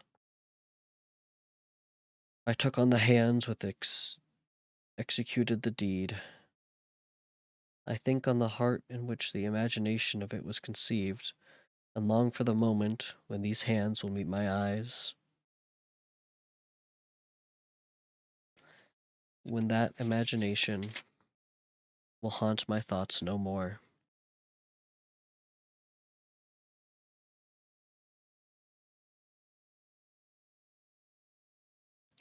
Fear not that I shall be the instrument of future mischief. My work is nearly complete. Neither yours nor any man's death is needed to consummate the series of my being, and accomplish that which must be done, but it requires my own. Do not think that I shall be slow to perform this sacrifice.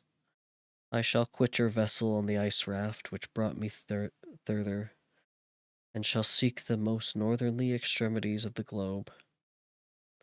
I shall collect my funeral pile and consume to ashes this miserable frame, that it remains may afford no light to any curious and unhallowed wretch who would create such another as I have been.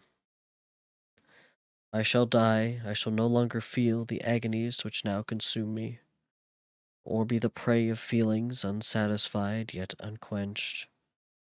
He is dead who called me into being, and when I shall be no more, the very remembrance of us both will speedily vanish.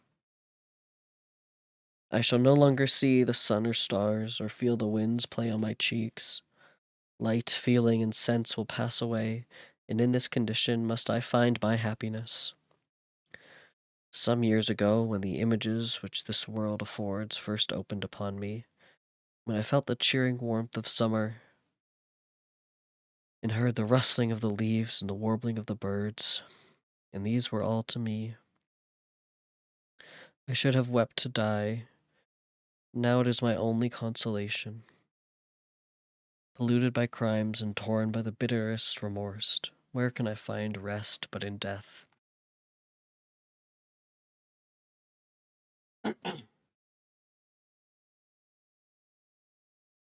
Farewell, I leave you, and in the last of humankind, whom these eyes will ever behold.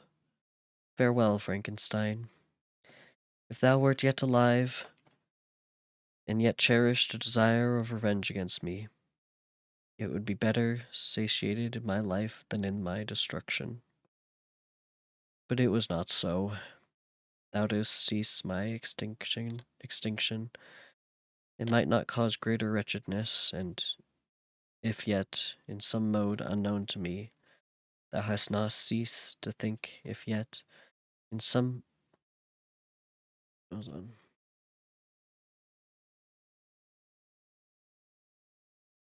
To think and feel, thou wilt not desire against me a vengeance greater than that which I feel. Blasted as thou wert, my agony was still superior to thine, for the bitter sting of remorse will not cease to rankle in my wounds until death shall close them forever. But soon, he cried with sad and solemn enthusiasm, I shall die, and what I now feel be no longer felt. Soon these burning miseries will be extinct. I shall ascend my funeral pile triumphantly and exult in the agony of the torturing flames. The light of the conflagration will fade away. My ashes will be swept into the sea by the winds. My spirit will sleep in peace, or if it thinks, it will not surely think thus. Farewell. He sprung from the cabin window as he said this upon the ice raft which lay close to the vessel. He was soon borne away by the waves and lost in darkness and distance. The end.